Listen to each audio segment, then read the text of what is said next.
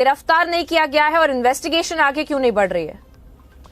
नहीं, वो एक्चुअली आपको धन्यवाद आप लोगों का, मगर ये हम ऐसा नहीं है कि गिरफ्तार कल ही होगी थी उनकी, और बल्कि परसों शाम तक ही वो लोग हिरासत में थे और उनसे पूछताछ की गई उन लोगों ने, और सब आज गिरफ्तार जेल भी भेज दिया गया उन लोगों को, और जिसमें कि उनका रिसोर्ट था उसमें भी कार्रवाई की जा रही है, उसको ध्वस्त किया जा रहा है। और मैं धन्यवाद देती हूँ माननीय स्थानीय सरकार का कि जो तुरंत कार्रवाई कर रहे हैं।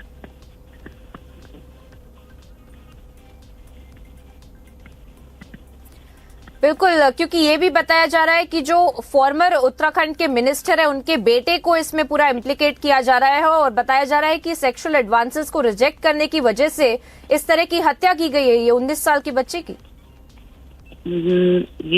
ये तो जो उन्होंने बयान दिए हैं अपने उसमें, वो तो खैर जो उन्होंने बोला है उसी के बिहाफ में उनको सजा भी हुई है, मगर ये ऐसा कुछ नहीं है कि वो नेता हैं, कुछ ऐसा, सबके लिए कानून बराबर है, चाहे वो किसी भी दल का हो। और इसमें हमारी मोदी सरकार और हमारी धामी सरकार पूरी तरह से निष्पक्ष सजा दिलवाएंगी उनको। और ऐसा कुछ नहीं है कि क्या नाम उसे, ऐसा कोई कितना भी बड़ा राष्ट्रकार क्यों ना हो, मगर इंसाफ सबके लिए एक जैसा है। अगर उन्होंने बच्ची के साथ इतना बड़ा कुकृत्य किया है तो उसकी सजा उसको जरूर मिलेगी, और कड़ी से कड़ी सजा मिलेगी। इसके लिए हम लोग पूरे प्रयासरत हैं। किस तरह से कड़ी सजा दी जाएगी? क्योंकि खाली बुलडोजर चलाने की बात नहीं होती है, because there is a rule of law जिसके ऊपर पूरी इन्वेस्टिगेशन की जानी चाहिए, जो अभी तक हमें बताया जा रहा है कि ज्यादा एक्शन नहीं लिए जा रहे हैं इस पूरी इन्वेस्टिगेशन में। नहीं, ऐसा नहीं है। हर तरह से अभी तो कल तुरंत ही कार्रवाई हुई और हिरासत में ले लिया गया, उनको जेल भेज दिया गया। अब ऐसा है कि अब उसके लिए हम लोग फास्ट ट्रैक के लिए कोशिश कर रहे हैं कि तुरंत इसमें कार्रवाई हो। और मैं ये भी रिक्वेस्ट कर रही हूँ कि जितना जल्दी हो सके उनको फांसी की सजा हो, और ये मेरा आश्वासन दिया भी है कि जो भी होगा अंकिता के साथ न्याय होगा, और ताकि आगे ये इस तरह से दोबारा अपराध ना हो सके। All right, Renu Bhisht of the BJP, thank you for joining us on the broadcast and sharing the details of this investigation and assurances that this investigation will see its own logical end and get justice for Ankita Bhandari, the 19-year-old receptionist, viewers, who had been brutally murdered. And we are seeing that the police has detained the accused, but the investigation is yet to take up pace as well. We'll be tracking that story very, very closely. But let me go across once again to Ratan Negi, who was getting us the ground report there from Uttarakhand. रतन, आप हमें बता रहे थे जिस तरह से जो resort थी जहां पे अंकिता काम करती थी, पर जो इन्वेस्टिगेशन है उसके थोड़े डिटेल्स हमारे दर्शकों को बताइए आप कि किस तरह से ये मर्डर हुआ था, और क्या ये जो सेक्सुअल एडवांसेस थे उसको रिजेक्ट करने की वजह से इस पूरी मर्डर की हत्या, ये रीजन जो बताया जा रहा है। देखिए, जो पहली बात निकल कर आ रही है, पहली जो जानकारी निकल कर आ रही है वो ये बात यही है कि जो पुलकित आर्य है वो लगातार अंकिता भंडारी पर दबाव बनाते थे। ये जो रिजॉर्ट है जिसकी तस्वीरें हम अपने दर्शकों को दिखा रहे हैं, और यह सामने रिसेप्शन है, और यहीं पर अंकिता रहती थी। इन पर दबाव बनाया जाता था कि यहाँ पर जो बाहर से जो ग्राहक यहाँ पर रहने आते थे उनके साथ संबंध बनाने का दबाव अंकिता भंडारी पर बनाया जाता था। और कुछ इस प्रकार के कार्य यहाँ पर होते थे जिसको अंकिता भंडारी जान चुकी थी, और उसने साफ तौर पर पुलकित आर्य, जो इसमें मुख्य आरोपी यहाँ पर बताए जा रहे हैं, उसने साफ तौर पर कहा था कि जो मैं इस बात को आगे पब्लिक को बता दूंगी। लेकिन जिस प्रकार जो जानकारी निकल कर आ रही है, अंकिता भंडारी पर लगातार पुलकित जो आ रहे वो दबाव बनाते थे कि आप जो ग्राहक आते हैं आप उनको यहां पर खुश कीजिए, उनके साथ स्माइल पास कीजिए, उनके साथ संबंध बनाइए, इस तरह की बातें निकल कर आ रही थी। उसके बाद जब अंकिता भंडारी ने जब इस बात को लेकर के इसका विरोध किया तो जो पुलकित आ रहे हैं वो उन्हें अपनी स्कूटी में यहां से ऋषिकेश की तरफ ले गए। उसके बाद वहां पर अपने दो दोस्तों के साथ मिले, वहां पर उन 3 लोगों ने यहां पर ड्रिंक की, इस बात की बात निकल कर आई, रस्ते में मोमोज भी खाए। उसके बाद पुलकित आर्य और अंकिता के बीच में फिर किसी बात को लेकर के नोकझोंक हुई, और नोकझोंक के दौरान अंकिता ने साफ तौर पे पुलकित को कहा, जो बात निकल कर आ रही है कि मैं आपकी पोल पट्टी खोल दूंगी। इस बात को लेकर के पुलकित आर्य का जो फोन था उसने वो भी नहर में फेंक दिया, और इससे फिर उनका विवाद और बढ़ा, और पुलकित आर्य ने अंकिता को नहर में धक्का दे दिया। ये पूरी बात यहां पर निकल कर आ रही है। लेकिन इसके बाद भी अंकित अगर बात कीजिए, अंकित, शोभित और पुलकित वो फिर इसी रेस्टोरेंट में यहां पर आते हैं और रसोइये से 4 प्लेट खाना लगाने के लिए कहते हैं, जिनमें से 3 अपना और चौथे वो अंकिता के लिए कहते हैं। वो ये शो करते हैं कि अंकिता भी अपने इसी रेस्टोरेंट में आ गई है और वो इसी जो कमरा मैं आपको बार बार दर्शकों को दिखा रहा हूं कि वो यहां पर पहुंच चुकी है और उसके कमरे में खाना जाएगा, उसको छुपाया जाता है। वो तीनों लोग ये शो करते हैं कि अंकिता भी उनके साथ है और वो इस कमरे में आ चुकी है। लेकिन सुबह जब फिर अंकिता को यहां पर तलाशा जाता है तो फिर यही लोग जब अपने चपरासी को यहां पर भेजते हैं कि अंकिता को तलाशिए, तो वो कहते हैं कि अंकिता यहां पर नहीं है, क्योंकि तीनों ने पहले ही प्लान बना लिया था पुलिस के मुताबिक। उन्होंने फिर उसी प्लान के मुताबिक राजस्व जो पुलिस है उसके पास वो जाते हैं और अंकिता की गुमशुदगी की रिपोर्ट वहां पर लिखाते हैं। फिर 3 दिन तक जब गुमशुदगी की रिपोर्ट वो लिखाते हैं और कोई कार्रवाई नहीं होती, जो अंकिता की जो पिता है, उसके जो माता पिता है, वो लगातार गुहार लगाते हैं और उन्हें शक होता है कि कहीं ना कहीं जो यहाँ का इस रिजॉर्ट का जो मालिक है पुलकित आर्य, जो भाजपा नेता का बेटा जो है, वो कहीं ना कहीं बात को छुपा रहा है। उसके बाद उत्तराखंड के मुख्यमंत्री पुष्कर सिंह धामी के संज्ञान में पूरा मामला आता है और इस मामले की जो है जांच उच्च स्तर पर देने के बाद ही 24 घंटे के अंदर खुलासा हो जाता है और पुलकित आर्य ने साफ तौर पर बात को कबूला है कि मैंने ही अंकिता के साथ जो उनकी जो नोकझोंक हुई, जो मामला गर्मा गर्म हुआ, उसके बाद अंकिता को नहर में धक्का दे दिया। तो इस वक्त अगर बात की जाए तो एसडीआरएफ की जो टीम है वो लगातार जो यहाँ की जो बैराज है, जो झील है, उसके किनारे अंकिता को यहाँ पर लगातार तलाशने का काम किया जा रहा है। वहीं स्थानीय लोगों का लगातार विरोध यहाँ पर देखने को मिल रहा था। उनकी लगातार मांग थी कि उत्तराखंड के मुख्यमंत्री यहाँ पर बुलडोजर चलाए और इस रिजॉर्ट को नस्ते नाबूद कर दे। तो उसके चलते रात को यहाँ पर कार्रवाई भी हुई है। अगर बात की जाए पुलकित आर्य की, उनके जो साथ के अंकित है और सौरभ है, वो पुलिस की हिरासत में है। इन पे हत्या का मुकदमा यहाँ पर दर्ज हो चुका है और मुख्यमंत्री पुष्कर सिंह धामी ने स्वयं इस पूरे मामले की लगातार वो अपडेट ले रहे हैं। अब इसके बाद आगे की क्या कुछ कार्रवाई होती है, क्या कुछ और नया रिजल्ट निकल कर आता है, अंकिता की तलाश कब तक पूरी होती है, अंकिता कब तक मिलती है और उसका पोस्टमार्टम होता है, इन सब के बाद परत दर परत खुलती रहेगी। उसके लिए हमें थोड़ा यहाँ पर इंतजार करना होगा। All right, Ratan Negi there getting us the ground details of what's really happened with the 19-year-old receptionist Ankita Bhandari, who has been brutally murdered. As of now, the investigation is also being carried out, but the BJP leaders here on Republic have given that assurance that there will be consequences for these accused if it does get proven that they have carried out this gruesome act of murder of Ankita Bhandari, and whether or not this has really happened with respect to refusing sexual advances from the former minister's son as well. We'll be tracking that story very closely.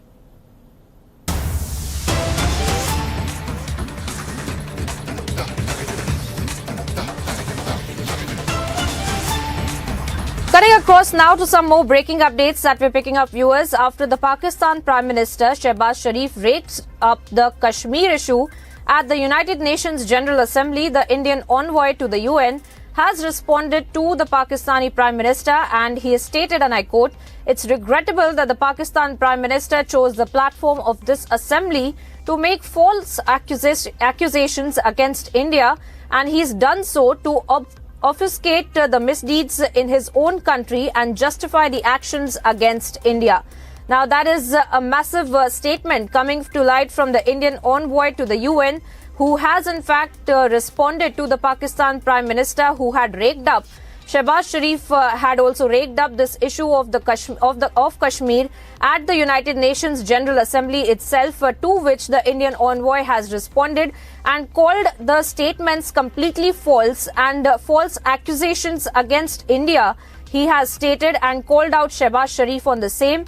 He said that Shehbaz Sharif in fact has raked up the Kashmir issue to obfuscate the misdeeds in his own country, that is Pakistan, and justified Pakistan's actions against India as well. Of course, Kashmir is something that is a very controversial topic when it comes to be raked up in the United Nations General Assembly, which had been done by the Pakistan Prime Minister Shehbaz Sharif, and the Indian envoy has given a dejected remark and said that these are false accusations, and he stated that this is regrettable that the Pakistan Prime Minister chose to make these false accusations against India. Let's listen in as to what he really had to say.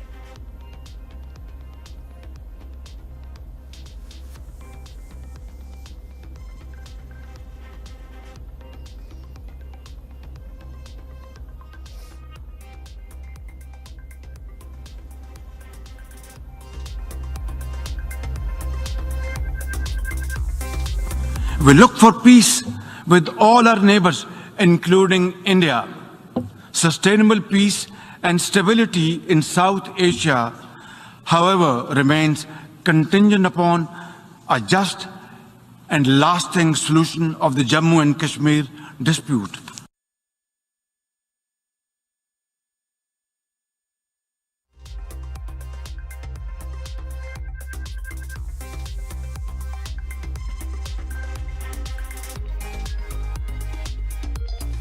Mr. President, it is regrettable that the Prime Minister of Pakistan has chosen the platform of this August Assembly to make false accusations against India. He has done so to obfuscate misdeeds in his own country and to justify actions against India that the world considers unacceptable. A polity that claims it seeks peace with its neighbors would never sponsor cross-border terrorism, nor would it shelter planners of the horrific Mumbai terrorist attack, disclosing their existence only under pressure from the international community. Such a country would not make unjustified and untenable territorial claims against neighbors. It would not covet their lands and seek to illegally integrate them with its own. But it is not just about the neighborhood that we have heard false claims today.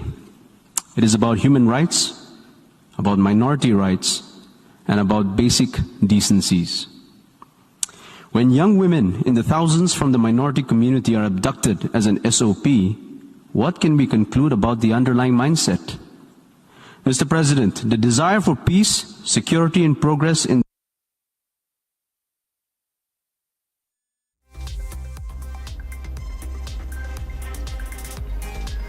So those were the statements by the Prime Minister Shehbaz Sharif and the Indian envoy responding to him, claiming that these are false accusations against India that are being made by the Pakistani Prime Minister, and regrettably those are being made at the UNGA as well.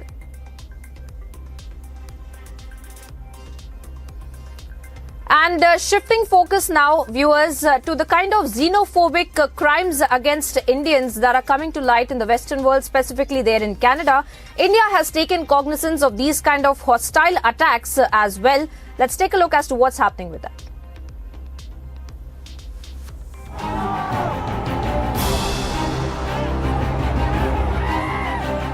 The MEA on Friday, in its advisory to Indian nationals in Canada, made a strong mention against Canada's inaction against those perpetrating anti-India hate crimes in Canada.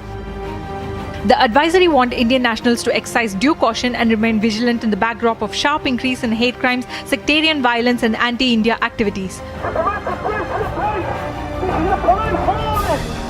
In fact, MEA spokesperson had spoken about the referendum carried out by pro-Khalistani groups in Brampton, Canada on 19 September. On the other hand, MEA spokesperson Arindam Bagchi also issued a statement saying that India was in touch with UK officials on the Leicester violence.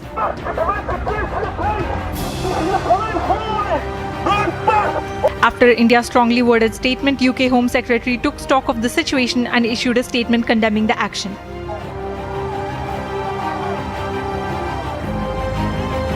Bureau Report, Republic TV. The Lutyens media, their co-conspirators, they who said they walk in my shoes, they who conspired with the Vadra Congress, they who even conspired with our enemy nation of Pakistan, they don't know where to hide from you because they know whatever the truth. It is in the final TRP report. Deals can be done between corporates, policemen, politicians, Pakistan, Vadra Congress, because they think the truth will never come out. And they think they will all come together and present you their side of the story. But the truth is out, viewers, and I want you to put these liars to the test, because the nation must know, because the nation will know, the nation wants to know.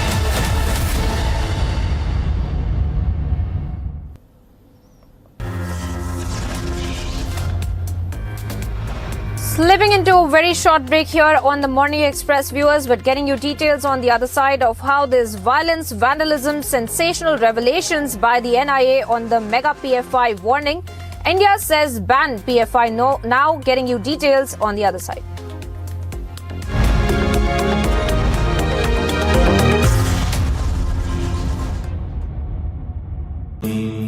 Amity has been ranked India's #1 private university for the 10th year by India Today, a testimony to Amity's world-class education whilst imbibing values and sanskars in students. Recently, we had seen massive raids taking place in Andhra Pradesh, in Telangana. There are huge number of Muslim groups gathered here to protest against the raids that happened yesterday and also to protest against the arrests that have been made so far. It is now coming to light that all the 7 people who were arrested are from Bengaluru. 11 arrests have been made so far till now by the Assam police. And we are seeing several incidents of violence. We have reported incidents of violence in Thiruvananthapuram, in Kollam, in Kottayam, in Thrissur, in Kannur and Alappuzha as well. They called me names. They called me a thief, viewers. They conspired with the tainted Parambir Singh and the murder charge Sachin Waze and the now in jail Anil Deshmukh of the NCP to claim that Republic's success was a result of deceit. They became a collaborative effort along with the Vadra Congress to attack my colleagues, to attack this network, to attack this channel, and they celebrated, viewers. And viewers, we knew all along that one day will come. A day will come, for no doubt. We knew that day will come when the truth will be out. Because the nation must know. Because the nation will know. The nation wants to know.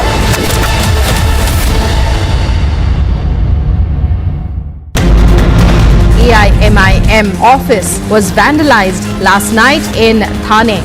The IMD has issued a yellow alert in the national capital. PFI has announced a dawn to dusk protest. Several incidents of violence have been reported.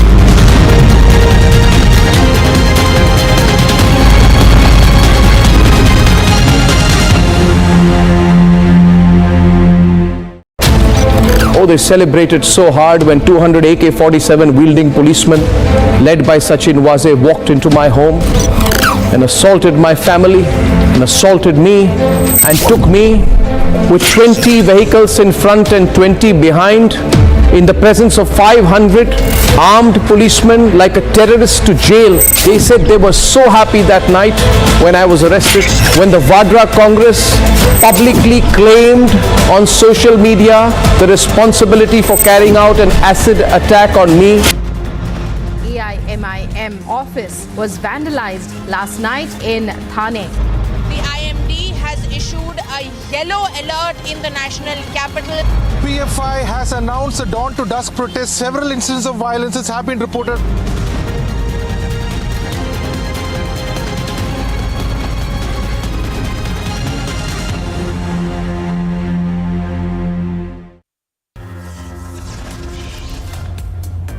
Top headlines this morning: violence, vandalism, sensational revelations after NI's mega PFI warning. India says ban PFI now.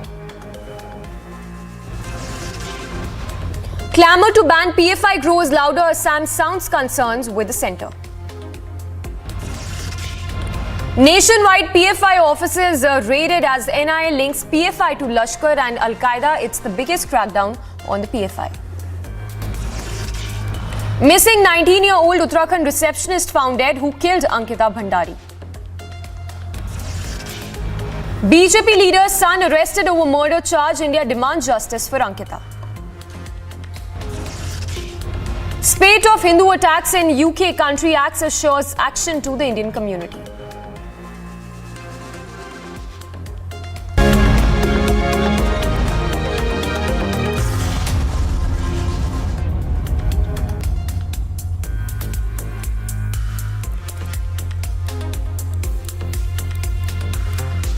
Thanks for tuning in this Saturday morning. We are live and breaking. I'm Samiksha Srivastava.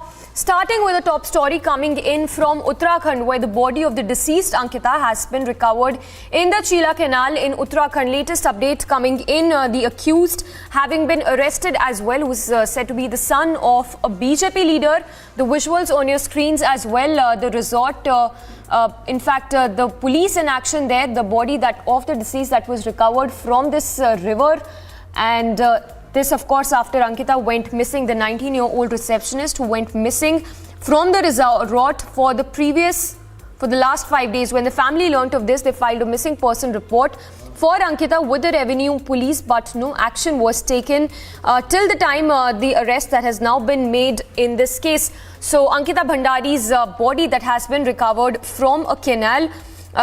The probe meanwhile is still underway, but remember the police has jumped into action, and the resort that was owned by the accused has also been raised on the orders of the Uttarakhand Chief Minister Pushkar Singh Dhami.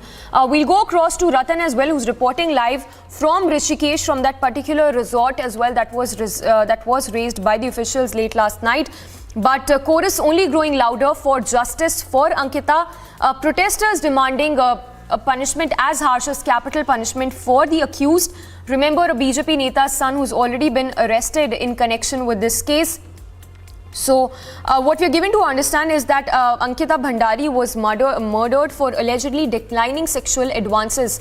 The visuals on your screens as well, the resort that was bulldozed, the illegal resort that was owned by the BJP Neta's son that was bulldozed late last night. Massive protests as well that have erupted in Rishikesh and Dehradun. Meanwhile, chorus only growing louder for Ankita, justice for Ankita Bhandari. Let's listen into all the reactions that have been coming in as the probe that is still underway into Ankita Bhandari's murder. तो लक्ष्मण झूला क्षेत्र का Ankita Bhandari case है, उसका update ये है कि लक्ष्मण झूला पुलिस ने तीनों अभियुक्तों को गिरफ्तार कर लिया है और उनके कथनानुसार इस पूरे केस को हत्या के केस में कन्वर्ट कर दिया है। इन पे धारा 302 और 201 आईपीसी लगाई गई है क्योंकि बॉडी अभी नहीं मिली है। दूसरा, इन्होंने साक्ष्य छुपाने के लिए उसको मारने के बावजूद मार करके और फिर आकर के गुमशुदगी लिखवा दी पटवारी चौकी में। तो ये सब साक्ष्य छुपाने की श्रेणी में आता है, इसलिए 201 धारा लगी और 302 हत्या का केस होता है। और अभी हम लोग चीला नहर में बॉडी की तलाश करवा रहे हैं, एसडीआरएफ की टीमें लगा दी गई हैं और आगे जो होगा तो मैं एसपी पौड़ी को कहूँगा कि वो लोगों को अपडेट कराते रहें। So latest update coming in that 3 accused have been arrested in connection with Ankita Bhandari's case. It's also being said that the accused have in fact confessed to the crime. More details are awaited, but what we are given to understand is that Ankita Bhandari was murdered for allegedly refusing sexual advances. We'll continue to get more updates on this, but for now moving on to more news. Now, following multiple arrests and raids across the country, the NIA made grave charges against the Popular Front of India. But questions arise as to whether some groups of interest are still invested in supporting the Popular Front of India. Take a look. On the back of a high-level meeting headed by the Home Minister of India, multi-city, multi-agency raids commenced. Hundreds were arrested. The investigation that has been carried out so far reveals that multiple organizations based outside India was funding the Popular Front of India through the Hawala network. And not just that, household remittances were also being received. Now there is an attempt by the PFI to blackmail the nation in response. We have got reports that in Kozhikode, a lorry has been completely damaged. The window panes of the lorry has been completely damaged. Also, in the capital city of Thiruvananthapuram, about 30 kilometers away from here, there is a bus, a KSRTC bus, which was flying from Neyatinkara to Thiruvananthapuram. The window pane of that particular bus has also been shattered. You can see here huge number of people gathered in this protest site where they are protesting against the raids that took place yesterday, and they are also protesting against the arrest that was made by the NIA. Almost 11 important officials from the PFI were arrested yesterday. There are big allegations being leveled on the PFI. जिस प्रकार से इनकी कार्रवाई चल रही है, अपने लोगों को इकट्ठा करके युवाओं को ट्रेनिंग दे करके, उसे सब ये लगता है कि ये देश के खिलाफ जो काम कर रहे हैं. The PFI is hitting out at the claims. Anish, would you like to say anything? Nothing. This is all a fabricated case, a political vendetta by the BJP government. And there is a political class that is still trying to appease and defend the PFI. किसी भी party का कोई मसला होता है तो धरना प्रदर्शन करते ही, बाद में अगर उनके साथ कोई जाती होती है तो फिर उनके पास इलाज ही क्या भाई, एजिटेशन करना, धरना प्रदर्शन करना, यही होता है। तो अगर उन्होंने ये किया है तो ये तो उनका हक है, राइट है। But the details in an NIA remand copy raise big questions. Republic Media Network has accessed the remand report which has been submitted by the NIA in the special court here in Kochi, and in it contains incriminating details against the PFI. It states that PFI has been involved in unlawful activity, has been working to create religious enmity, and also has been trying to propagate an alternate justice system in the country, and above all trying to encourage youths to join proscribed terrorist organizations like the Lashkar-e-Taiba, Al-Qaeda and the ISIS. The Assam government is talking about banning the PFI. Probably the request of Assam government may not be enough, but definitely Assam government has sent its input long back, and after Gorukhuti violence, we are convinced that PFI need to be banned. With the mega revelations, the mega arrests and the mega crackdown, is it time to ban the PFI once and for all?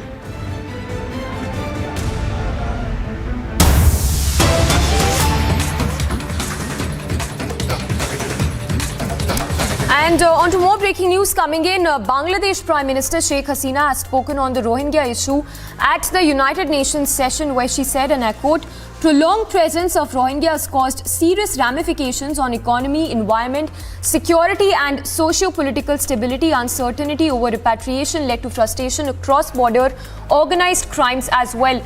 That's the word coming in from the Bangladesh Prime Minister, where she's flagging the issue of Rohingyas, saying that the issue has led to ramifications on the Bangladesh economy.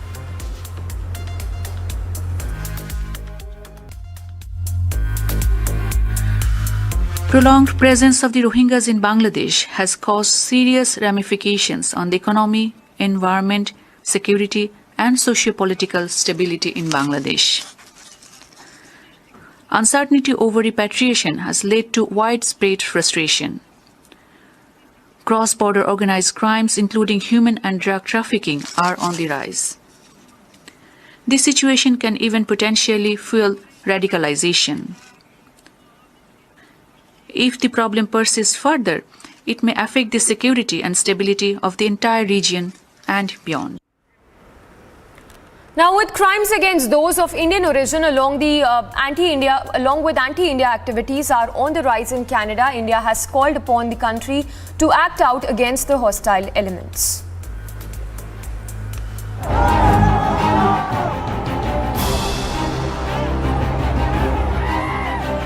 The MEA on Friday, in its advisory to Indian nationals in Canada, made a strong mention against Canada's inaction against those perpetrating anti-India hate crimes in Canada. The advisory warned Indian nationals to exercise due caution and remain vigilant in the backdrop of sharp increase in hate crimes, sectarian violence and anti-India activities.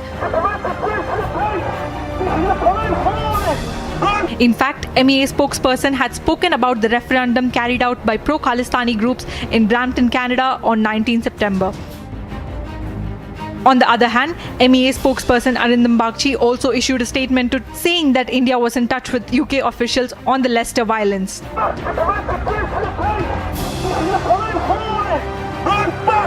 After India's strongly worded statement, UK Home Secretary took stock of the situation and issued a statement condemning the action.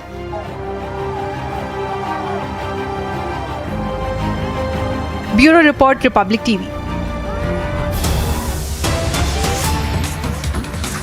And more news break coming in, this one from Haryana, where we're given to understand that illegally built house of gangster Sube Singh Gujjar has been demolished by the municipal corporation in Manesar in Haryana. So that's a mega bulldozer action on the gangster's house. In Haryana, the gangster Subedar Singh Gujjar's house has been demolished. The visuals there on your screens of the illegal construction of the gangster that has now been raised by the municipal corporation in Manesar, Haryana.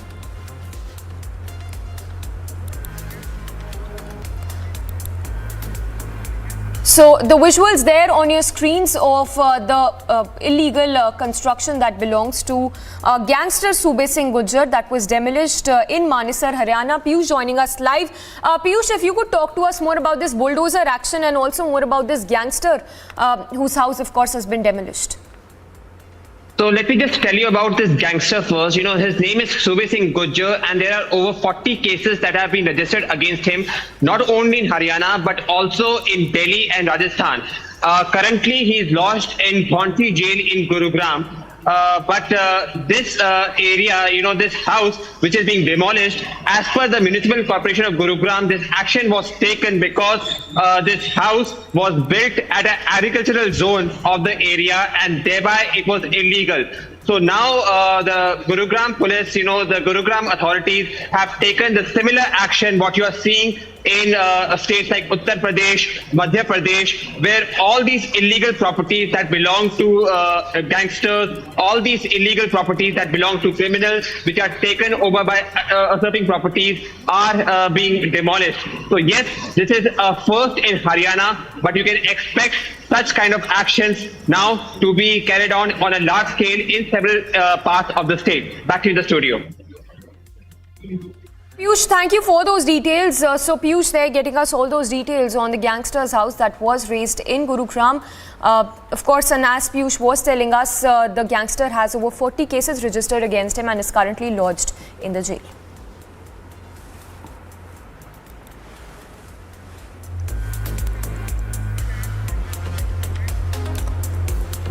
So that's the visual, dramatic visual coming in of the house that has been raised of a gangster in Haryana. We'll slip into a very short break for now, but more news breaks and updates to continue on the other side as well. Clamour to ban PFI grows louder. Assam sounds concerns with the centre.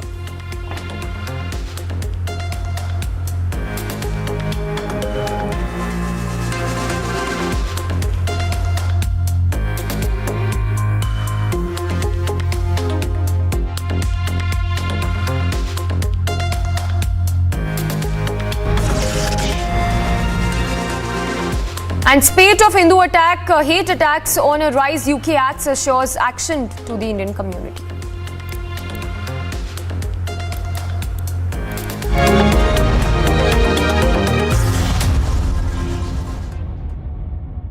Recently, we had seen massive raids taking place in Andhra Pradesh, in Telangana. There are huge number of Muslim groups gathered here to protest against the raids that happened yesterday and also to protest against the arrests that have been made so far. It is now coming to light that all the 7 people who were arrested are from Bengaluru. 11 arrests have been made so far till now by the Assam police. And we are seeing several incidents of violence. We have reported incidents of violence in Thiruvananthapuram, in Kollam, in Kottayam, in Thrissur, in Kannur and Alappuzha as well.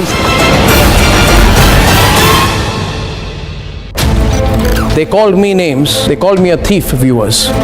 They conspired with the tainted Parambir Singh and the murder charge Sachin Waze and the now in jail Anil Deshmukh of the NCP to claim that Republic's success was a result of deceit. They became a collaborative effort along with the Vadra Congress to attack my colleagues, to attack this network, to attack this channel, and they celebrated, viewers. And viewers, we knew all along that one day will come. A day will come, for no doubt. We knew that day will come when the truth will be out. Because the nation must know. Because the nation will know. The nation wants to know.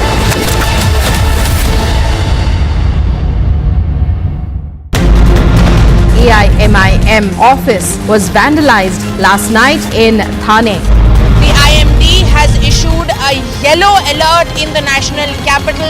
PFI has announced a dawn to dusk protest. Several incidents of violence have been reported.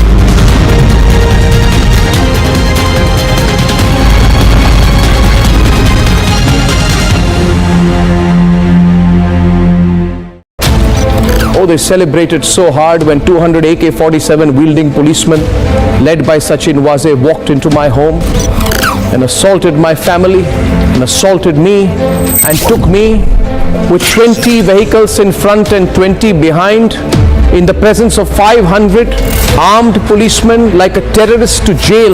They said they were so happy that night when I was arrested, when the Vadra Congress publicly claimed on social media the responsibility for carrying out an acid attack on me in the heart of Mumbai.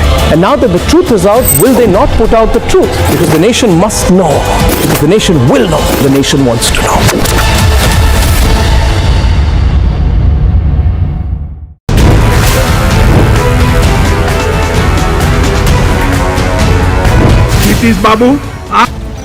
Oh, they celebrated so hard when 200 AK-47 wielding policemen led by Sachin Waze walked into my home and assaulted my family and assaulted me and took me with 20 vehicles in front and 20 behind in the presence of 500 armed policemen like a terrorist to jail. They said they were so happy that night when I was arrested, when the Vadra Congress publicly claimed on social media the responsibility for carrying out an acid attack on me in the heart of Mumbai. And now that the truth is out, will they not put out the truth? Because the nation must know.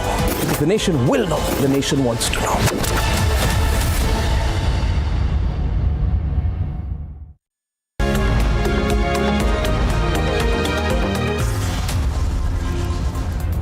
Welcome back. Now, days after the JDU severed ties with the BJP Union Home Minister Amit Shah visited the state, dealing directly blows against Nitish Kumar and the new Bihar government with the 2024 polls as the next avenue for the BJP to prove its mettle in Bihar once again.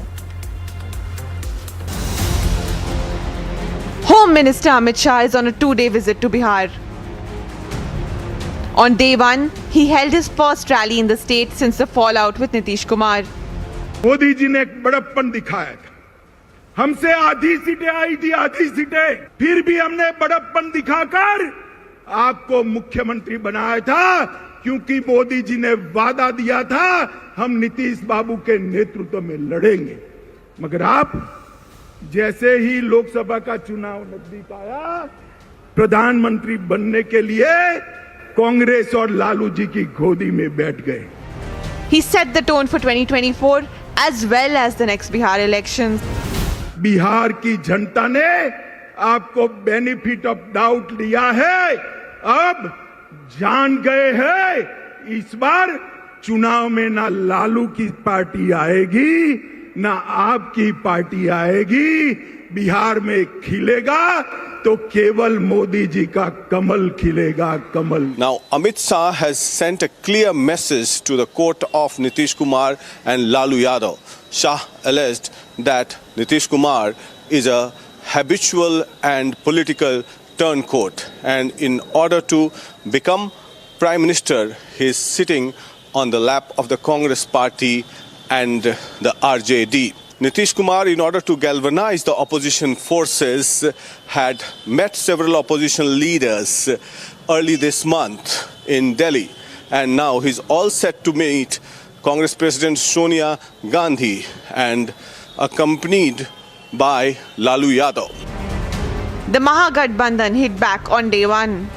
हम तो पहले कह रहे थे ना आएंगे तो झूठों का माहौल गड़बड़ करने के लिए आएंगे और कहेंगे कि जंगल राज है। क्या भाषा कैसे बोल रहे थे, हम तो हंसी आ रही थी उनके भाषण को देख करके कि भाई सच में कॉमेडी शो चल रहा था। It remains to be seen how Nitish Kumar responds to Amit Shah's barb. Bureau Report, Republic TV. A very short break. On the other side, we'll get you more details as vandalism and sensational, with vandalism reported in several parts. Sensational revelations out after NI's PFI warning. India says ban PFI now. And missing 19-year-old Uttarakhand receptionist found dead who killed Ankita Bhandari. The chorus for justice grows louder.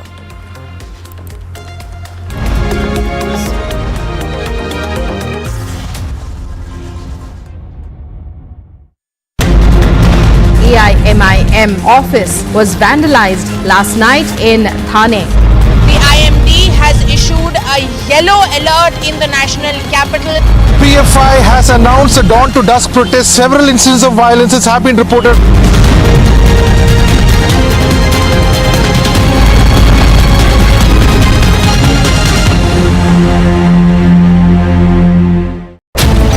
Oh, they celebrated so hard when 200 AK-47 wielding policemen led by Sachin Waze walked into my home and assaulted my family and assaulted me and took me with 20 vehicles in front and 20 behind in the presence of 500 armed policemen like a terrorist to jail.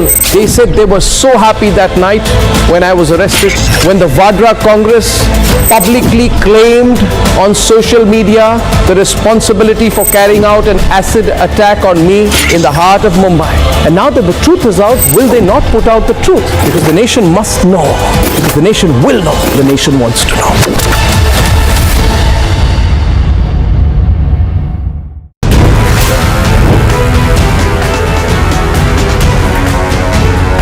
Nitish बाबू, आप जरा हिसाब दीजिए कि आपने क्या किया। लालू के साथ बैठकर कुर्सी बचाने के अलावे कुछ नहीं। सत्ता की कुटिल राजनीति से प्रधानमंत्री नहीं बना जा सकता। इस बार चुनाव में ना लालू की पार्टी आएगी, ना आपकी पार्टी आएगी। बिहार में खिलेगा तो केवल मोदी जी का कमल खिलेगा, कमल।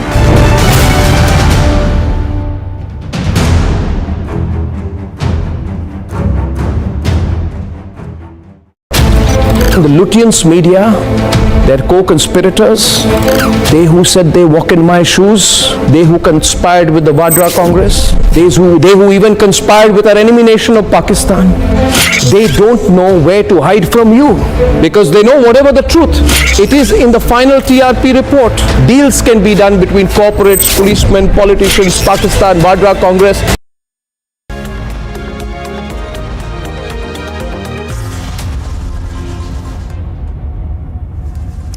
Welcome back. Now, amid heavy rains lashing the national capital for the last 2 days, Noida's district magistrate's office was seen completely waterlogged. Here's a report filed by my colleague Piyush Ori from outside the Noida DM's office. Ironically, the situation is the same outside Collectorate's office every year, but there seems to be no permanent solution in sight. In Delhi and parts of NCR in the last 48 hours may have provided reprieve in sultry heat and would have also resulted in lessening the deficit which this area was facing. But there's another side to it, a side which is worrying and provides a telling remark to our urban planning. I'm right now reporting from the Collectorate and District Magistrate Office here in Gautam Budh Nagar. Now, Gautam Budh Nagar is considered to be one of the most prominent cities as far as the infrastructure is concerned, and it has often been hailed for its infrastructure. But as you could see from the visuals that have been provided by my video journalist Parvez Sultan, that what is the state of affairs here at the government office at Gautam Budh Nagar.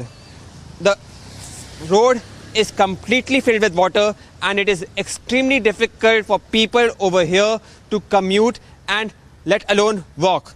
So you can understand what the situation over here would be if the situation right now over here of waterlogging is at the government office building. Now this has provided a very telling remark, and questions now need to be asked from our urban planners of why this situation is allowed to happen. For long, we see this kind of situation in Gurugram, which again yesterday got waterlogged. It could not even face 120 millimeter of rainfall, and you could see prominent roads like NH 248 being completely waterlogged and commuters and pedestrians facing problems. The planning for these cities could have been done better, but unfortunately it has not been done like this. These cities cannot even face some millimeters of rainfall, and you could see that how cities like this are always getting waterlogged. Time for a very short break. More news breaks and updates to continue on the other side of this very short break. Clamour to ban PFI grows. Assam sounds concerns with the centre.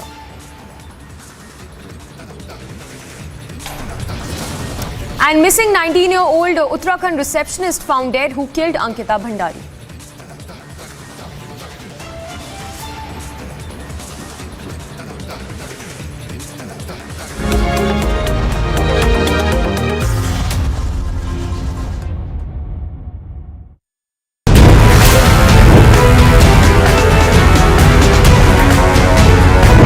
Nitish बाबू, आप जरा हिसाब दीजिए कि आपने क्या किया। लालू के साथ बैठकर कुर्सी बचाने के अलावे कुछ नहीं। सत्ता की कुटिल राजनीति से प्रधानमंत्री नहीं बना जा सकता। इस बार चुनाव में ना लालू की पार्टी आएगी, ना आपकी पार्टी आएगी। बिहार में खिलेगा तो केवल मोदी जी का कमल खिलेगा, कमल।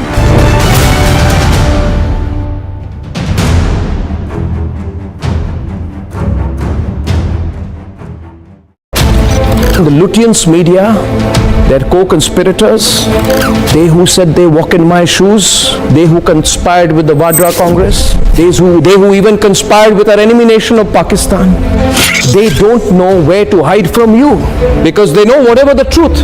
It is in the final TRP report. Deals can be done between corporates, policemen, politicians, Pakistan, Vadra Congress, because they think the truth will never come out. And they think they will all come together and present you their side of the story. But the truth is out, viewers, and I want you to put these liars to the test, because the nation must know, because the nation will know, the nation wants to know. Recently, we had seen massive raids taking place in Andhra Pradesh, in Telangana. There are huge number of Muslim groups gathered here to protest against the raids that happened yesterday, and also to protest against the arrests that have been made so far. It is now coming to light that all the 7 people who were arrested are from Bengaluru. 11 arrests have been made so far till now by the Assam police. And we are seeing several incidents of violence. We have reported incidents of violence in Thiruvananthapuram, in Kollam, in Kottayam, in Thrissur, in Kannur and Alappuzha as well. They called me names. They called me a thief, viewers.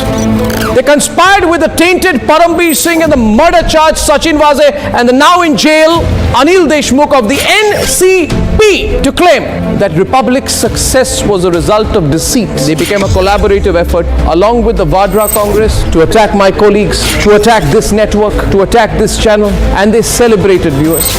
And viewers, we knew all along that one day will come. A day will come, for no doubt.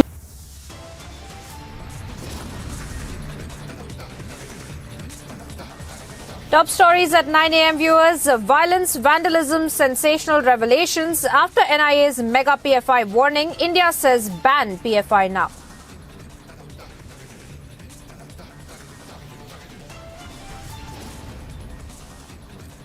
Clamour to ban PFI grows louder. Assam sounds concerned with the centre.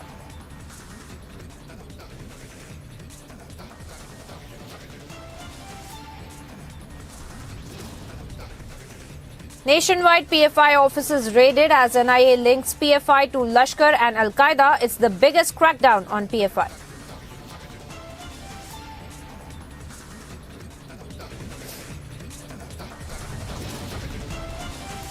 Missing 19-year-old Uttarakhand receptionist found dead. Who killed Ankita Bhandari is the question.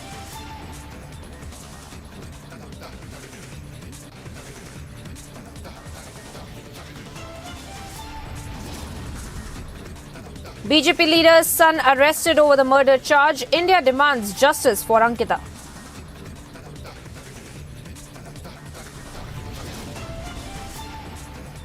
Spate of Hindu hate attacks in United Kingdom. UK acts assures action to the Indian community.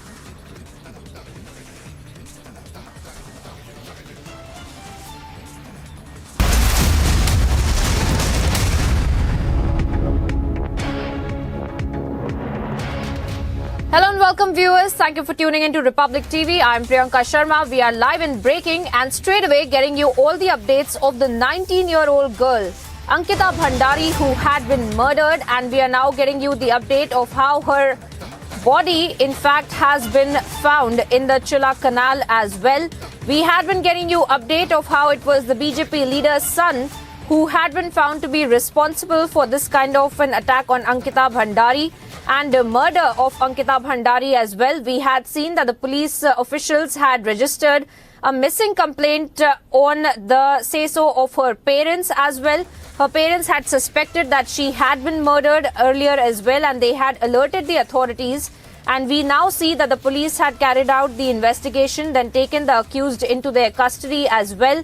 And now in the latest, the visuals of which we are also putting out on your screens right now is that of the body of Ankita Bhandari, the 19-year-old receptionist who is now unfortunately confirmed to be deceased, has been found at the Canal and her body is being recovered.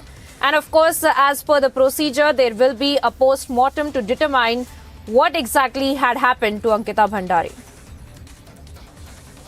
जहाँ से इन्हें युवती का शव यहाँ पर बरामद हुआ है, क्योंकि लगातार अगर बात की जाए तो जो एसडीआरएफ थी यहाँ पर लगातार एसडीआरएफ लगातार रेस्क्यू अभियान यहाँ पर चला रही थी और एसडीआरएफ की जो टीम थी यहाँ पर अगर बात की जाए तो देखिए जो उनके परिवार के लोग हैं अंकिता के, देखिए वो इस गाड़ी में यहाँ पर अब बैठे हुए हैं। और जो पुलिस प्रशासन की बात की जाए देखिए वो यहाँ पर एसडीआरएफ की जो तमाम सहयोगी है वो यहाँ पर मौजूद है।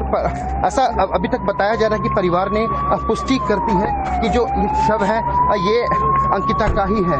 और देखिए एजेंट एसएसपी यहाँ पर है और एसडीआरएफ की जो टीम है ये देखिए ये तमाम टीम यहाँ पर है। इन्होंने ही यहाँ पर इस ऑपरेशन को यहाँ पर किया है। अगर आपसे जानना चाहेंगे कि किस प्रकार ये ये देखिए ये एम्बुलेंस यहाँ पर आ चुकी है।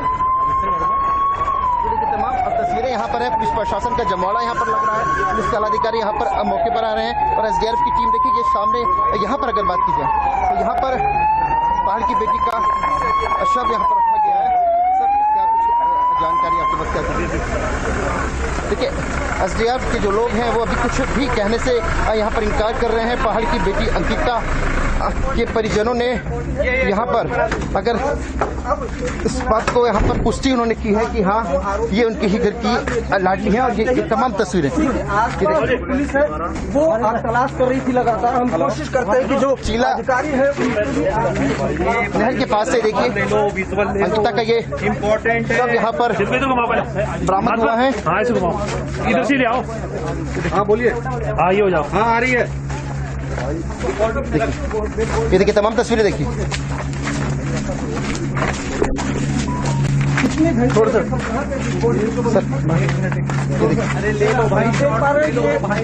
बड़ी खबर जो देखा भी एक बॉडी रिकवर हुई। हमने उनके फादर और पिताजी को दिखाया तो उनका कहना है कि उसी की बॉडी है। अच्छा मतलब ये जो डेड बॉडी है अंकिता की ही डेड बॉडी है? हाँ अभी तक उन्होंने बताया, जो उनके परिजन है उन्होंने ये बताया कि अंकिता की बॉडी है। कितने घंटे लगे सर? कहाँ से डेड बॉडी रिकवर हुई सर? बैराज से। आप देख पा रहे हैं ये बड़ी खबर जो सर देखिए पुलिस प्रशासन से भी जानने की कोशिश करेंगे। पुलिस प्रशासन सुयाल साहब से तो सुयाल साहब आप देख पा रहे हैं जो अधिकारी सर ये जो है अभी बॉडी यही है। देखिए उनके फादर और उनके भाई मेरे साथ हैं अंकिता के, मैं उनको अपने साथ लेके आया हूँ। उन्होंने बॉडी को देखा, अभी कपड़ों के हिसाब से वो मान रहे हैं कि बॉडी अंकिता की है। रतन पीछे गल थोड़ा सा नीचे कर, अभी फिलहाल बॉडी अंकिता की। तो आप देख पा रहे हैं तो ये उत्तराखंड के जो पुलिस अधिकारी उन्होंने कहा है कि जो अंकिता के भाई हैं और पिताजी हैं और उन्होंने इसकी बॉडी की शिनाख्त की है और कपड़ों से उन्होंने पहचाना है कि ये अंकिता का ही शव है। इस वक्त की जो तमाम तस्वीरें देखिए यहाँ पर बैराज के पास की तमाम ये तस्वीर देखिए। उत्तराखंड पुलिस प्रशासन और एसडीआरएफ की टीम यहाँ पर मौके पर मौजूद है। और ये देखिए उसके बाद आप देख पा रहे हैं अधिकारी जिन्होंने आशा दी, बातचीत में बताया है कि जब डेड बॉडी रिकवर। सर एक सेकंड के लिए हमें भी आपसे पूछना है, टाइम नहीं खराब करें। हमारे दी है। मैं आपसे जानना चाहूंगा ये जो शव की शिनाख्त हो गई है क्या? ये फादर इधर देखिए इस गाड़ी में अंकिता के परिजन भी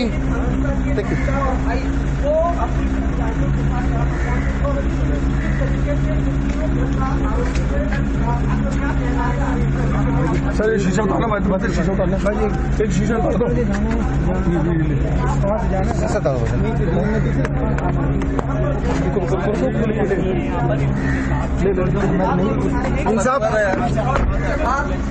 देखिए इस गाड़ी में अंकिता के भाई और उनके पिता यहाँ पर हैं जिन्होंने कपड़ों से शिनाख्त यहाँ पर अंकिता की है। और इस वक्त काफी गमगीन माहौल यहाँ पर है।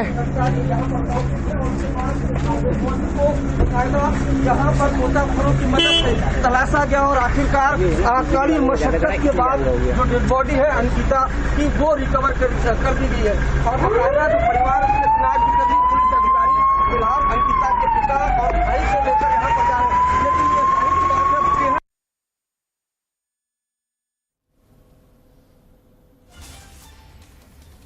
And that's the latest, viewers, that we're picking up with respect to the 19-year-old receptionist Ankita Bhandari, who has been in a gruesome murder that has taken place of the 19-year-old. We had seen since morning that there was a missing complaint that had been filed by the authorities to look into where was Ankita Bhandari as well. But now we are seeing that it is a confirmation that Ankita Bhandari had in fact been murdered, as her body has now been recovered from the Chilla Canal as well. And earlier we had seen the shocking names of the accused that had also come to light, where the BJP leader's son that is being implicated in this entire matter of the murder of the 19-year-old receptionist Ankita Bhandari. And we've gotten our correspondents on the ground getting you the updates as far as the police investigation is concerned, since they have just now recovered the body, and the police officials have also stated they have identified the body with respect to her father and her brother of Ankita Bhandari. सहयोगी ने कहा था कि हम अंकिता को यहाँ पर लेकर आए हैं और हमने उसे यहाँ पर धक्का दे दिया। उसके बाद यहाँ पर अंकिता का जो शव है एसडीआरएफ की टीम ने यहाँ पर रिपोर्ट किया है। क्या कुछ ठीक है, ये वो एसडीआरएफ की टीम क्या जानकारी देंगे सर? कल हमें पता लगा, हमारी कल भी टीम आई थी कि यहाँ पे एक महिला मिसिंग है, उसकी रिपोर्ट हुई थी, जिसके बाद एसडीआरएफ द्वारा सर्च किया गया और यहाँ पे हमने आज बॉडी सुबह हमें लगा था कि सुबह सुबह जब पानी फाटक लगता है तो बॉडी फ्लोट करती है, तो उसी समय हम आए और बॉडी हमें रिकवर। लगभग कितना बजे रिकवर किया? लगभग 1 घंटा पहले। और जो एसडीआरएफ की अंकिता की और पुलिस जी कंफर्म कर दिया है परिजनों द्वारा कि बॉडी अंकिता की। कहाँ पर आपको बॉडी? वो बीच सेंटर में पीछे हमारा बीच सेंटर में, यहाँ पे जब भी कोई बॉडी आती है वो फंस जाती है, फिर उसके बाद जब बैग लगा तो देखिए एसडीआरएफ के जो जवान है वो यहाँ पर इस बात को बता रहे हैं कि जो ये बैराज है यहाँ पर जब भी कोई होता है तो यहाँ पर वो शव यहाँ पर आता है और उस शव यहाँ पर फंस गया था। यहीं से ही अंकिता के शव को यहाँ पर बरामद किया गया है। अंकिता के पिताजी और भाई ने कपड़ों से अंकिता की यहाँ पर पहचान की है। तो जिस तरीके से लगातार उत्तराखंड के अंदर हम बात करें, लगातार पिछले कई दिनों से यहाँ पर महिलाएं सड़कों पर थी, धरना प्रदर्शन था, कैंडल मार्च यहाँ पर निकाले जा रहे थे, तमाम विरोध प्रदर्शन यहाँ पर हो रहे थे और इस वक्त एसडीआरएफ के लोग इस वक्त हमारे साथ मौजूद हैं। सर क्या कुछ अपडेट जानकारी है? अभी सुबह 7 बजे से हम यहाँ पे सर्चिंग कर रहे थे तो सब यहाँ पे मिल चुका है और सबका परिजन भी यहाँ पे आए हैं, उन्होंने कंफर्म कर दिया है। 7 बजे से 7 बजे हमारे ये सब अंकिता का है या नहीं? परिजन यहाँ पे आए थे तो देखिए एसडीआरएफ के जो जवान है वो लगातार इस बात को कह रहे हैं कि सुबह 7 बजे से यहाँ पर सर्च अभियान उनका लगातार चल रहा था। इससे पहले कल भी यहाँ पर उनका सर्च अभियान लगातार चला था और आज सुबह 7 बजे से लगातार उनका ये सर्च अभियान यहाँ पर चल रहा था। और अब से कुछ देर पहले यानी कि लगभग 40 मिनट पहले अंकिता का शव यहाँ पर बरामद किया गया। अंकिता के भाई और जो पिता है उन्होंने कपड़ों से अंकिता की पहचान यहाँ पर की है और उत्तराखंड की जो पुलिस प्रशासन है वो इस वक्त सबको अपने कब्जे में लेकर पोस्टमार्टम के लिए यहाँ से ले जा चुकी है। और इसके बाद की अगर बात की जाए तो यहाँ पर तमाम जो स्थानीय लोग हैं उनका भी यहाँ पर जमावाड़ा अब धीरे धीरे यहाँ पर लग रहा है। दूसरी तरफ अगर बात की जाए अंकिता के परिजनों की मां की अगर बात की जाए, जो जानकारी यहाँ पर आ रही है तो निश्चित तौर से उनके पूरे परिवार में गांव में दुख का इस वक्त माहौल है। और दूसरी तरफ अगर बात की जाए तो जो स्थानीय लोग हैं, उत्तराखंड के जो लोग हैं, महिलाएं हैं, मातृ शक्ति है, उनकी आंखें इस वक्त काफी गमगीन है, काफी नम वो हैं और कातिल को फांसी की सजा की वो मांग लगातार कर रहे हैं। इसके साथ अगर बात की जाए तो जो पुलकित आरे का जो रिजॉर्ट है उस पर कल रात 11 बजे से लेकर के 3 बजे तक लगातार मुख्यमंत्री पुष्कर सिंह धामी के निर्देश के बाद बुलडोजर चलाया गया। बुलडोजर की कार्रवाई और उस रिजॉर्ट को नस्ते नाबूद यहाँ पर किया जा रहा है। पुलकित आर्य ने पुलिस को इस बात को कहा था, बताया था कि वो अंकिता के साथ वो यहाँ पर आए थे।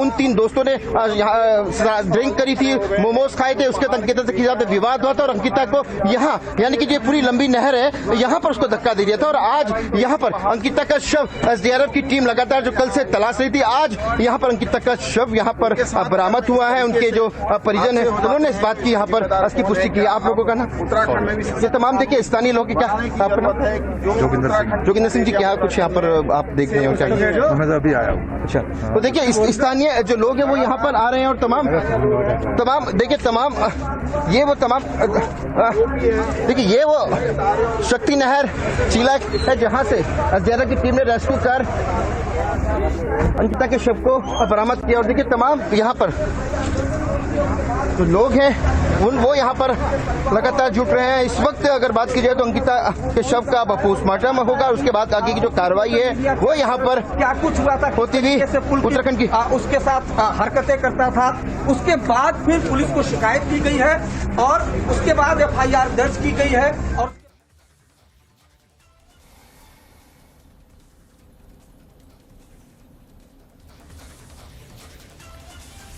And there you have it, viewers. The ground reports that my colleagues, in fact, have filed from Uttarakhand, where the body of Ankita Bhandari has just now been recovered by the police officials. They're claiming that it has been identified by her father and her brother as well. An investigation will further be carried out as to how she had been murdered.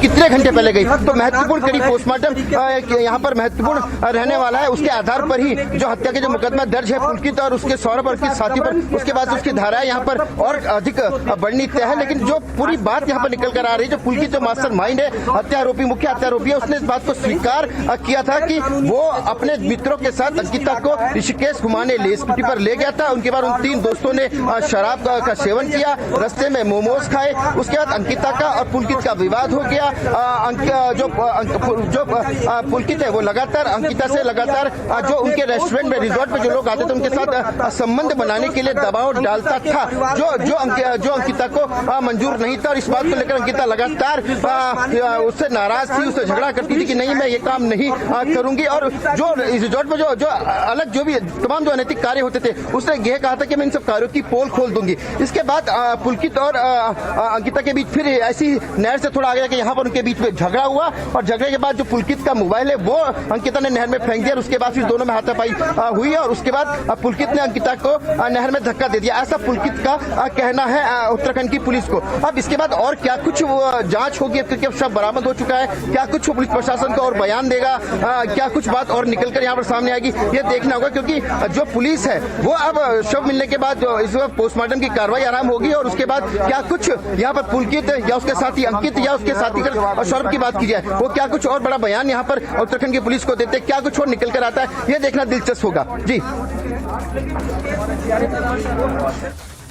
शव यहाँ पे मिला तो जिसको निकाला गया और जिसके शिनाख्त के लिए परिजन यहाँ पे आए थे तो परिजनों द्वारा बताया गया है कि वो अंकिता का ही शव है। फिलहाल सर्च ऑपरेशन तो हो ही गया, डेड बॉडी को फिलहाल एम्स ले गए हैं, पोस्टमार्टम किया जाएगा और जिला पुलिस को सुपुर्द किया जाएगा। मैं inspector Kavinder Sajwan.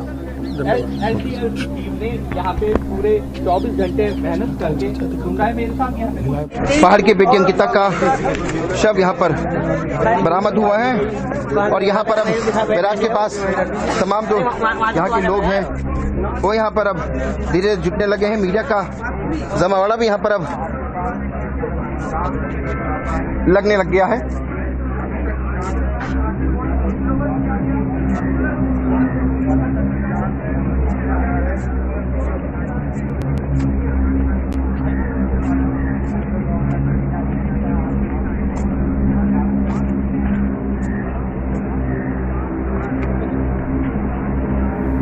And the police officials now, viewers, have also confirmed the murder of the 19-year-old receptionist Ankita Bhandari, as the clamour for justice for Ankita is also increasing now across the country.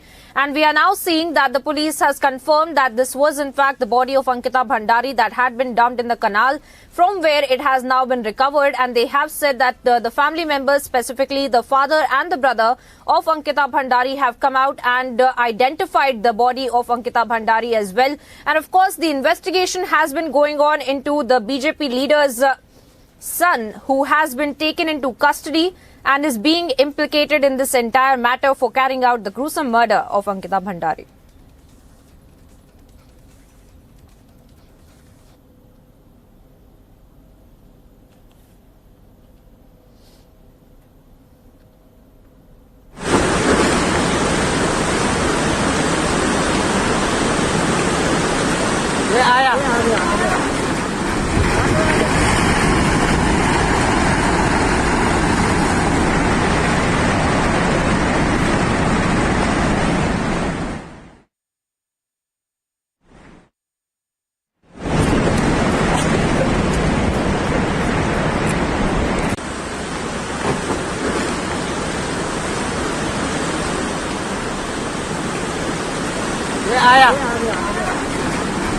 And that is the visuals that we are putting out on your screens of Uttarakhand's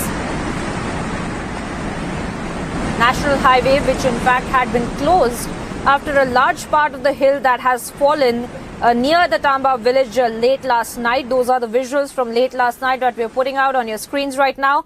Now, due to the closure of the Adi Kailash Mansarovar Yatra route, which goes via the Tamba village, 40 passengers along with the locals have been stuck there as well, and we are being told that the authorities are rushing on the spot to make sure that these people are also evacuated who are stuck right now there. There are at least 40 passengers along with the locals that are stuck there, and this is of course the very shocking images, in fact, from Uttarakhand's national highway.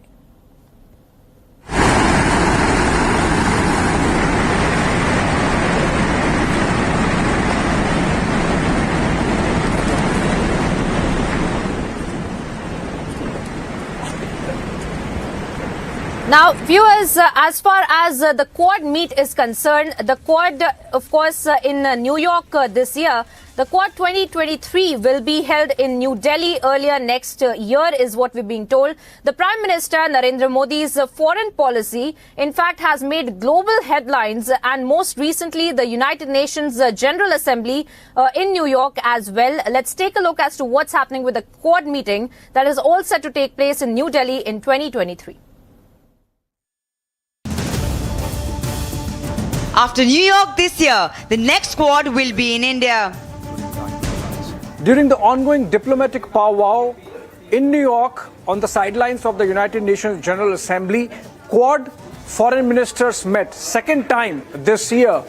India, United States, Japan and Australia. India, of course, represented by External Affairs Minister Dr. S. Jaishankar, and reiterated the common denominator, the reason for which Quad have come together, and that's a free and open Indo-Pacific and a rules-based order. The Quad joint statement confirmed that their next meeting will be in New Delhi in early 2023. External Affairs Minister Jaishankar stressed about the importance of the Quad this year in New York. This is a particularly timely meeting because the world is going through a very difficult period. We've had a few years of the Quad, now the global repercussions of the Ukraine conflict. We are seeing climate events and emergencies probably on an unprecedented scale.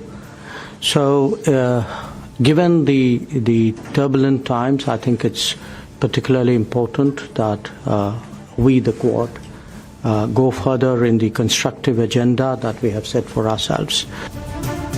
At this year's Quad, India signed the disaster relief guidelines with other Quad nations. And we're very pleased to sign the document that we have before us, Humanitarian Assistance and Disaster Relief Guidelines. Simply put, this lays the groundwork for all of us to cooperate and coordinate even more on, for example, joint disaster responses. The Quad stresses on the importance of Indo-Pacific partnership and unity. With India, Japan and the US, Australia's commitment to a free and open Indo-Pacific that is inclusive and resilient, and to a Quad which is a force for good, a Quad which is committed to bringing tangible benefits to the region and ensuring a region in which which is peaceful, stable, prosperous, and in which sovereignty is respected. India has become the central gravitational pull of multiple global bodies. India is winning global praise.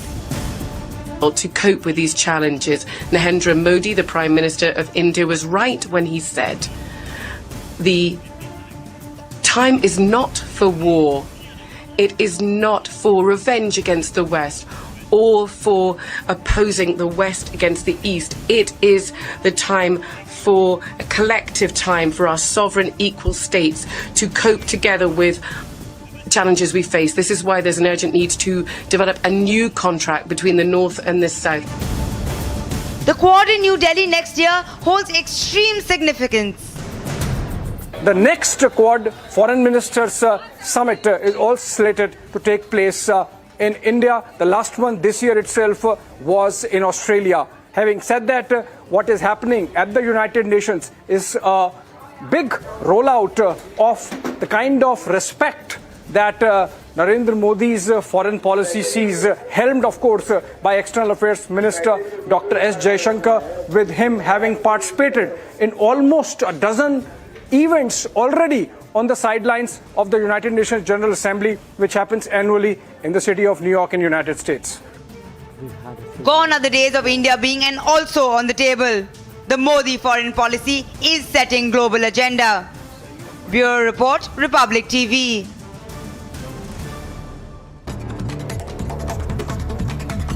And let's take a quick check of top stories in brief. In a shocking incident in Uttarakhand, 19-year-old receptionist Ankita Bhandari has been murdered, brutally butchered. Her body was thrown into the river Ganga. BJP leader's son arrested for killing the receptionist Ankita at his resort in Uttarakhand. According to the police, accused has confessed to killing the missing girl and throwing her body in the canal as well. And the search for the dead body has culminated today, and the accused has also been sent to a 14-day judicial custody. तो लक्ष्मण झूला क्षेत्र का Ankita Bhandari case है, उसका update ये है कि लक्ष्मण झूला पुलिस ने तीनों अभियुक्तों को गिरफ्तार कर लिया है और उनके कथनानुसार इस पूरे केस को हत्या के केस में कन्वर्ट कर दिया है। इन पे धारा 302 और 201 आईपीसी लगाई गई है क्योंकि बॉडी अभी नहीं मिली है। दूसरा, इन्होंने साक्ष्य छुपाने के लिए उसको मारने के बावजूद मार करके और फिर आकर के गुमशुदगी लिखवा दी पटवारी चौकी में। तो ये सब साक्ष्य छुपाने की श्रेणी में आता है, इसलिए 201 धारा लगी है और 302 हत्या का केस होता है। और अभी हम लोग चीला नहर में बॉडी की तलाश करवा रहे हैं, एसडीआरएफ की टीमें लगा दी गई हैं और आगे जो होगा तो मैं एसपी पौड़ी को कहूँगा कि वो लोगों को अपडेट कराते रहें।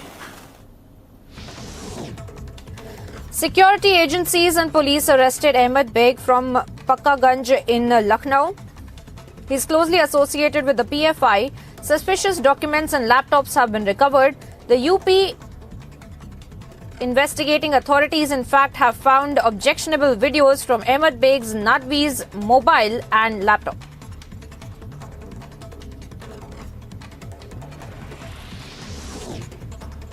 A petrol bomb was hurled at the RSS office in Kerala's Kannur district on September 23rd. According to the CCTV footage accessed by Republic TV, two individuals can be seen coming on a two-wheeler and one of them rushed towards the RSS office and hurled the petrol bomb.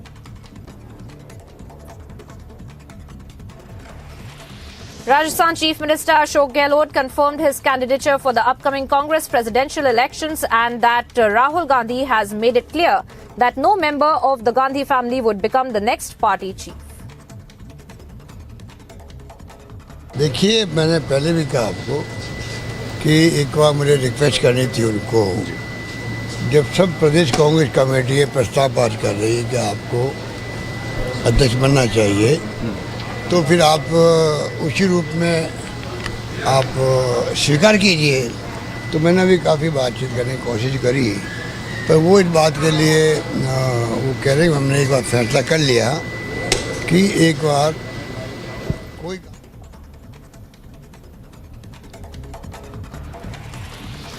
The Bombay High Court permitted the Uddhav Thackeray-led Shiv Sena to hold its annual Dashera rally at the Shivaji Park ground in central Mumbai on October the 5th.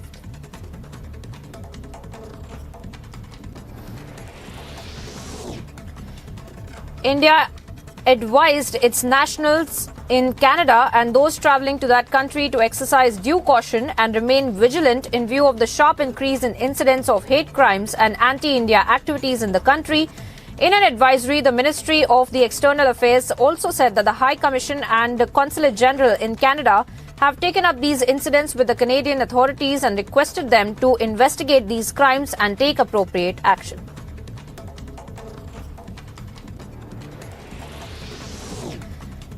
India reiterated its call for an end of violence in Ukraine and said that there is no justification for violation of human rights and international law, even in the conflict situations. The statement was made at the interactive dialogue with Commission of Inquiry on the situation of human rights in Ukraine in the wake of Russia's war on its East European neighbor since February this year.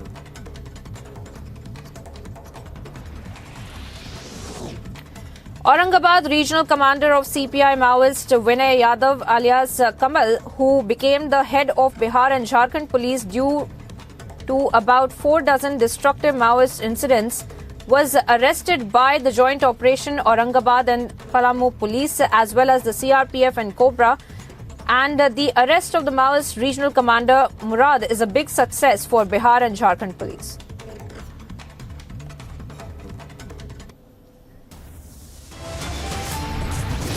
Time here for a short break now, viewers, getting you details on the other side of how there's violence, vandalism and sensational revelations after NIA's mega PFI warning. India says ban PFI now.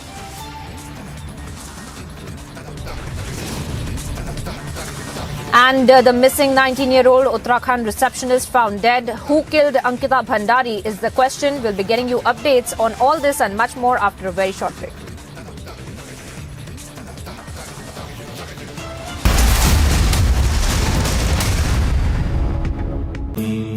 Amity has been ranked India's #1 private university for the 10th year by India Today, a testimony to Amity's world-class education whilst imbibing values and sanskars in students. Recently, we had seen massive raids taking place in Andhra Pradesh, in Telangana. There are huge number of Muslim groups gathered here to protest against the raids that happened yesterday and also to protest against the arrests that have been made so far. It is now coming to light that all the 7 people who were arrested are from Bengaluru. 11 arrests have been made so far till now by the Assam police. And we are seeing several incidents of violence. We have reported incidents of violence in Thiruvananthapuram, in Kollam, in Kottayam, in Thrissur, in Kannur and Alappuzha as well. They called me names. They called me a thief, viewers.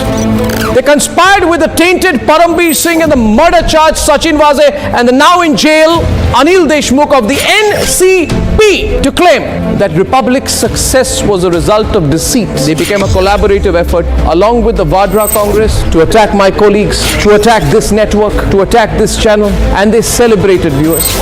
And viewers, we knew all along that one day will come. A day will come, for no doubt. We knew that day will come when the truth will be out. Because the nation must know. Because the nation will know. The nation wants to know.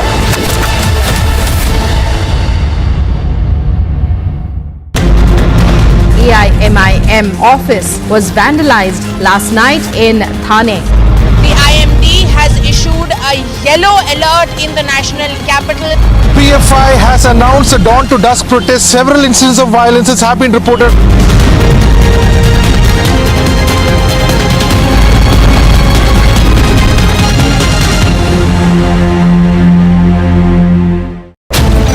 Oh, they celebrated so hard when 200 AK-47 wielding policemen led by Sachin Waze walked into my home and assaulted my family and assaulted me and took me with 20 vehicles in front and 20 behind in the presence of 500 armed policemen like a terrorist to jail. They said they were so happy that night when I was arrested, when the Vadra Congress publicly claimed on social media the responsibility for carrying out an acid attack on me in the heart of Mumbai. And now that the truth is out, will they not put out the truth? Because the nation must know. Because the nation will know. The nation wants to know.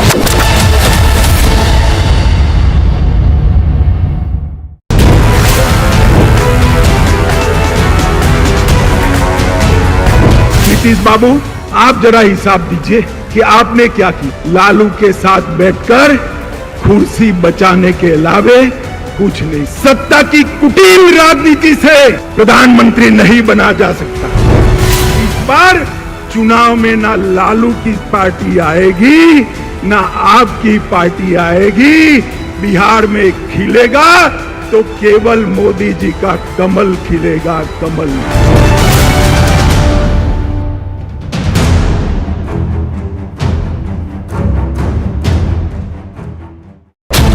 The Lutyens media, their co-conspirators, they who said they walk in my shoes, they who conspired with the Vadra Congress, they who even conspired with our enemy nation of Pakistan, they don't know where to hide from you because they know whatever the truth, it is in the final TRP report.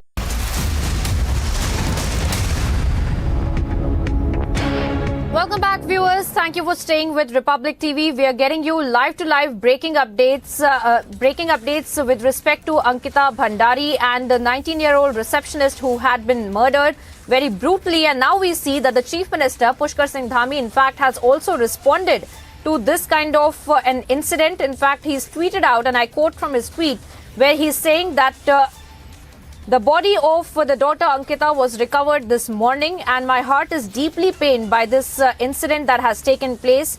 And in order to get the harshest punishment to the culprits, an SIT has been formed under the leadership of the Deputy Inspector General of Police P. Renuka Devi ji, and ordered an in-depth investigation on this serious matter. Not just that, he's also spoken about the kind of demolition drive that had also taken place on the resort in which Ankita Bhandari used to work, the owner of which, who is in fact being implicated in the murder of Ankita Bhandari.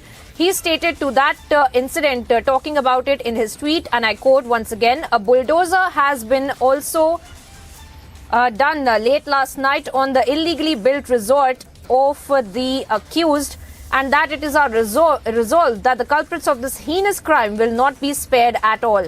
Remember, viewers, this was an incident of a missing girl, that is Ankita Bhandari, till at least in the morning, where her body has now been recovered from the canal, and the police has in fact stated.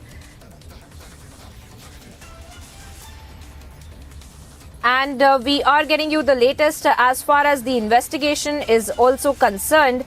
Of course, we have seen the police also making that statement, claiming that there will be a thorough investigation into this entire matter. Remember, the owner of this resort, that is Pulkit Arya, in fact, is being implicated in this entire matter. He is the son of the former State Minister Vinod Arya as well. In fact, our correspondents are on the ground getting you all the updates as far as this investigation is also concerned. Viewers, we will go across to our correspondents in just a bit. And we are getting you the latest as far as the ground updates are also concerned. Ratan Negi once again joins me on the broadcast with the ground updates. Ratan, हमारे दर्शकों को और बताइए, जो ये investigation की जा रही है, अब चीफ मिनिस्टर ने भी इसके बारे में बात की है. उन्होंने बोला है कि कड़ी से कड़ी सजा दी जाएगी, पर इन्वेस्टिगेशन के दौरान पुलिस की तरफ से आपको क्या जानकारी दी जा रही है कि किस तरह से ये मर्डर किया गया था?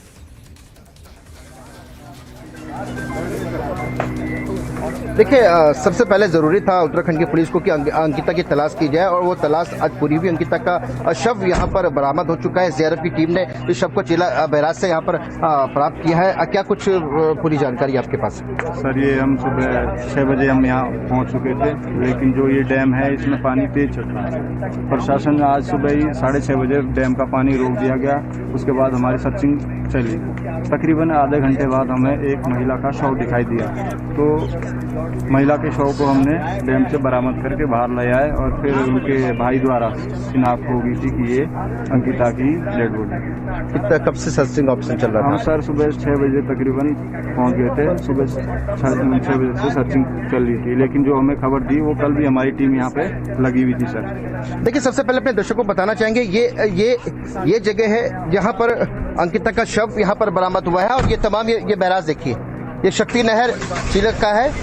यहाँ से एसडीआरएफ की टीम ने अंकिता का शव यहाँ पर बरामद किया है. अंकिता के भाई और पिताजी ने कपड़ों से अंकिता की पहचान यहाँ पर की है, और ये पूरी जो झील है ये काफी लंबी है, बड़ी है और इस वक्त अगर बात की जाए तो उत्तराखंड की जो पुलिस प्रशासन है वो अंकिता के शव को अपने साथ ले गई है। पोस्टमार्टम की जो कार्रवाई है वो इस वक्त यहाँ पर चल रही है और अब तमाम कड़ी दर कड़ी यहाँ पर खुलती जाएंगी, क्योंकि पुलकित आर्य जो मुख्य आरोपी है उसने पुलिस को साफ तौर पर पहले ही बयान दे दिया था कि उन्होंने अंकिता को यहाँ पर इस नहर में धक्का दिया और जिसके बाद अंकिता का शव आज उत्तराखंड की जो एसडीआरएफ है उसने 2 दिन तक लगातार सर्च ऑपरेशन लगातार किया और इस झील का यहाँ का इस बैराज का पानी कम करने के बाद यहाँ पर आज अंकिता का शव उन्हें बरामद हो गया है। अब पोस्टमार्टम यहाँ पर किया जाएगा। पोस्टमार्टम में क्या कुछ निकल कर आता है यह महत्वपूर्ण होगा और पोस्टमार्टम की रिपोर्ट क्या कुछ बताती है वो आगे की जो जांच है, आगे की जो कार्रवाई है उस पर फोकस होगा, क्योंकि पोस्टमार्टम की रिपोर्ट के बाद ही कुछ तस्वीरें जो हैं वो साफ होती जाएंगी जो अभी काफी धुंधली है। सवाल इस बात का है कि जो अंकिता है, अंकिता ने जो पुलकित है उसने साफ तौर पर मुख्य आरोपी ने लगातार इस बात को कहा था कि अंकिता हमसे नाराज थी और वो जो बात पुलिस उत्तराखंड की पुलिस ने बताया कि अंकिता को निश्चित तौर से जो उनका रिजॉर्ट था जिस पर बुलडोजर उत्तराखंड के मुख्यमंत्री पुष्कर सिंह धामी ने चलाया है वहां पर उसके जो भी वहां पर ग्राहक आते हैं उनके साथ संबंध बनाने के लिए अंकिता को several voices, viewers, as far as the murder of this 19-year-old girl is also concerned. Brinda Adige is also joining me on the broadcast.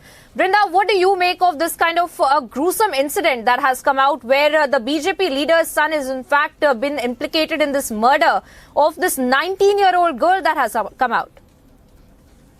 The first word that comes to my mind is arrogance and impunity. Because he's the BJP leader's son, he probably thinks that he is going to get away. And I'm sure in the past many have got away. I cannot imagine the horror, the sorrow, the trauma that the family is facing. But imagine what this girl would have gone through. The way these people have brutalized her and her body. I do hope that the police have the gumption to file a watertight case so that this BJP leader's son is given capital punishment at the earliest. We cannot be waiting for the judges saying rarest to rare, because that seems to be a very patriarchal connotation and phrase. One thinks that this is rare, the other one thinks it is not so rare. The police and the state must assure the citizens that when a complaint is made to them, they will take it seriously. Because the police do not take it seriously when there are political leaders, kith and kin involved, this is what happens. Imagine the arrogance, the impunity that this guy thinks that he could have got away with it. That is the most dangerous part of this entire incident. All our support with the family. I do hope the police for once have the guts to do what is correct and what they are paid for.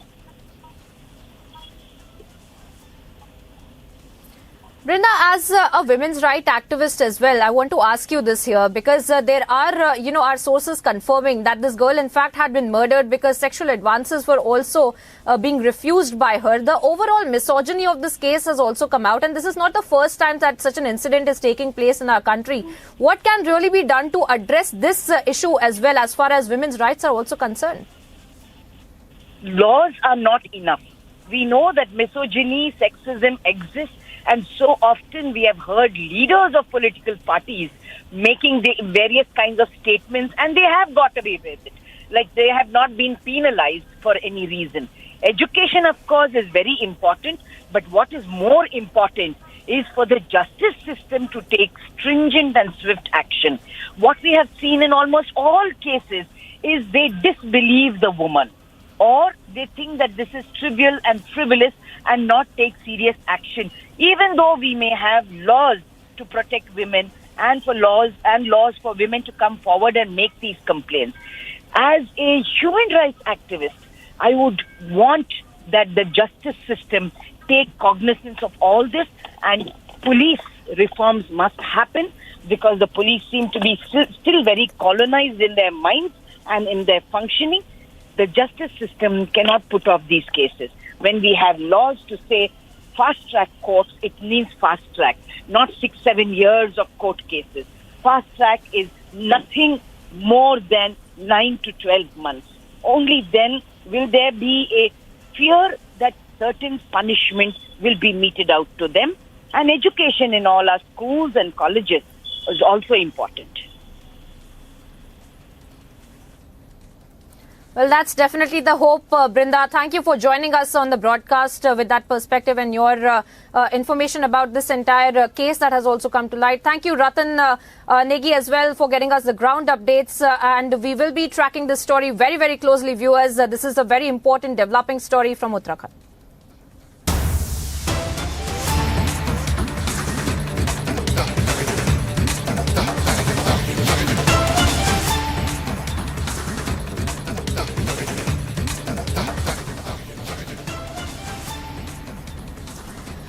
Cutting across to some more breaking updates that we're picking up, viewers. Call from the United Nations Security Council reform, in fact, has grown. 34 countries, including India, put out a joint statement for reforms of the UNSC.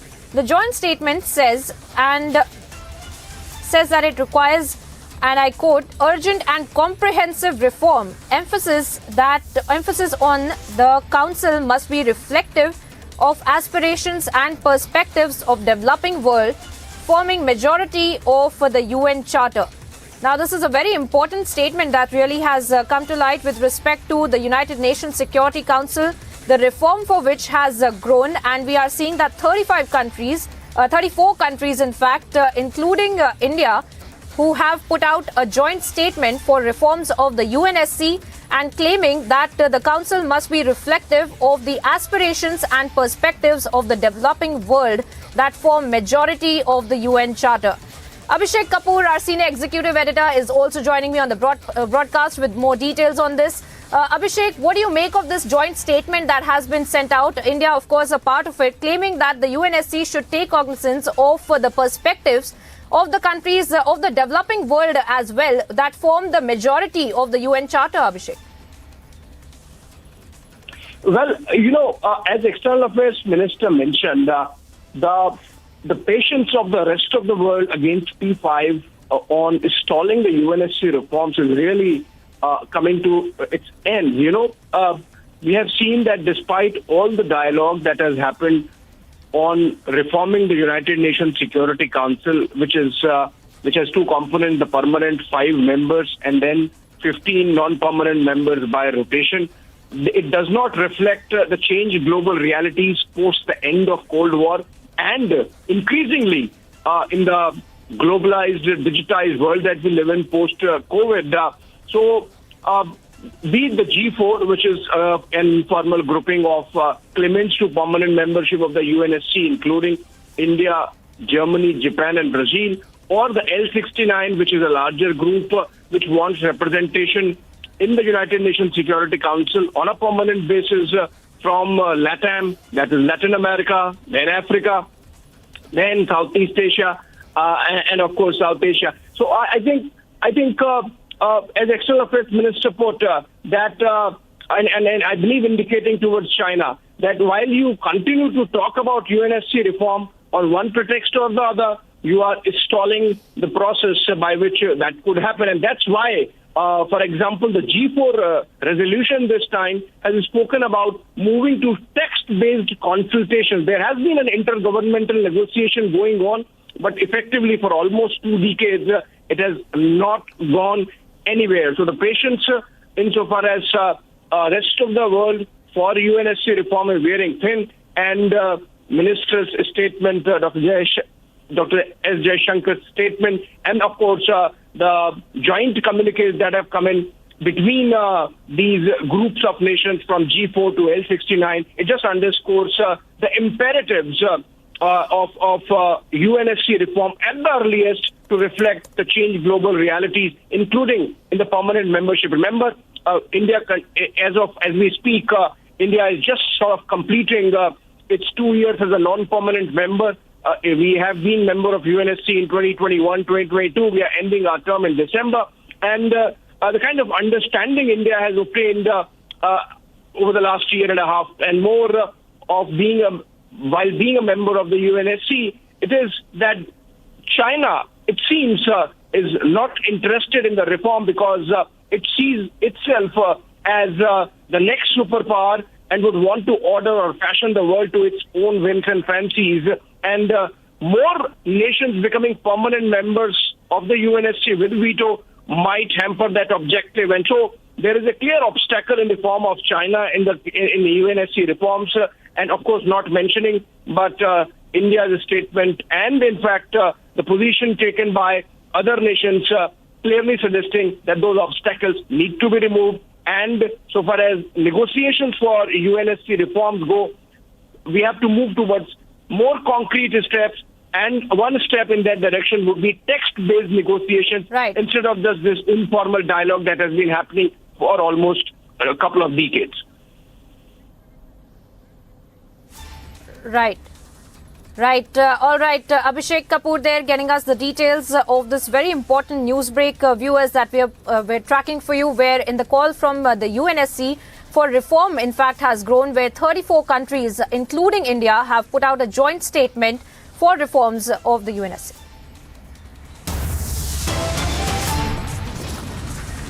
To decimate the terror infrastructure in Kashmir Valley, the Jammu and Kashmir police has got the specialized drones that will now do the aerial surveillance round the clock. For more on this, stay tuned to Republic TV right after this short break.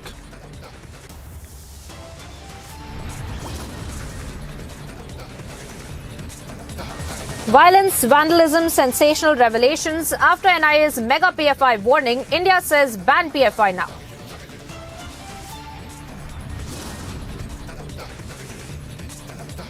BJP leader's son arrested over murder charge. India demands justice for Ankita. Getting you all the updates on the other side.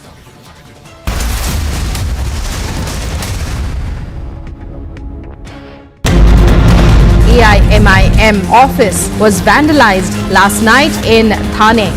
The IMD has issued a yellow alert in the national capital. PFI has announced a dawn to dusk protest. Several incidents of violence have been reported.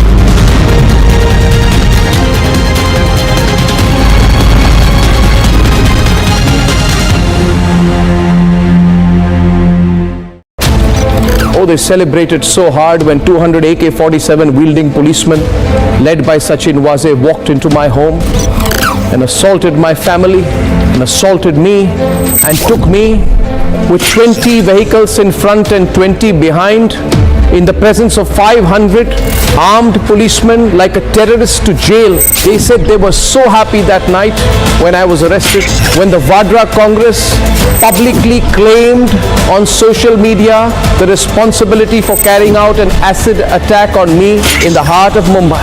And now that the truth is out, will they not put out the truth? Because the nation must know. Because the nation will know. The nation wants to know.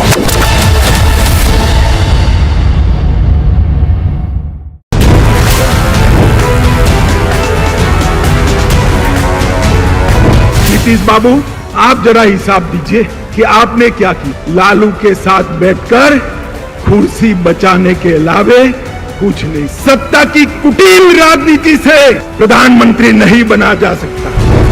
इस बार चुनाव में ना लालू की party आएगी, ना आपकी party आएगी। बिहार में खिलेगा तो केवल मोदी जी का कमल खिलेगा, कमल।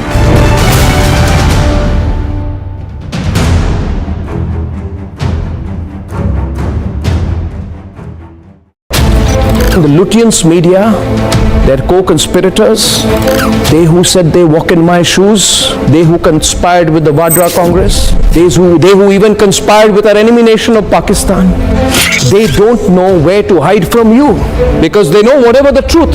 It is in the final TRP report. Deals can be done between corporates, policemen, politicians, Pakistan, Vadra Congress, because they think the truth will never come out. And they think they will all come together and present you their side of the story. But the truth is out, viewers, and I want you to put these liars to the test, because the nation must know, because the nation will know, the nation wants to know. Recently, we had seen massive raids taking place in Andhra Pradesh, in Telangana. There are huge number of Muslim groups gathered here to protest against the raids that happened yesterday, and also to protest against the arrests that have been made so far. It is now coming to light that all the 7 people who were arrested are from Bengaluru. 11 arrests have been made so far till now by the Assam police. And we have seen several incidents of violence. We have reported incidents of violence in Thiruvananthapuram, in Kollam, in Kottayam, in Thrissur, in Kannur and Alappuzha as well. They called me names. They called me a thief, viewers. They conspired with the tainted Parambir Singh and the murder.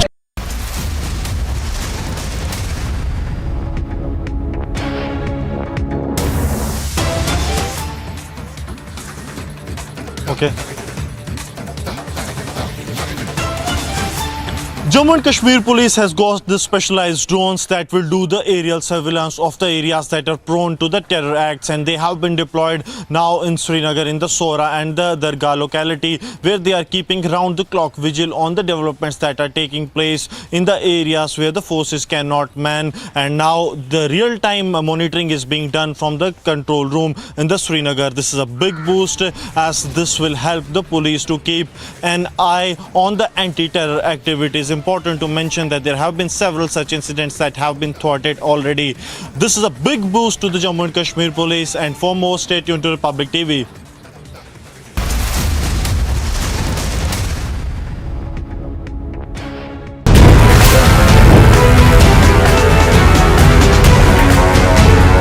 Nitish बाबू, आप जरा हिसाब दीजिए कि आपने क्या किया। लालू के साथ बैठकर कुर्सी बचाने के अलावे कुछ नहीं। सत्ता की कुटिल राजनीति से प्रधानमंत्री नहीं बना जा सकता। इस बार चुनाव में ना लालू की पार्टी आएगी, ना आपकी पार्टी आएगी। बिहार में खिलेगा तो केवल मोदी जी का कमल खिलेगा, कमल।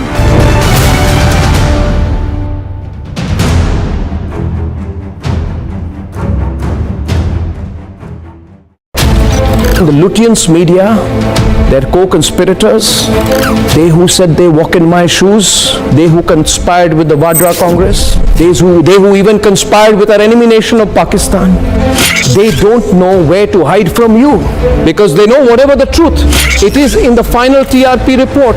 Deals can be done between corporates, policemen, politicians, Pakistan, Vadra Congress, because they think the truth will never come out.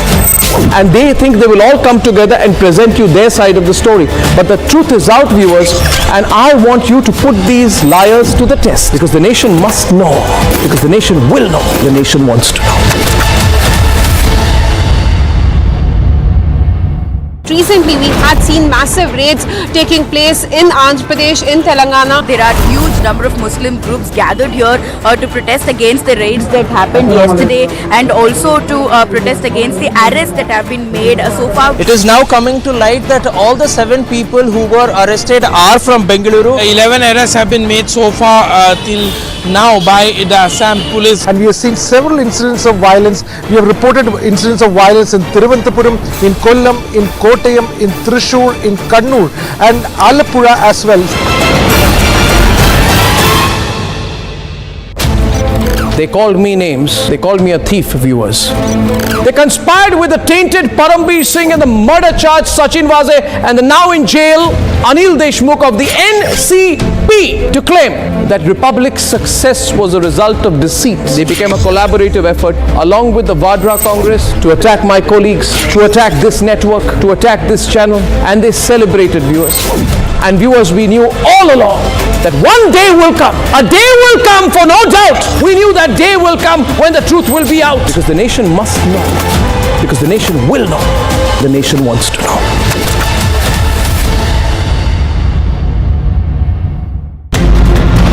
AIMIM office was vandalized last night in Thane. The IMD has issued a yellow alert in the national capital. PFI has announced a dawn to dusk protest. Several incidents of violence have been reported.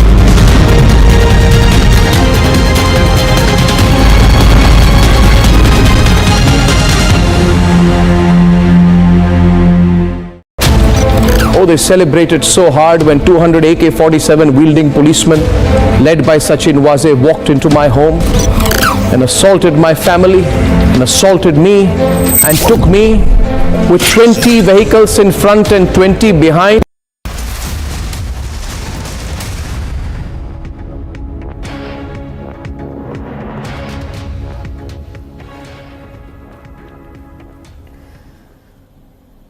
Welcome back, viewers. These are the visuals of the Jammu-Srinagar National Highway, where it was in fact partially halted due to the landslide in the Meher area of Ramban. And this is the EBIX Cash Alert that we're getting to you on Republic, where the traffic on Jammu-Srinagar National Highway, where in fact was partially halted due to a landslide in the Meher area of Ramban.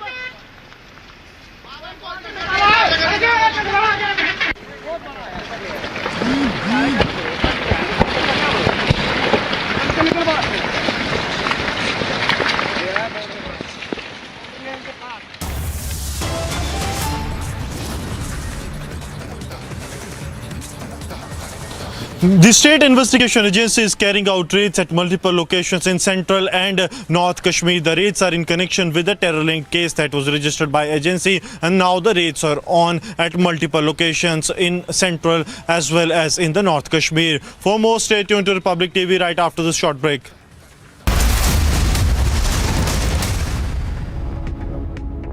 Recently, we had seen massive raids taking place in Andhra Pradesh, in Telangana. There are huge number of Muslim groups gathered here to protest against the raids that happened yesterday, and also to protest against the arrests that have been made so far. It is now coming to light that all the 7 people who were arrested are from Bengaluru. 11 arrests have been made so far till now by the Assam police. And we have seen several incidents of violence. We have reported incidents of violence in Thiruvananthapuram, in Kollam, in Kottayam, in Thrissur, in Kannur and Alappuzha as well.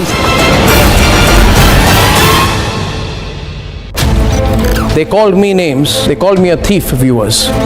They conspired with the tainted Parambir Singh and the murder charge Sachin Waze and the now in jail Anil Deshmukh of the NCP to claim that Republic's success was a result of deceit. They became a collaborative effort along with the Vadra Congress to attack my colleagues, to attack this network, to attack this channel, and they celebrated, viewers. And viewers, we knew all along that one day will come. A day will come, for no doubt. We knew that day will come when the truth will be out. Because the nation must know. Because the nation will know. The nation wants to know.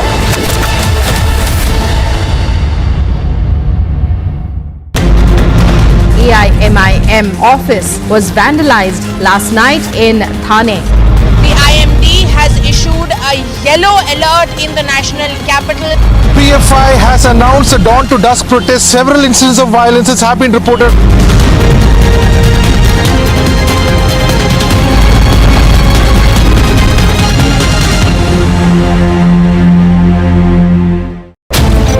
Oh, they celebrated so hard when 200 AK-47 wielding policemen led by Sachin Waze walked into my home and assaulted my family and assaulted me and took me with 20 vehicles in front and 20 behind in the presence of 500 armed policemen like a terrorist to jail.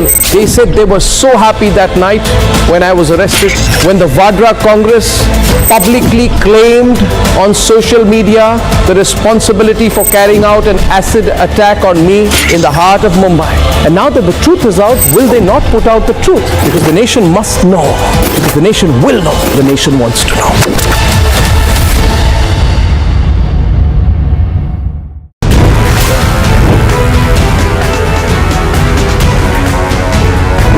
Nitish बाबू, आप जरा हिसाब दीजिए कि आपने क्या किया। लालू के साथ बैठकर कुर्सी बचाने के अलावे कुछ नहीं। सत्ता की कुटिल राजनीति से प्रधानमंत्री नहीं बना जा सकता। इस बार चुनाव में ना लालू की पार्टी आएगी, ना आपकी पार्टी आएगी। बिहार में खिलेगा तो केवल मोदी जी का कमल खिलेगा, कमल।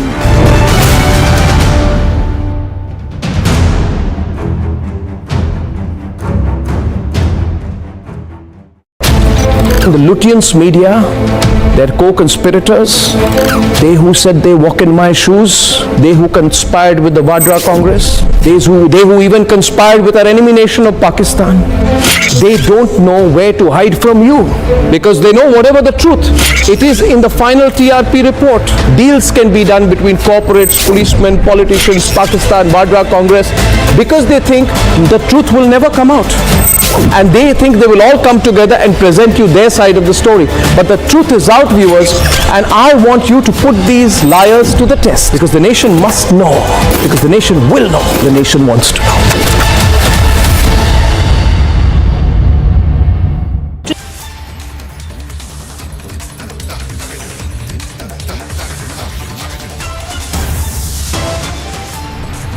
Top headlines at 10 a.m. Violence, vandalism, sensational revelations after NI's mega PFI warning. India says ban PFI now. Clamour to ban PFI grows. Assam sounds concerns with the centre. Nationwide PFI offices raided as NI links PFI to Lashkar and Al-Qaeda. It's the biggest crackdown on the PFI. 19-year-old Uttarakhand receptionist Ankita Bhandari's body found in a canal. Who killed Ankita Bhandari? BJP leader's son arrested over murder charge. India demands justice for Ankita Bhandari. Spate of Hindu hate attacks in UK. The country acts assures action to the Indian community.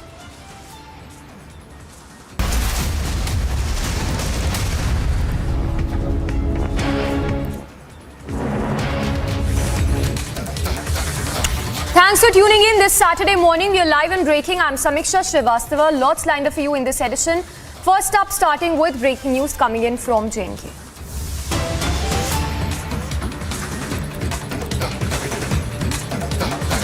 And newsbreak coming in from J&K's Badgaon, where we are getting to know is that the SI team is conducting raids. House of Bashir Ahmed Dar, Ghulam Ahmed being raided by the SI teams. In fact, more details are just coming in. The raids are related to narco terror in J&K. We'll go across to Zeenat as well, who's reporting live from Srinagar, but that's a mega SI crackdown across J&K. The raids being conducted by the SI teams in the Batpura Gachwari area of Badgaon. The house of Bashir Ahmed Dar as well as Ghulam Ahmed are being raided. And the raids, we are told, are linked to narco terror, to crackdown or linked to the crackdown on narco terror in J&K. And getting in visuals as well, those are the visuals in fact coming in of the SI raids that were conducted early this morning. Gursimran also reporting live. Gursimran, if you could give us more details on the SI raids that were conducted early this morning in Badgaon. See, Samiksha, what we are getting to know that SI is conducting raids in central as well as in the North Kashmir, the Kupwara district, multiple locations are being raided, as well as in Srinagar and Badgaon, the raids are taking place. And this is in connection with the terror link case that was registered by the agency this year only, that the raids are being conducted. Important to mention that the SIA is premier investigation agency that was formed on the lines of National Investigation Agency by the J&K government and has been handed over almost majority of the UAPA cases that are linked to the terror and their links with the Pakistani terror groups. And now the raids are on. We are getting to know that this module not only includes the narco terror but also how the terror groups and the overground workers were procuring SIMs without the identity cards that were used for the terror acts in the Union Territory of Jammu and Kashmir. So this crackdown is going on as of now in central as well as in the North Kashmir, and we are being told that the subsequent raids will also follow after this, as there have been some evidences that has been seized by the State Investigation Agency team. This is a series of crackdowns that were planned some 15 days back and are going on in multiple cases. We have seen that there were several crackdowns in the Kashmir Valley, then followed by it in Jammu, and once again in Central and in North Kashmir, the crackdown is underway. Samiksha. Yes. Gursimran, stay with us. Zeenat also reporting live on the same story, reporting live from Srinagar. Zeenat, if you could give us more details on Bashir Ahmed and Ghulam Ahmed, whose houses are being raided by the SI.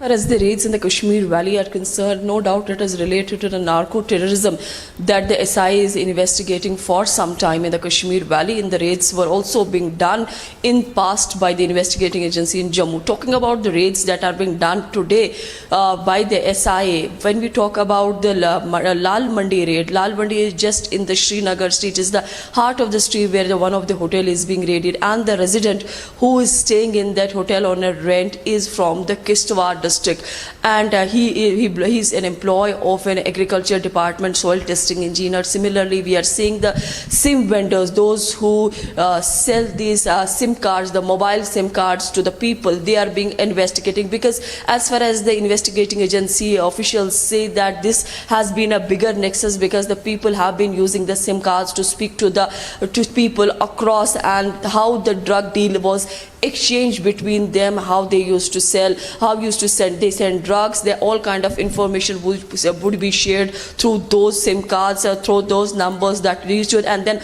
once that number was used, then they used to destroy the SIM cards, because that is what the investigating agency has found. Similarly, we are seeing the raids in the Sogam of Kupwara. Kupwara is a northern frontier belt which is quite close to the line of control. Investigation agency is trying to crack the module from the vendors to those people who are helping, to the guides, the porters and everyone who is linked from the line of control to the place where the drugs are being carried, and then they are being sold in the market. So they are investigating the entire chain, and it is not only the people in the Kashmir are involved as far as the narco terrorism is concerned. We are seeing the raids in Jammu, we are seeing the raids in Punjab.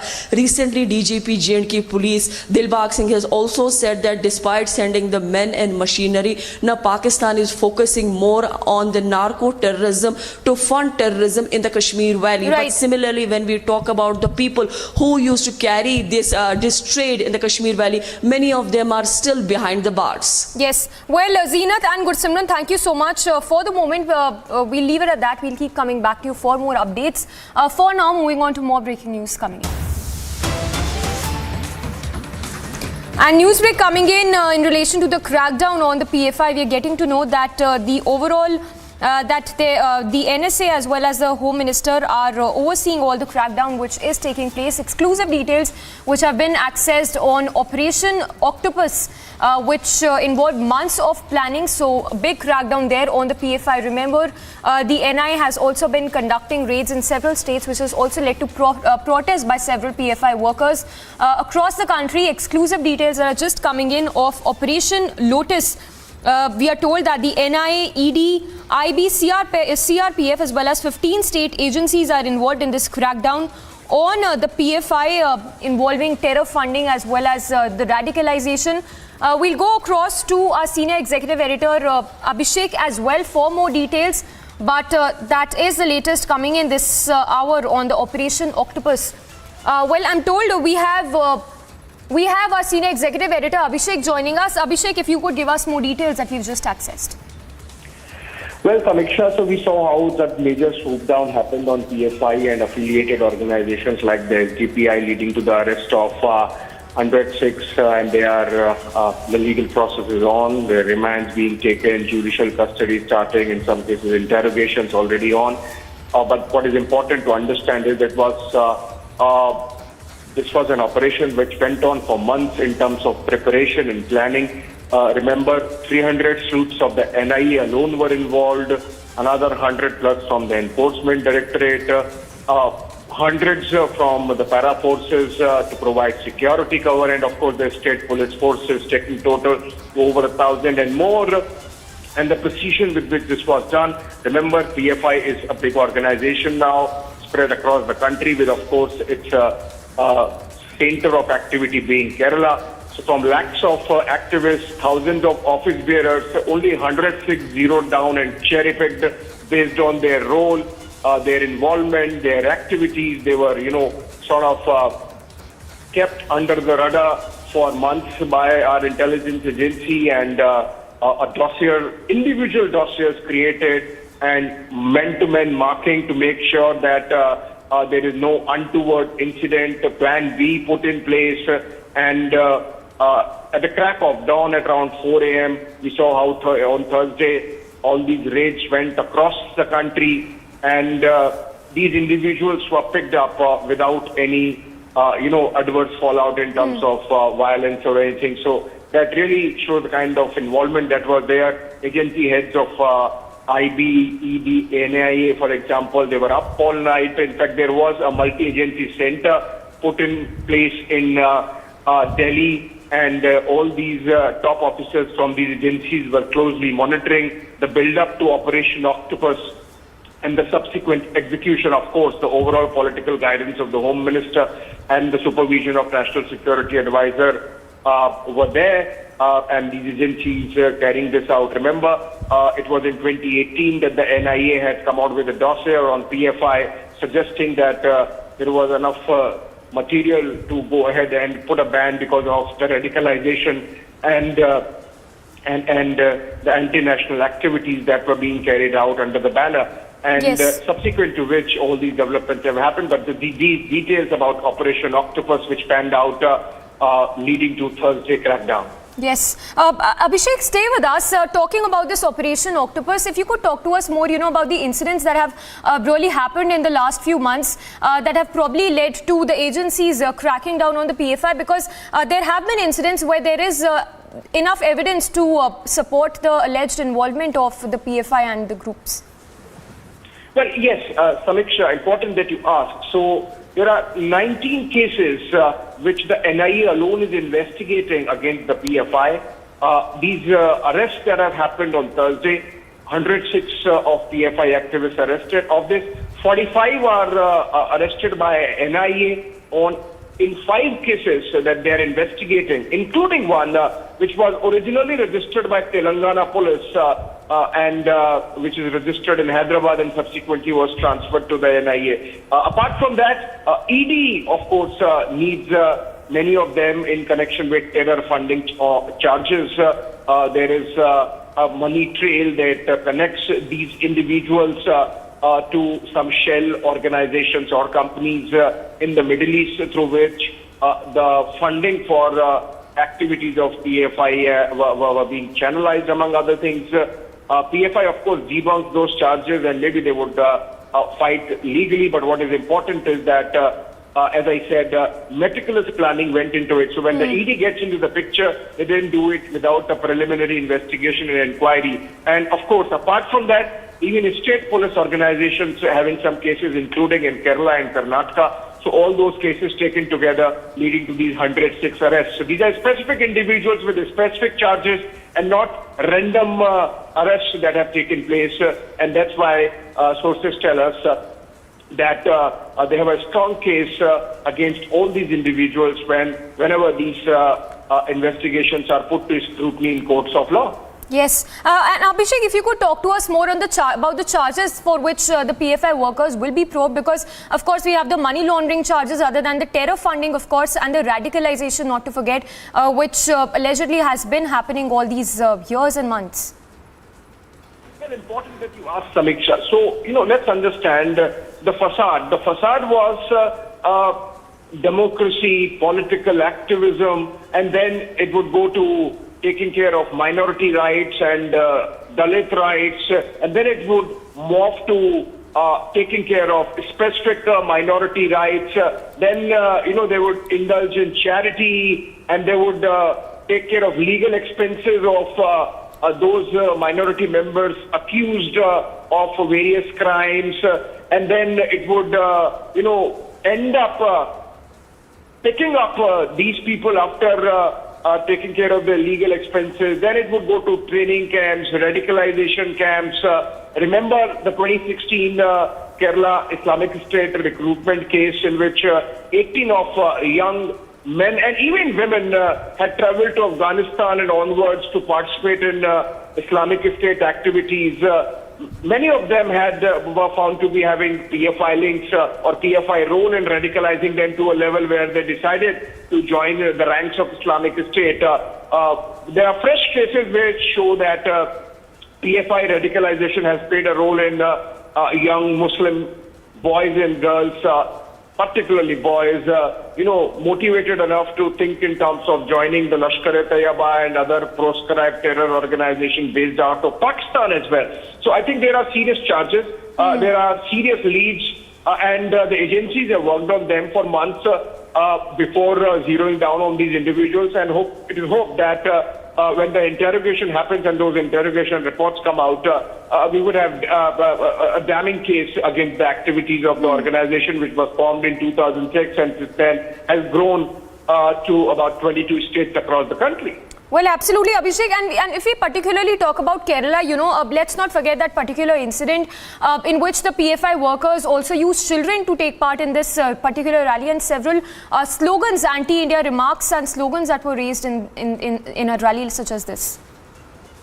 Yes, so it's important that you mention anti-India. So it's not community specific, it is not about a community, it is about some individuals who are motivated enough to galvanize and get involved in anti-national activities. So, for example, going by the seizures that have been made during these arrests and this crackdown under Operation Octopus, there is a clear link connecting these individuals and with forces inimical to India by way of funding, by way of motivation.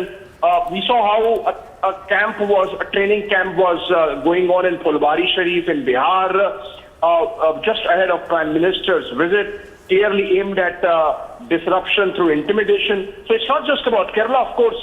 Kerala remains the nerve center of PFI, and that's why we have seen the maximum number of arrests coming in from there. In fact, the post-arrest disruption by way of a Bandh call also coming in from Kerala, but it has spread its tentacles far and wide across the country, and that is the reason why it had become an area of concern. A couple of months back, a meeting chaired by Home Minister Amit Shah was given a presentation by agencies as to how deep and far these tentacles were spreading and that something had to be done. And that's when a go-ahead was given to carry out this crackdown. And remember, this is not about the minority community per se, but just some individuals who are taking law in their hands. And that's why we have seen a welcome of this step coming in from organizations like the All India Pasmanda Muslim Mahaz and the Muslim Students Organization, among others. And this is because everyone understands that there is difference between peddling in the minority rights and then actually taking law in your hands and play in the hands of anti-national forces from across the border. So I think those important aspects would be investigated now based on interrogation, based on all the material seized and things taken from there on. But as I mentioned, it was a massive operation and done in a manner that there is no fallout, there is no communal spin to it. It's just that it's a professional anti-terror operation carried out to make sure that there is peace, there is law and order, and that all those who are playing in the hands of anti-India forces are restrained in whatever manner the provisions of law and constitution allow. Well, absolutely, Abhishek. Thank you so much for putting this into context. And as you've put it, it is in fact a welcome and a much needed step. We have our reporters also joining us. Prajwal reporting live from Bengaluru and Harsha reporting live from the national capital. If I can first go across to Prajwal. Prajwal, if you could once again put the details into context, the details of the Operation Octopus, as well as talk to us about how active has the PFI been in the state of Karnataka.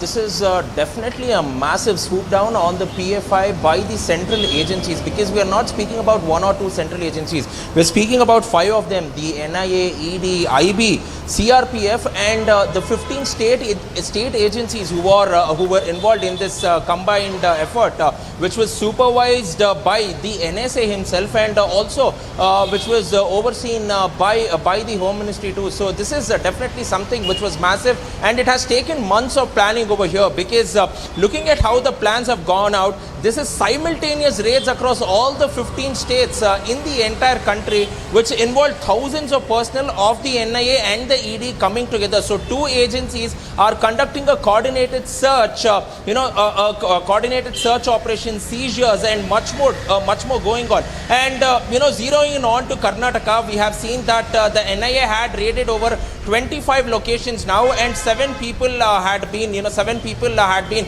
apprehended and taken into custody from their residences in Bengaluru. And all the 7 PFI leaders, 3 of them state functionaries, 4 of them national functionaries with the PFI organizations were taken into custody from Telecom Layout in Padrayanapura, from Raga Apartments in Bangalore, from Richmond Town, from Tannery Road, from Mosque Road, and from Pulkeshi Nagar. And all the PFI offices has been seized seized in this particular regard. All the 7 of the PFI offices where these leaders used to operate from has been seized. There has been a lot of digital evidence too that has been collected by the NIA, and this is mainly pertaining to the raid which happened in Pulkeshi Nagar as well as Fraser Town, where the main offices of the PFI was there. There were computers, laptops, hard drives, and also other sensitive material too. And apart from that, they have also Prajwal, I'm sorry, I'll have to interrupt you there. Just hold your thoughts for a moment. We have Vikram Singh, ex-DGP of Uttar Pradesh, joining us on the phone line. Sir, thank you for taking out time and speaking to us. If I can get your reaction to Octopus, to Operation Octopus, that has been, where the agencies have been working together for months now to crack down on the PFI, because there has been anti-India activity, so as to say, across the country all these months. Absolutely. The raid of this type I have never seen in my life. Unprecedented and the largest scale, and a good nickname to the Operation Octopus. 15 states, 106 arrests, collecting physical, forensic, ballistic, financial, and all other critical evidence that will be necessary to ban the PFI in the course of time. You are fully aware, and the nation is aware, the insidious designs by hostile nations to create this Frankenstein that goes by the name of PFI. Now that you have incontrovertible evidence, all the investigating agencies in the country, never has this happened earlier. Nationwide rates, unprecedented, and such large number of arrests and also follow-up action taken to collect critical evidence. I compliment all the investigating agencies, MHA, and every single person who has been a part of this in the cause of national service and security. Indeed, the work has begun now. This is the first step to investigation, critical investigation, and also custodial interrogation and collation of evidence, so as to put incontrovertible evidence before the Honorable Court and the nation. Yes. Yes, and sir, if I can get your quick insights as well, about if you could talk to us more of how much of diligent planning must have gone into it to really collect all the evidence and get into action and crackdown of the PFI really happening since Thursday now. Application of mind, brainstorming of the best brains, those who have hands-on experience, taking nothing to chance, having a backup, having contingency plans, so that everything goes by clockwork as it has happened in this case. Because they did try, the PFI cartels did try to overwhelm the raiding parties and the search parties, but they did not succeed. That goes to show the meticulous planning and how every contingency was catered to, and the raids have been an unprecedented success. Kudos and compliments to all of them.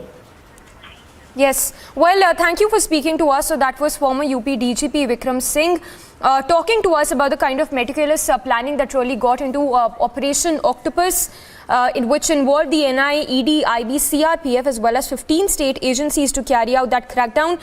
We have Dr. SP Vaid, former JNK DGP, also joining us. Sir, thank you for speaking to us. If I can get your quick response to the mega crackdown, as well as talk to us about this Operation Octopus, in which all the multi-agencies work together to crack down on the PFI and all those involved in anti-India activities. In a terror outfit like PFI, which was out there to destroy internal security of India, create Taliban-type radical Islam in India, and mislead the new generation of young Muslim boys, needed to be handled in such a manner, because just banning does not serve the purpose. Banning is good enough, but you need to decimate such an organization. Otherwise, it's a big, big danger. It has links with pan-Islamic terrorist organizations, which are out there to destroy India's internal security. You have international forces in your neighborhood, and even countries like Turkey, who have their interest in stopping India's progress becoming a global power. So operation like this was required, a coordinated, well-researched, well-investigated, and having inputs from international and national intelligence agencies, and very well-planned surveillance, with surveillance, identifying the right people, right locations, and undertaking a massive operation like this was required. I think I compliment the Honorable Home Minister and Honorable Prime Minister for such a much needed operation against PFI, and I think this would go in a long way in restoring India's internal security. You see PFI's involvement wherever communal incident of violence takes place. 8 or 9 out of 10, the involvement of PFI is there. So that shows its intentions. Well, absolutely. Thank you for speaking to us. So that was former JNK DGP SP Vaid also sharing his views and of course hailing the operation Octopus that was being worked upon for months, which involved overall guidance from the Home Minister himself, overall supervision by NSA Ajit Doval as well, in fact involved NIA, ED, IB, CRPF, 15 state agencies as well. We have multi-state reporters also joining us. Harsha reporting live from the national capital. Ashwin reporting live from Thiruvananthapuram. If I can go across to Ashwin. Ashwin, if you could talk to us more about Operation Octopus as well as talk to us about the crackdown on PFI which has been happening since Thursday and the protests, of course, that have turned violent in several areas. Well, the answer that has been, that has been always looking at is that PFI, whenever they come out to protest, they would say, give us 10 minutes, give us this many seconds, we will show you who we are.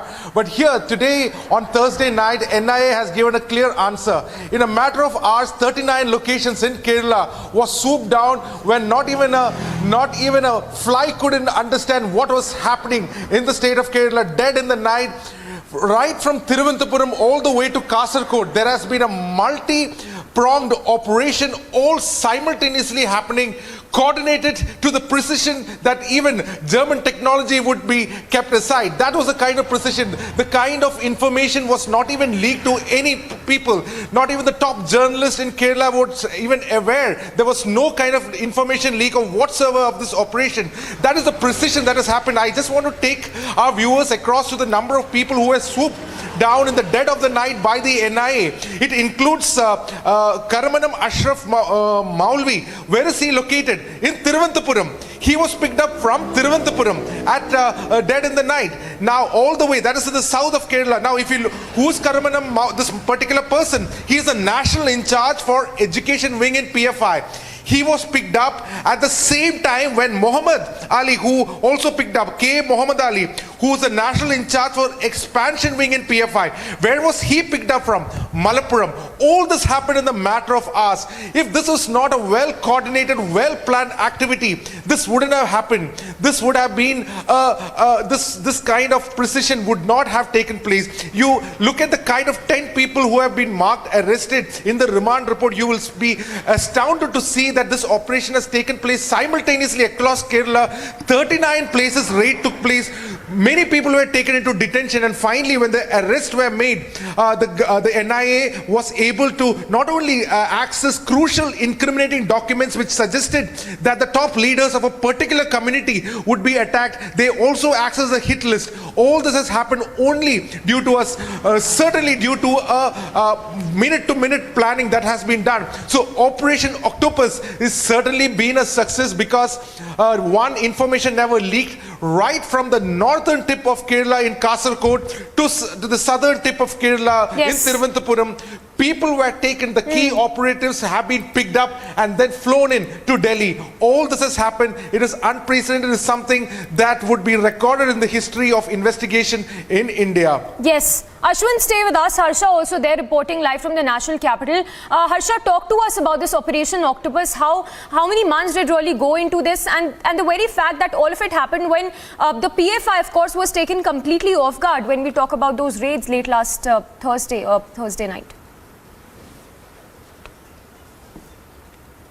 Samisha, we can say that the entire brainstorming with all the top leads of the country has taken place in national capital itself, straight from the residence of Home Minister Amit Shah to his office in the North Block. All the brainstorming session, all the decision, all the planning has taken place with the agency top heads here in national capital only, and it is the work of many months, because the monitoring, the activities were being kept close tab by these officials, by these top heads of the PFI in different states where they were doing their work, where they were silently involved in different activities, be it terror funding, be it the terror activities, be it training people for terror activities, or be there floating enmity amongst different communities. All these were being done by these PFI leaders and the cadres as well, and these were months planning. The monitoring was being done since years and years by NSA, ED, IB and CRPF.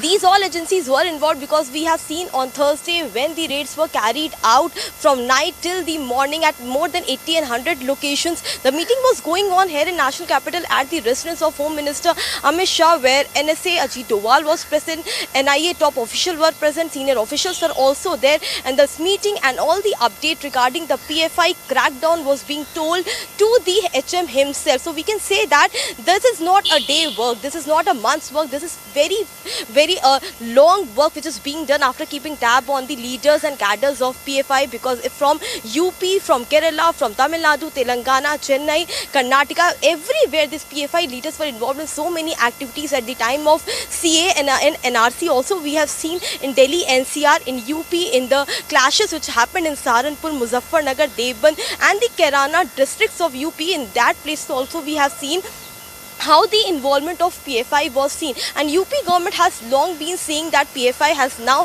floated its legs in the in Uttar Pradesh as well, and now these crackdown in Assam, in Guwahati, in Uttar Pradesh, several places, because they were arrested from Barabanki as well. So this operation could be seen, this operation Octopus can be seen as a very wide operation where weapons were not used, raids were done, and the custody and the arrest has been made of PFI leaders, senior leaders, chairmen, secretary and the cadres themselves, and now we can see the basic information and all the detailed information regarding the terror funding, regarding the training, regarding the camp which was set in Bihar, Uttar Pradesh, Kerala, Alappuzha and many places. The camps which were set up in which terror regarding training were being given will now being in custodial interrogation will be asked with these PFI leaders. So we can see, Samisha, that these all top heads were involved, and not a single information was floated to any other person, be it ministers, be it member of parliament, or be it anyone. Only the state agency, the heads and HM himself was monitoring and all these crackdown which has taken place on PFI leaders. Samiksha, back to you. Cross to Prajwal as well. Prajwal, if you could talk to us about the many incidents that have really come to light from Karnataka. When we talk about those incidents involving Praveen Netaru's murder, for instance, the hijab protest, let's not forget how the PFI was allegedly involved in trying to create unrest across the state of Karnataka.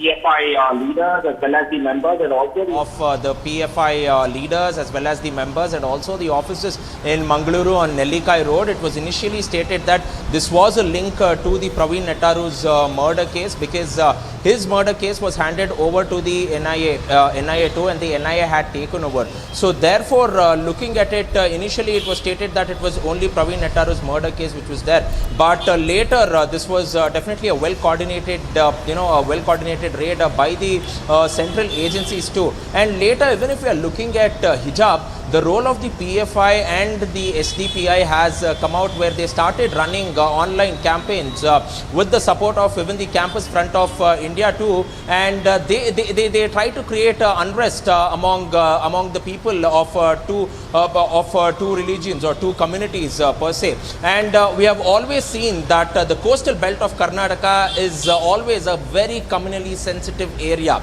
So definitely looking at it, the NIA has cracked down. Several links are emerging in respect to the leaders who have been arrested and the seizures that have been made, but more is yet to be revealed as the NIA continues to grill all the accused pertaining to these raids. Yes. Samiksha. Prajwal, stay with us, requesting all the reporters, Harsha, as well as Prajwal and of course, Ashwin also, stay with us. We also have, we are being joined by ex-NISP Raj Mohan on the phone line. Sir, thank you for taking out time and speaking to Republic. If I can get your quick thoughts on Operation Octopus, which involved multi-agencies, not just the central agencies, but 15 state agencies who are involved in carrying out this operation to crack down on anti-India activities.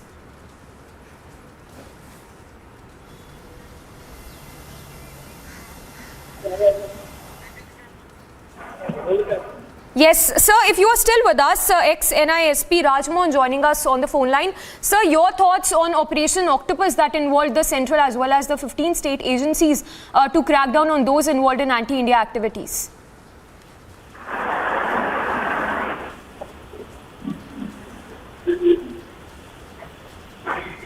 All right, we'll try and connect with Raj Mohan again, but we have our reporters with us, joining us and getting us all those live updates. If I can go across to Ashwin as well. Ashwin, if you could talk to us more about these state agencies, 15 state agencies that were involved in Operation Octopus. Talk to us about the state agencies that were involved in carrying out this operation.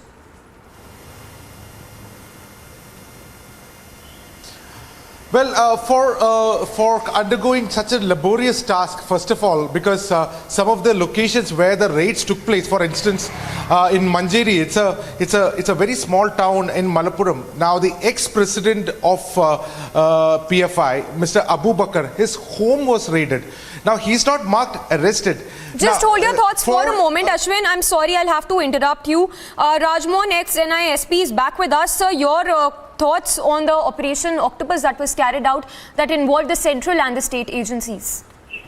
Yeah, yesterday and day before yesterday, the NIA has conducted one of the most important operations against PFI.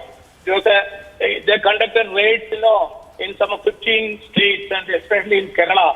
Kerala, they have detained 100%. Then later they let off some of the PFI workers, and they have detained about 40 accused persons were arrested. It was a tremendous job done by NIA, because in PFI is actually, it was NDF, National Democratic Front in Kerala. In Karnataka, it was another name. In Tamil Nadu, they are having the name of that Manidhar Pasham. Like that, after the banning of Simi, they are fragmented exactly to different states. Now again they came together under one banner of PFI.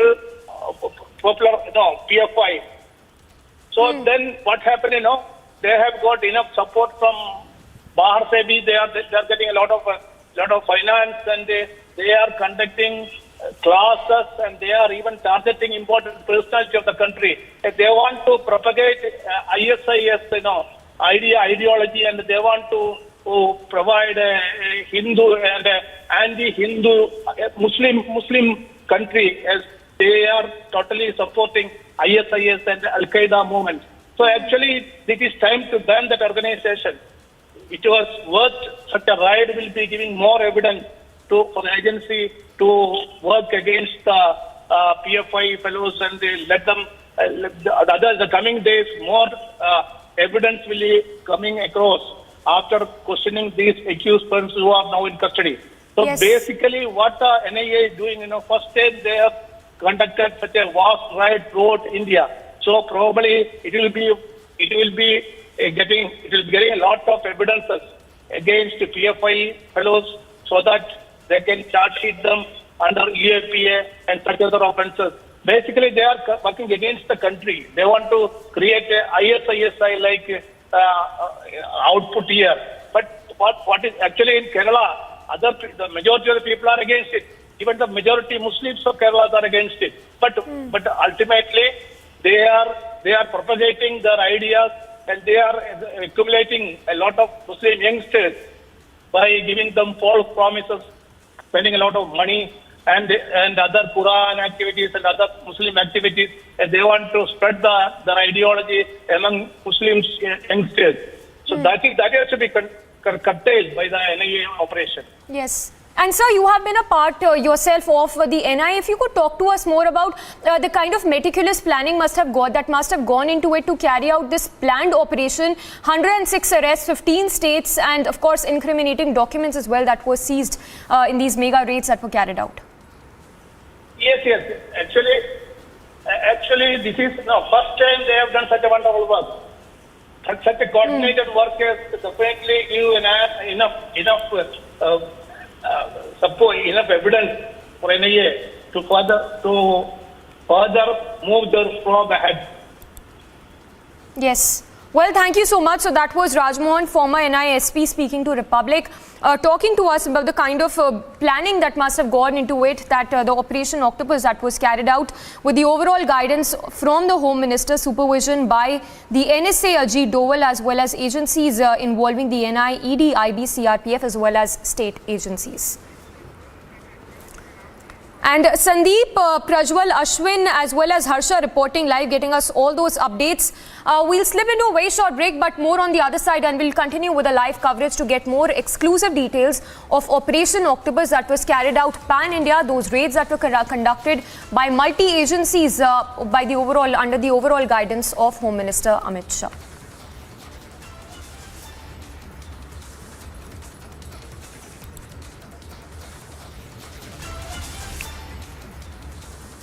Yes. And Sandeep also reporting live from Mumbai. If I can get a quick word from Sandeep as well. Sandeep, if you could talk to us more about Operation Octopus and the agencies that were involved in carrying out this operation to crack down on anti-India activities. So as far as this Octopus operation is concerned, multiple cities and in fact states were raided by NIA, ED, ATS and the local police. Now more than 106 people have been arrested in this case. As far as Maharashtra is concerned, more than 20 people have been arrested, and in fact 5 people who are arrested from Mumbai, incriminating documents which was named as Mission 2047. That was recovered by ATS. In fact, that was in fact said in the courthouse as well. So basically a major operation by the agencies in regards of taking action against PFI. All right, Sandeep, stay with us. We have Varshini also reporting live. If I can get a quick word from Varshini as well. Varshini, if you could talk to us more about Operation Octopus, the agencies that were involved and how this operation was carried out in a very planned and organized manner that involved months and months of preparation.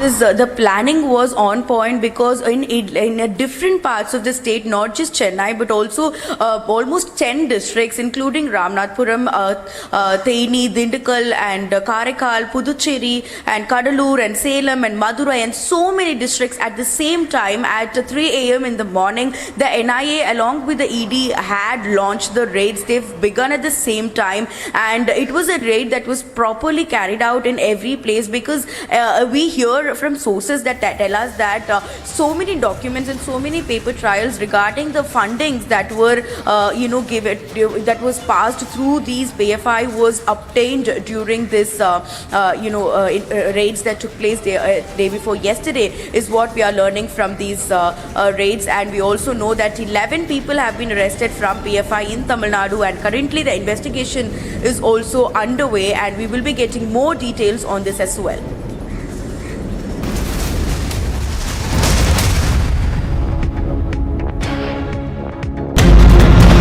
AIMIM office was vandalized last night in Thane.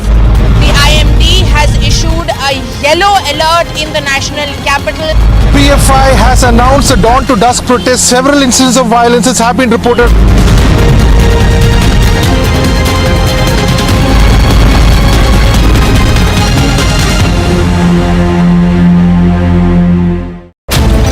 Oh, they celebrated so hard when 200 AK-47 wielding policemen led by Sachin Waze walked into my home and assaulted my family and assaulted me and took me with 20 vehicles in front and 20 behind in the presence of 500 armed policemen like a terrorist to jail. They said they were so happy that night when I was arrested, when the Vadra Congress publicly claimed on social media the responsibility for carrying out an acid attack on me in the heart of Mumbai. And now that the truth is out, will they not put out the truth? Because the nation must know.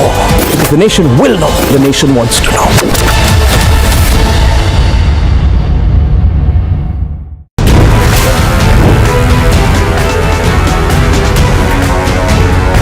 Nitish बाबू, आप जरा हिसाब दीजिए कि आपने क्या किया। लालू के साथ बैठकर कुर्सी बचाने के अलावे कुछ नहीं। सत्ता की कुटिल राजनीति से प्रधानमंत्री नहीं बना जा सकता। इस बार चुनाव में ना लालू की पार्टी आएगी, ना आपकी पार्टी आएगी। बिहार में खिलेगा तो केवल मोदी जी का कमल खिलेगा, कमल।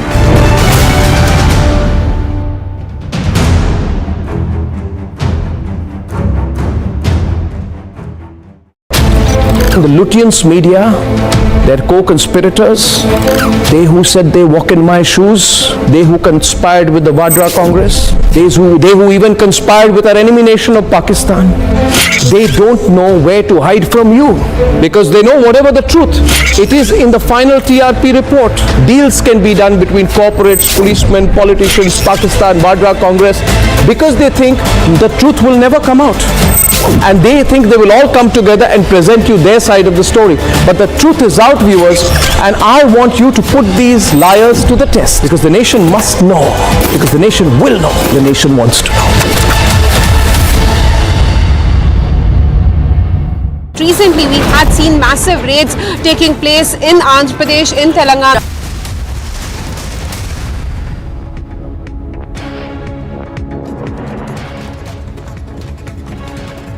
Roundup of news in brief. Uttarakhand Disaster Response Force recovered the body of Ankita Bhandari from Chilla Canal in Uttarakhand's Rishikesh early this morning. The 19-year-old receptionist had gone missing a few days ago, following which 3 accused, including Pulkit Arya, son of former Uttarakhand minister and owner of a resort, where Bhandari worked, were arrested.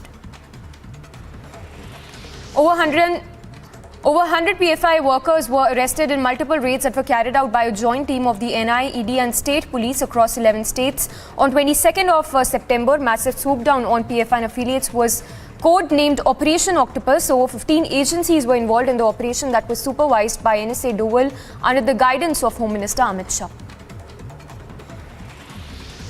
SI teams conducted raids at Batpora Kachwari of Badgam in JNK. Raids were conducted at the premises of SIM card dealers and vendors in a case related to narco terror.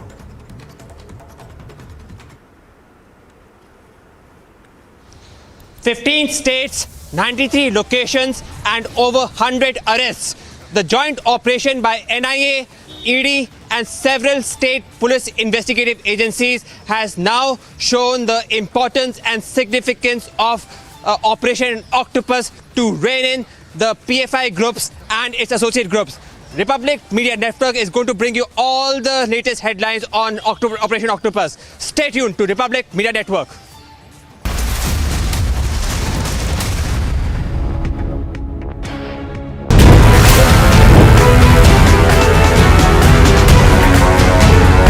Nitish बाबू, आप जरा हिसाब दीजिए कि आपने क्या किया। लालू के साथ बैठकर कुर्सी बचाने के अलावे कुछ नहीं। सत्ता की कुटिल राजनीति से प्रधानमंत्री नहीं बना जा सकता। इस बार चुनाव में ना लालू की पार्टी आएगी, ना आपकी पार्टी आएगी। बिहार में खिलेगा तो केवल मोदी जी का कमल खिलेगा, कमल।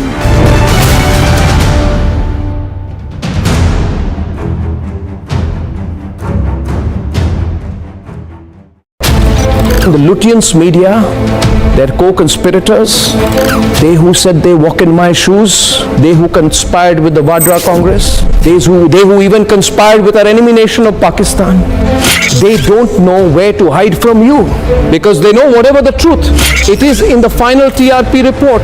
Deals can be done between corporates, policemen, politicians, Pakistan, Vadra Congress, because they think the truth will never come out. And they think they will all come together and present you their side of the story. But the truth is out, viewers, and I want you to put these liars to the test, because the nation must know, because the nation will know, the nation wants to know. Recently, we had seen massive raids taking place in Andhra Pradesh, in Telangana. There are huge number of Muslim groups gathered here to protest against the raids that happened yesterday, and also to protest against the arrests that have been made so far. It is now coming to light that all the 7 people who were arrested are from Bengaluru. 11 arrests have been made so far till now by the Assam police. And we have seen several incidents of violence. We have reported incidents of violence in Thiruvananthapuram, in Kollam, in Kottayam, in Thrissur, in Kannur and Alappuzha as well. They called me names. They called me a thief, viewers. They conspired with the tainted Parambir Singh and the murder charge Sachin Vase and the now in jail Anil Deshmukh of the NCP to claim that Republic's success was a result of deceit. They became a collaborative effort along with the Vadra Congress to attack my colleagues, to attack this network, to attack this channel, and they celebrated, viewers. And viewers, we knew all along that one day will come. A day will come, for no doubt. We knew that day will come when the truth will be out. Because the nation must know. Because the nation will know. The nation wants to know.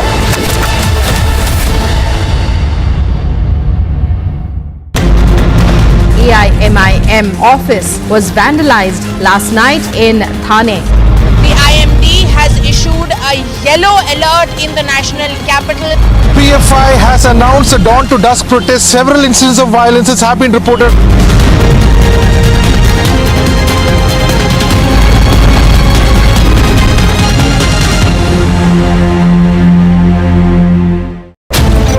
Oh, they celebrated so hard when 200 AK-47 wielding policemen led by Sachin Vase walked.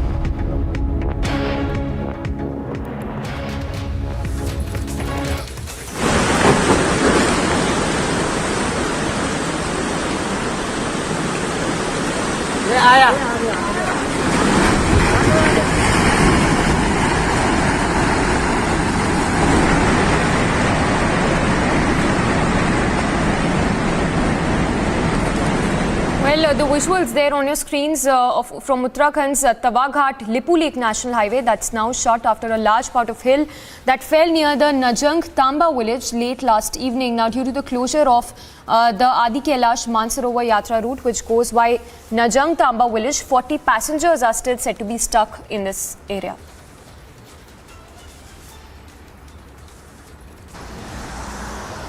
It was Mission Octopus which was carried out by agencies. Multiple raids were carried out and more than 106 people were arrested by the investigating agencies. For more on this, stay tuned to Republic TV.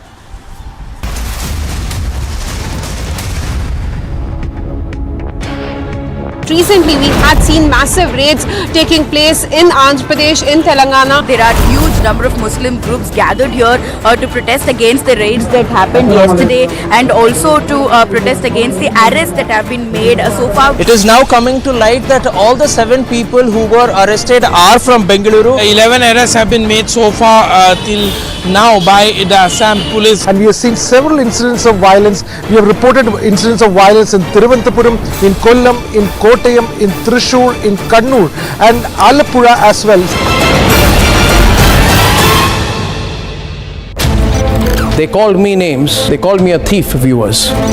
They conspired with the tainted Parambir Singh and the murder charge Sachin Vase and the now in jail Anil Deshmukh of the NCP to claim that Republic's success was a result of deceit. They became a collaborative effort along with the Vadra Congress to attack my colleagues, to attack this network, to attack this channel, and they celebrated, viewers. and viewers, we knew all along that one day will come. A day will come, for no doubt. We knew that day will come when the truth will be out. Because the nation must know. Because the nation will know. The nation wants to know.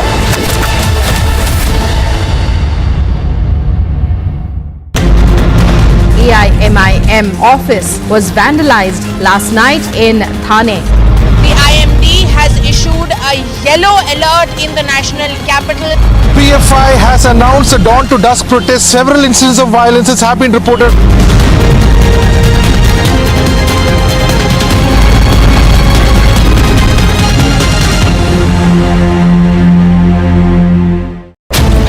Oh, they celebrated so hard when 200 AK-47 wielding policemen led by Sachin Waze walked into my home and assaulted my family and assaulted me and took me with 20 vehicles in front and 20 behind in the presence of 500 armed policemen like a terrorist to jail. They said they were so happy that night when I was arrested, when the Vadra Congress publicly claimed on social media the responsibility for carrying out an acid attack on me in the heart of Mumbai. And now that the truth is out, will they not put out the truth? Because the nation must know. Because the nation will know. The nation wants to know.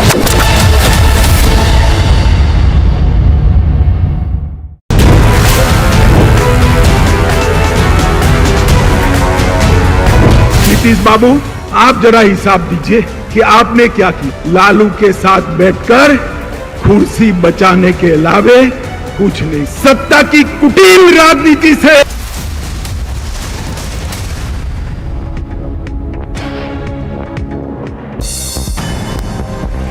Roundup from the world of sports. Rohit Sharma's 46 contributed to India's win against Australia at the second T20 between the two teams, with Akshar Patel taking 2 wickets at the levelling match in the series.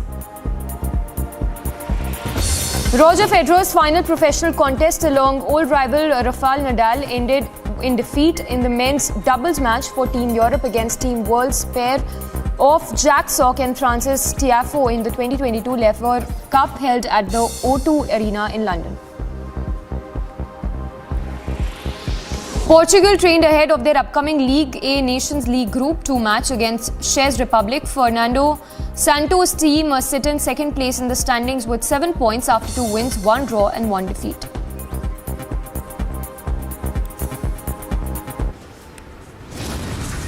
A very short break. On the other side, we'll get you more details exclusively accessed on Operation Octopus that was carried out by the central and the state agencies.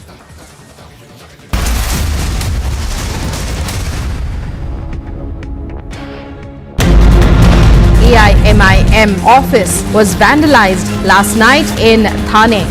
The IMD has issued a yellow alert in the national capital. PFI has announced a dawn to dusk protest. Several incidents of violence have been reported.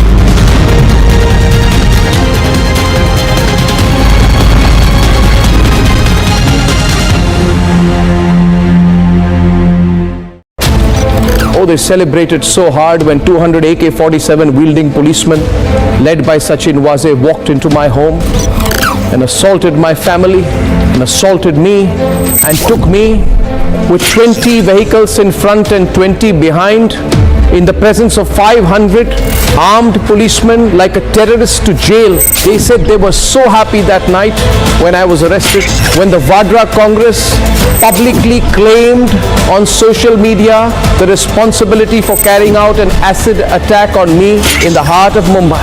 And now that the truth is out, will they not put out the truth? Because the nation must know. Because the nation will know. The nation wants to know.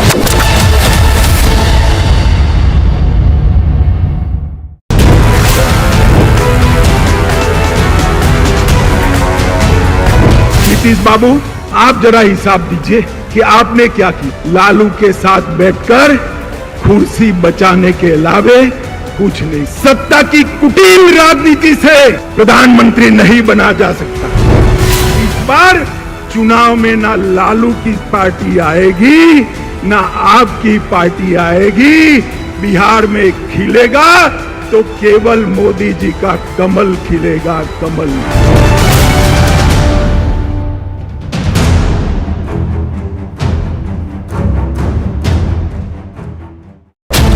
The Lutyens media, their co-conspirators, they who said they walk in my shoes, they who conspired with the Vadra Congress, they who even conspired with our enemy nation of Pakistan, they don't know where to hide from you, because they know whatever the truth, it is in the final TRP report. Deals can be done between corporates, policemen, politicians, Pakistan, Vadra Congress, because they think the truth will never come out, and they think they will all come together. The biggest headline in the country is the blackout. The Lutyens media ecosystem, driven with guilt, has blacked out the details of the final report in the TRP case, but they will be defeated.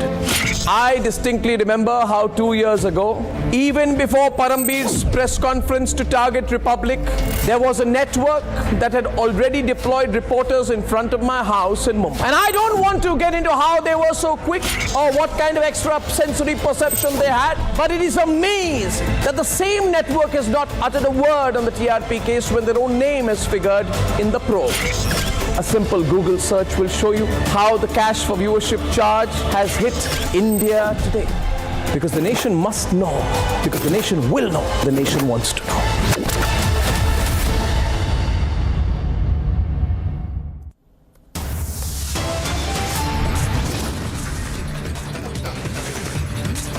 Top stories at 11 a.m. 106 PFI leaders arrested. Pan-India offices raided. India backs Operation Octopus.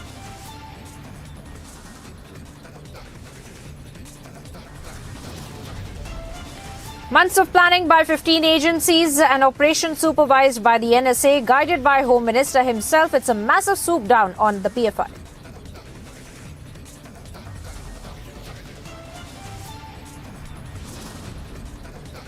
Violence, vandalism, sensational revelations. India says ban PFI now.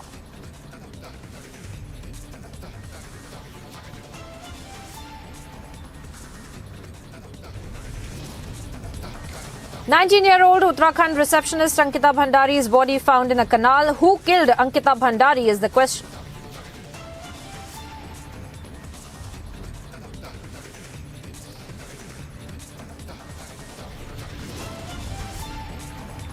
BJP leader's son arrested over the murder charge. Nation demands justice for Ankita.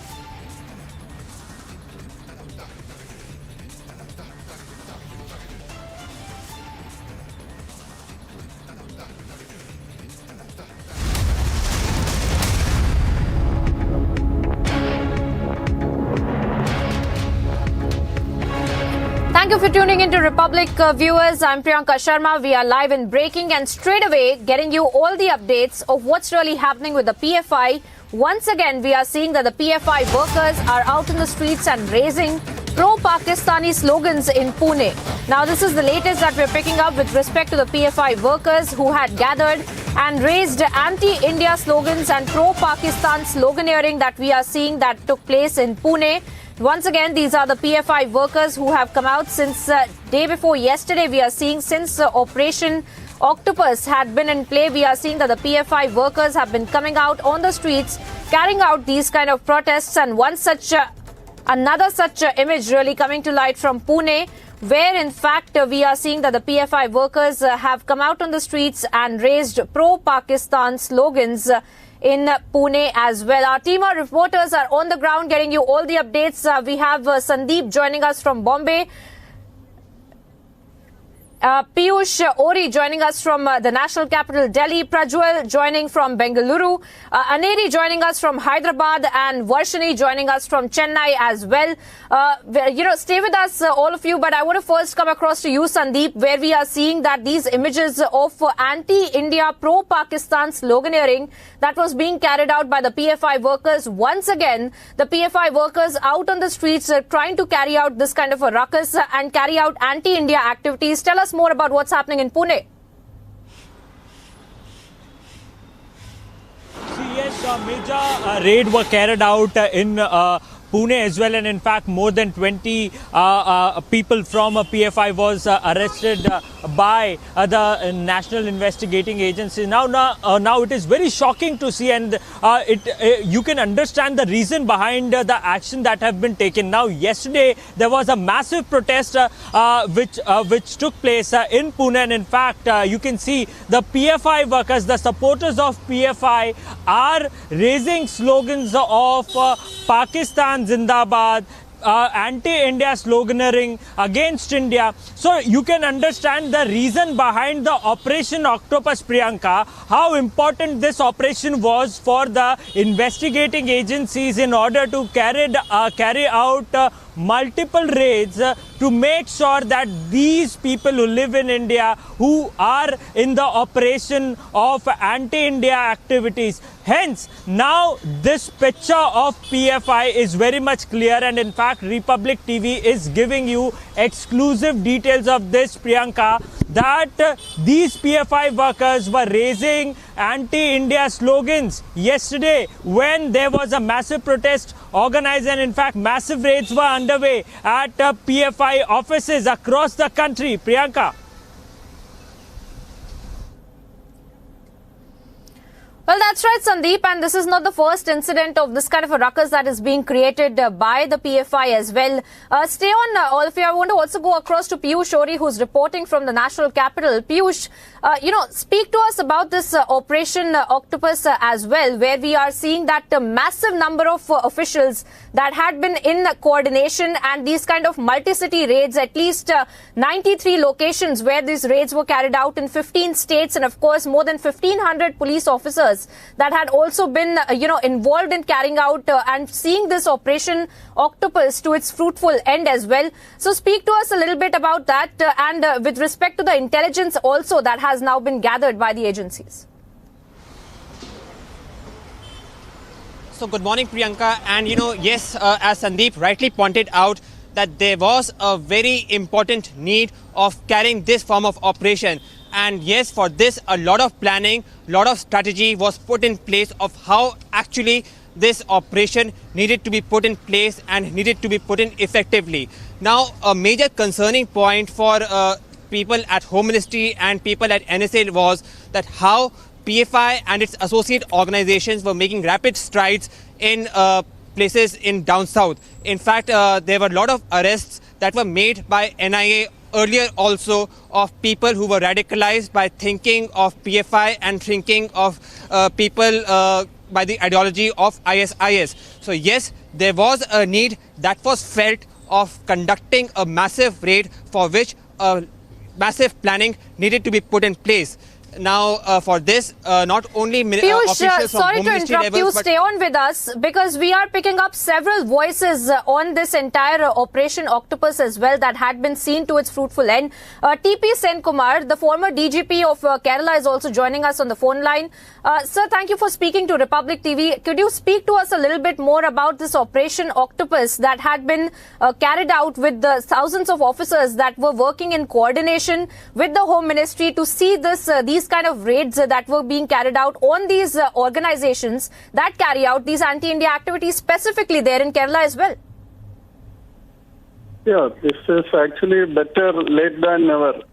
Actually, these things should have been done almost decades earlier. Now, these organizations have deep-rooted, especially in Kerala, compared to any other place in India. Kerala is their headquarters and actually the epicenter for all other places. That even in North India, the person from Kerala comes and actually guides them to join this extremist organization. Because they have only one motive. The motive is to have an Islamic state established in India with the help of the foreign agencies also. They have to even Indian Mujahideen was formed after a meeting conducted at Vagaman in Kerala. So we can see that they have been developing and they have been misrepresenting facts about whatever is happening in India and creating a fear among minorities and making them forcefully coming to their fold. So that has effectively been done to a big extent in Kerala. And in other states like Karnataka also they have been successful to, Tamil Nadu also they have been successful to a certain extent. But Kerala is the central place, epicenter for all activities and a substantial portion. That is why yesterday there was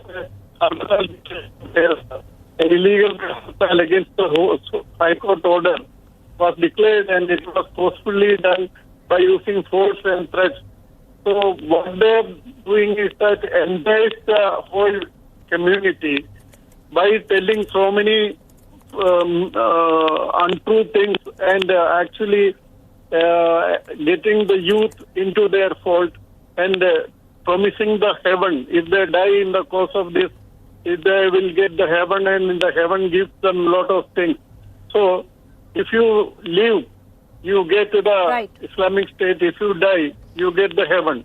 That is the way they have been preparing. And actually, this race, at least by this time, at least it is very good. And there should be, routes have to be taken.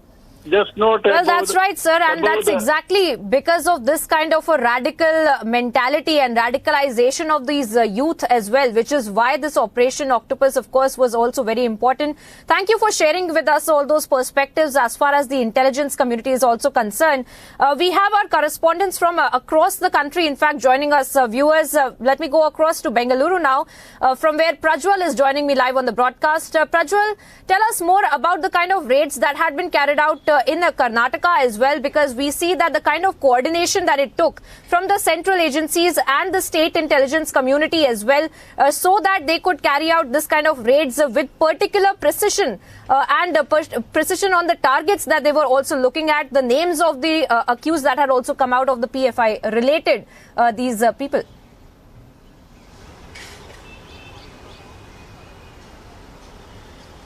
You know, in Bengaluru, all the arrests, all the 7 accused who were taken in were from Bengaluru, but largely Farooq as well as Shakif used to operate from Mangaluru, where Shakif is the PR, the public relations officer for the PFI in Karnataka, and almost all the evidences that has been found here point to them, planning for criminal conspiracy and also trying to create enmity between 2 groups over here. And there were also several sorts of digital evidence that was seized from his residence, and also Mr. one by the name of Nisar. It is now being learnt that he was the national treasurer of PFI, and the financial angle is being probed in by the enforcement directorate now. And what was the sort of funding and from where did the funding come in? Because it is now being learnt that the majority of the funding for the PFI used to come in from the Middle Eastern countries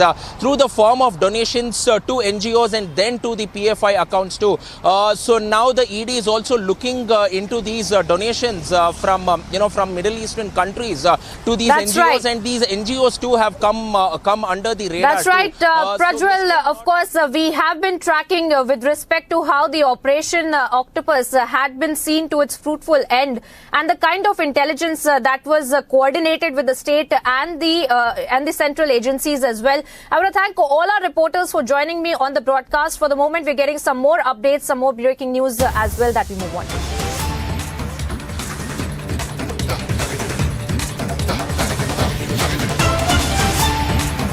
And we see that huge security forces have been deployed at the Teen Murti ahead of the BHP protest regarding the attacks on the Hindu community in the United Kingdom.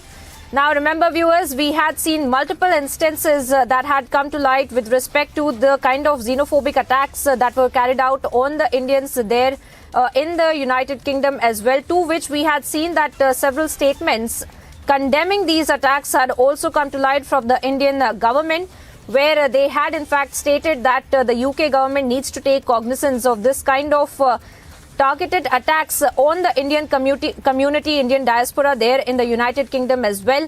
In fact, on Thursday as well, the officials had stated that because of the recent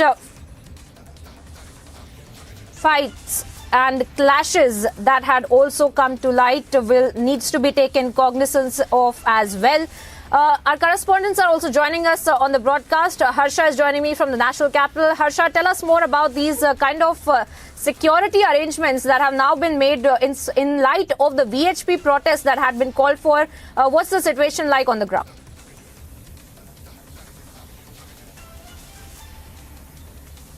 British Prime Minister Liz Truss, and right now we are showing the visuals from outside.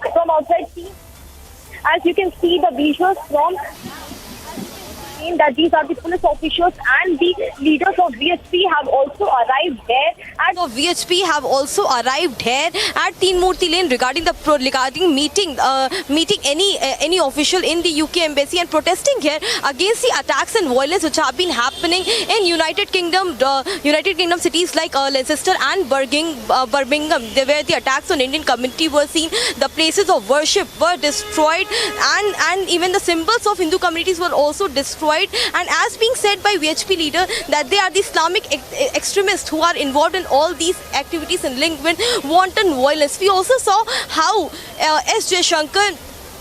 Jaishankar with his British counterpart James Cleverly has also spoken in the entire incidents which has happened with Indian community in the United Kingdom. And also Arindam Bagchi, the MEA spokesperson, has also issued a statement where he has spoken with the counterpart and assured that strict action should be taken against those who have done this violence against Indian community. Here are so many people who are joining us. These all are VHP leaders here who are trying to meet the officials at UK embassy. Sir, आप लोग आज मुलाकात करना चाहते हैं official से UK embassy में. United kingdom के लेसेस्टर और बर्मिंघम में जो कुछ हुआ उसको आप लोग यहाँ पे कैसे देख रहे हैं, क्योंकि वीएचपी वर्ल्ड काउंसिल ने लेटर भी लिखा है लिज ट्रस को. ऐसा है कि जो भी वहाँ ब्रिटेन में हो रहा है हिंदुओं पर हमले और अत्याचार, तो ब्रिटिश सरकार का काम है कि उसको रोकना और जो उसके गुनहगार हैं उनको गिरफ्तार करके कड़ी से कड़ी सजा दिलाने के लिए प्रयत्न करना.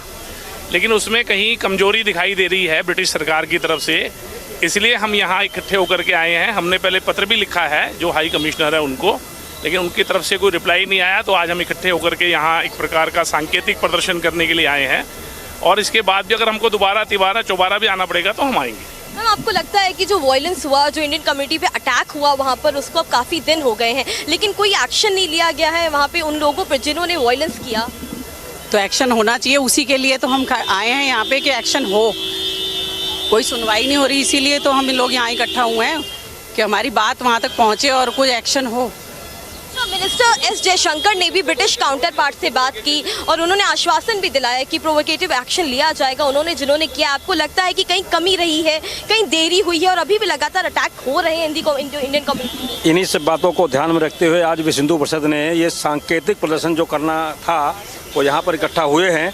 और अगर बाय द वे इसकी और ज़्यादा विरोध प्रदर्शन करने की ज़रूरत पड़ी तो वो भी किया जाएगा, उसमें भी कोई कमी नहीं रखी जाएगी. ब्रिटिश सरकार को ये सोचना पड़ेगा कि हिंदुओं पे जो अत्याचार हो रहा है वो अत्याचार ना हो, उसके लिए हम अच्छे कड़े से कड़े कदम उठाएं और जो वहाँ पर गुनाहगार हैं उनको कड़ी से कड़ी सजा दें. उसका एक संकेत पूरी दुनिया में जाए. मनोज जी, एक और बात, लगातार हम लोगों ने देखा है हिंदुस्तानियों का, खासकर इंडियन कम्युनिटी का बात करें तो उनका यूके के डेवलपमेंट में बहुत बड़ा योगदान है. कई वहाँ पे बिजनेस करते हैं, कई लोगों ने अपना स्टार्टअप खोल रखा है, कई लोगों को वहाँ पे नौकरी भी दी है. पूर्व पीएमओ ने कई बार ये बात भी की, पूर्व वहाँ के जो पीएम रहे हैं उन्होंने भी कई बार ये बातें कही हैं. ये अटैक किस वजह से है? इस वजह से तो नहीं कि हिंदुस्तान में जो क्लैशेस हो रहे हैं उसका अफेक्ट वहाँ पे दिखाई दे रहा है यूनाइटेड किंगडम? जिहादी मानसिकता है, सीधी पूरे वर्ल्ड के अंदर है, खाली हिंदुस्तान में नहीं है, पूरे वर्ल्ड में हो रहा है. इस मानसिकता को समझना होगा. हम लोग जिस तरीके से संभाल रहे हैं इन चीज़ों को, विदेश में भी संभालना पड़ेगा. हम इसका विरोध करते रहेंगे लगातार. So these are the people of VHP, the workers, the leaders of Vishwa Hindu Parishad Delhi, who are here to protest against the attacks which is being done on Indian community. And this is the Teen Murti Marg Hafia Chowk which we are showing you. The huge security forces have also been deployed here. Police officials, CRPF, all are here, and so many workers and leaders have joined here to the protest because they all are demanding action against those who have conducted, who have devastated Indian worship place and the symbols of Indian community. आप लोग क्या कहना चाहेंगे? वहाँ पे इतनी क्षति पहुंची, मंदिरों को उजाड़ा गया, वहाँ पे जो सिंबल्स है उनको उजाड़ा गया, कल्चरल हेरिटेज को नुकसान पहुंचाया गया इंडियन कम्युनिटी की। यहाँ बैठकर जब आप लोग देखते हैं तो आप लोग किस तरह का एक्शन चाहते हैं? हम लोगों को बड़ा अफसोस होता है कि हम लोग पिछड़ चुके हैं, इस तरीके से हम लोग बट गए हैं। जिस तरीके से हम लोग देख रहे हैं इंटरनेशनल के अंदर क्या क्या हो रहा है, हम लोग बहुत ज़्यादा अपनी संख्या लेके आए हुए हैं, कुछ प्रदर्शन करेंगे, उसके बाद देखते हैं जैसे भी विचार बनेगा। स्वामी जी, आप क्या कहना चाहेंगे? इतना कुछ हो रहा है, कई दिन हो गए हैं, हर कोई कह रहा है कि ब्रिटिश काउंसिल पार्ट से भी कहा गया कि एक्शन ले रहे हैं, तुरंत एक्शन लिया जाएगा, लेकिन अब तक कोई ठोस एक्शन हुआ नहीं है। आपको लगता है कमी रही है कहीं ना कहीं ब्रिटिश काउंटर पार्ट में, वो लोग गंभीरता से नहीं समझ रहे इस मसले को? देखिए, पहले तो अपने को ये समझना पड़ेगा कि जो भारत में राष्ट्र विरोधी तत्व सक्रिय थे वही ब्रिटेन के अंदर काम कर रहे हैं। बोलने की आवश्यकता नहीं है, जिस प्रकार से खालिस्तानी मूवमेंट सक्रिय था और खालिस्तान के जो लोग हैं और पाकिस्तान के सक्रिय वो लोग, निश्चित तौर पर ब्रिटेन सरकार की कहीं ना कहीं नाकामी रही है, इसलिए हमको प्रदर्शन करना पड़ रहा है। आपको ये लगता है कि हिंदुस्तान में जो क्लैश हो रहे हैं हिंदू मुस्लिम के बीच में, कहीं ना कहीं वो भी एक असर है जो वहाँ दिखाई दे रहा है ब्रिटेन में, उसका भी कहीं ना कहीं रिजल्ट नजर आ रहा है वहाँ पे कि लोग गुस्साए हुए हैं, अटैक इंडियन कम्युनिटी पर हो रहा है?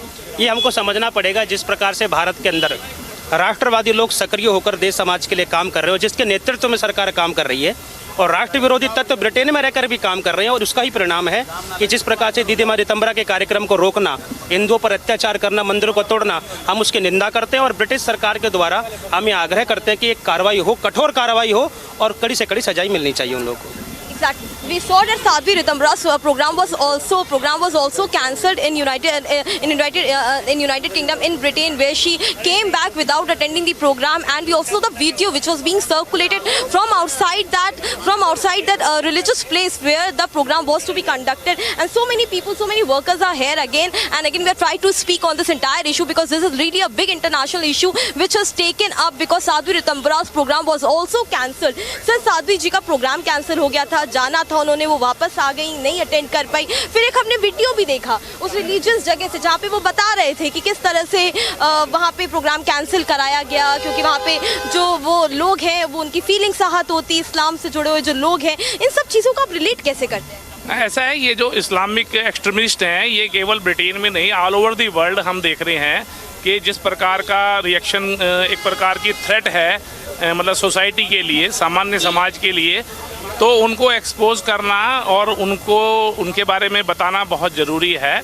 और ब्रिटेन में जो ये हो रहा है ये तो ब्रिटिश सरकार की एक प्रकार से नाकामी है कि उन्होंने अपनी धरती पर इस प्रकार के हमले कैसे होने दिए, इसीलिए हम ब्रिटिश हाई कमीशन के पास आज प्रदर्शन करते हैं। सर, आप लोग क्या चाहते हैं? सरकार किस तरह से इंटरवीन करे, इंडियन गवर्नमेंट किस तरह से इंटरवीन करे, और इंडियन गवर्नमेंट को और कितना स्ट्रिक्टली बात करनी चाहिए ब्रिटिश काउंटर पार्ट से कि तुरंत एक्शन हो, कार्रवाई? इंडियन गवर्नमेंट तो अपना काम कर ही रही है, बाकी हम अपने विश्व हिंदू परिषद की तरफ से ये देखते हैं कि हमारे विश्व हिंदुओं के कल्याण के लिए जहाँ जहाँ हिंदुओं का दमन होगा उसके खिलाफ आवाज़ उठेगी, और विश्व हिंदू परिषद पुरजोर तरीके से ब्रिटेन सरकार के खिलाफ भी, और खिलाफ नहीं, हम तो अभी निवेदन कर रहे हैं कि कहीं भी जहाँ पे भी विश्व भर में हमारे हिंदू हैं उनको संरक्षण प्राप्त हो, जो उनके साथ अत्याचार हो रहा है या फिर जो भी गलत तरीके से आंख उठाए जा रहे हैं उसके ऊपर कार्रवाई नहीं होगी तो फिर विश्व हिंदू परिषद आगे आएगा और अपने तरीके से निवेदन और जवाब देगा।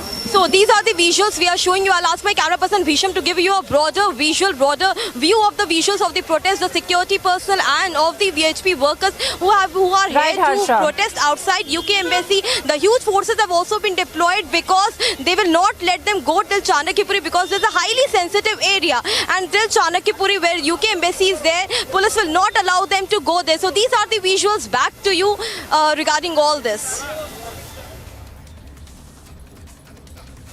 Well, absolutely, Harsha, and of course, we have seen that the MEA official spokesperson also talking about how he is in touch with the highest diplomatic authorities there in Britain as well to get justice for the Indian diaspora against whom these kind of attacks have been taking place. Harsha, thank you for getting us all those voices from the ground as far as the VHP is concerned on these attacks that were being carried out.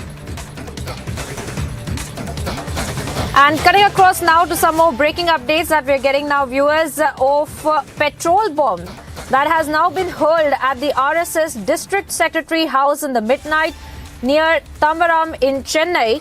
Now, after hearing a loud noise in the midnight, RSS District Secretary Sitaram found that a petrol bomb was hurled at his house, and the police in fact have immediately rushed to the spot and are investigating the scene as well. It was found through the CCTV footage that unidentified men have thrown a bottle filled with petrol into the house. Now, those are the exclusive images that we are also putting out for you of the RSS District Secretary's house on which this petrol bomb in fact had been hurled at.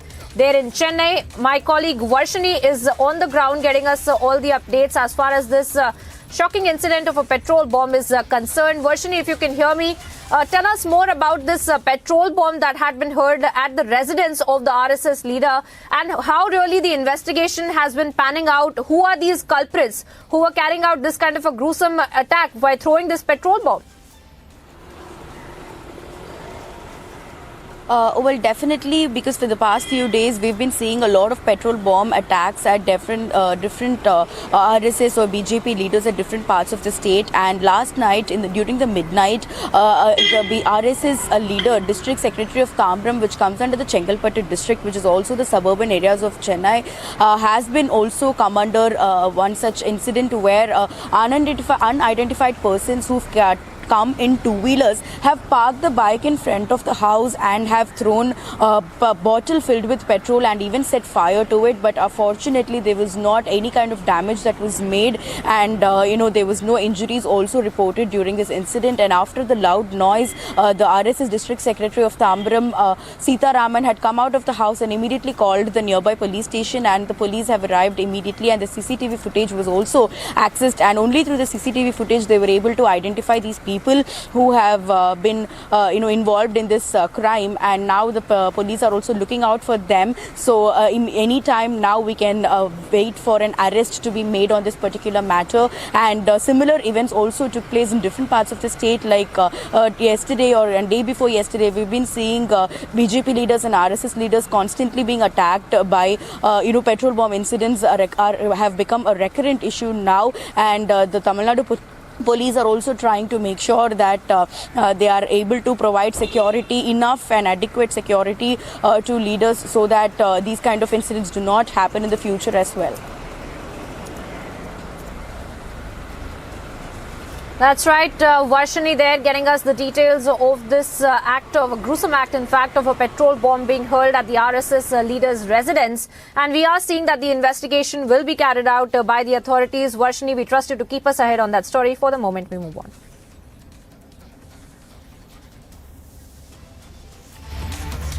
And we do see the kind of developments that are taking place with respect to the petrol bomb that has been hurled at the RSS District Secretary's house. This, of course, is an incident that took place in the midnight yesterday at Tambaram in Chennai.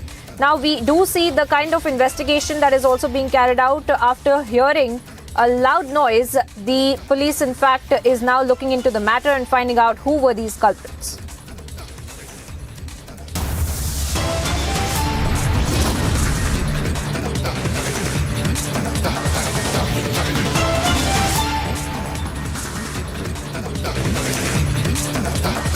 Taking a short break here now, viewers, getting you details on the other side of the Prime Minister's visit to Himachal Pradesh, where, of course, we will see him addressing a mega rally and also talking about the development and the road ahead for the Himachal Pradesh government.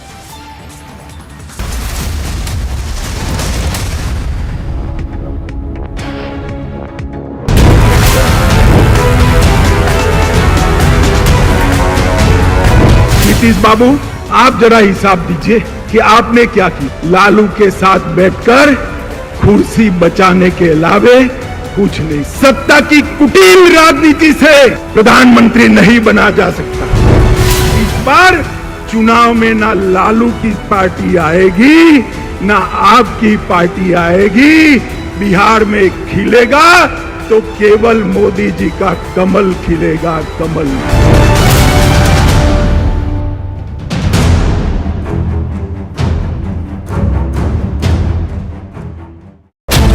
The Lutyens media, their co-conspirators, they who said they walk in my shoes, they who conspired with the Vadra Congress, they who even conspired with our enemy nation of Pakistan, they don't know where to hide from you, because they know whatever the truth, it is in the final TRP report. Deals can be done between corporates, policemen, politicians, Pakistan, Vadra Congress. because they think the truth will never come out. And they think they will all come together and present you their side of the story. But the truth is out, viewers, and I want you to put these liars to the test, because the nation must know, because the nation will know, the nation wants to know. Recently, we had seen massive raids taking place in Andhra Pradesh, in Telangana. There are huge number of Muslim groups gathered here to protest against the raids that happened yesterday, and also to protest against the arrests that have been made so far. It is now coming to light that all the 7 people who were arrested are from Bengaluru. 11 arrests have been made so far till now by the Assam police. And we are seeing several incidents of violence. We have reported incidents of violence in Thiruvananthapuram, in Kollam, in Kottayam, in Thrissur, in Kannur and Alappuzha as well. They called me names. They called me a thief, viewers. They conspired with the tainted Parambir Singh and the murder charge Sachin Vase and the now in jail Anil Deshmukh of the NCP to claim that Republic's success was a result of deceit. They became a collaborative effort along with the Vadra Congress to attack my colleagues, to attack this network, to attack this channel, and they celebrated, viewers. And viewers, we knew all along that one day will come. A day will come, for no doubt. We knew that day will come when the truth will be out. Because the nation must know. Because the nation will know. The nation wants to know.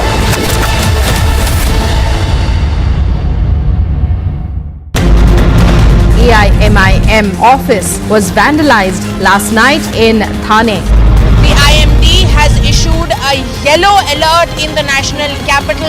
PFI has announced a dawn to dusk protest. Several incidents of violence have been reported.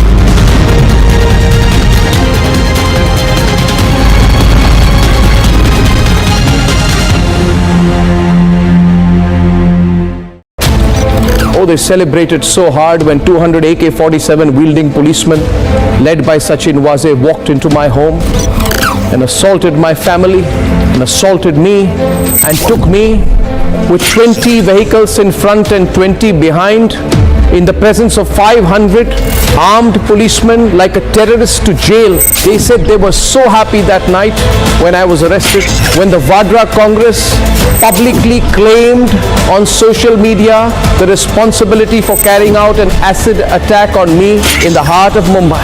And now that the truth is out, will they not put out the truth? Because the nation must know. Because the nation will know. The nation wants to know.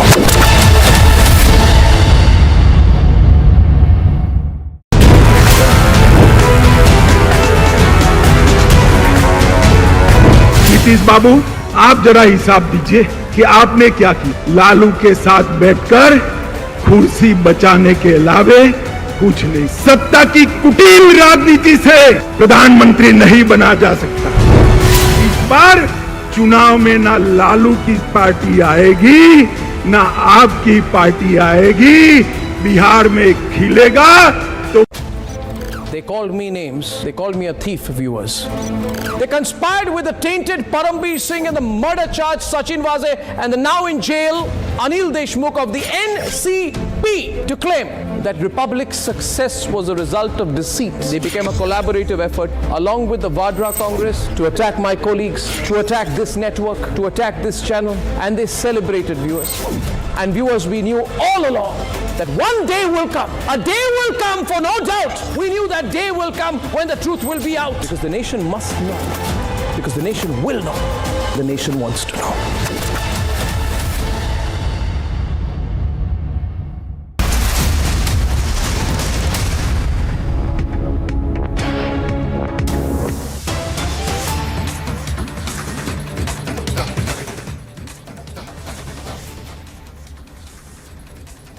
Welcome back, viewers. Cutting across to some massive breaking updates that we're getting of the CBI that is conducting searches at 56 locations in 20 states and union territories in 2 cases related to downloading child sexual abuse material through cloud storage.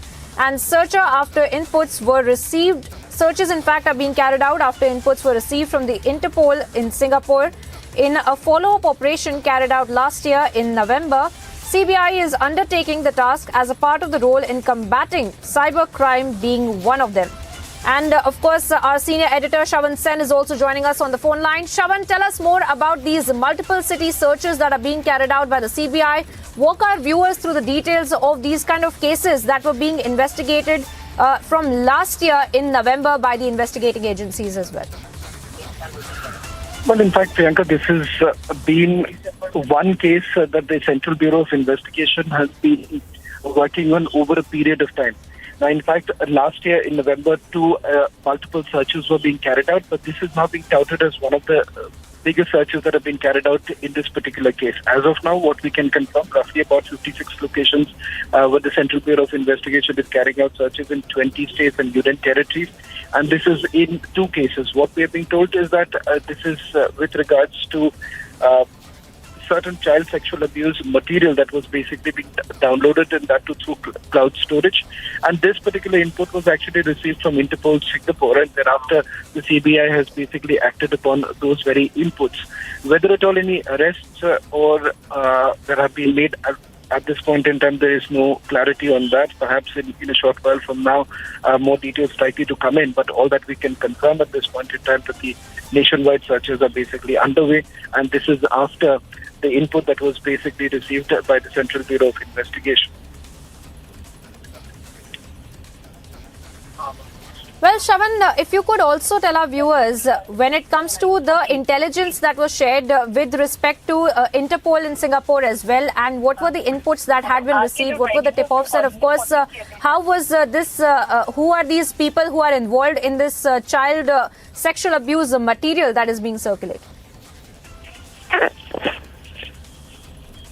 Well, as far as the names that are concerned, at this point in time, there's no clarity on it. But remember, the Central Bureau of Investigation had basically registered the case against 4 people on April 29, 2022 on charges of sharing and exchanging child sexual abuse material, and also the fact that there were also previous cases in which we're given to understand that was basically clubbed. Keeping this in mind, I'm given to understand that more details have essentially come in after the Central Bureau of Investigation has registered cases against 83.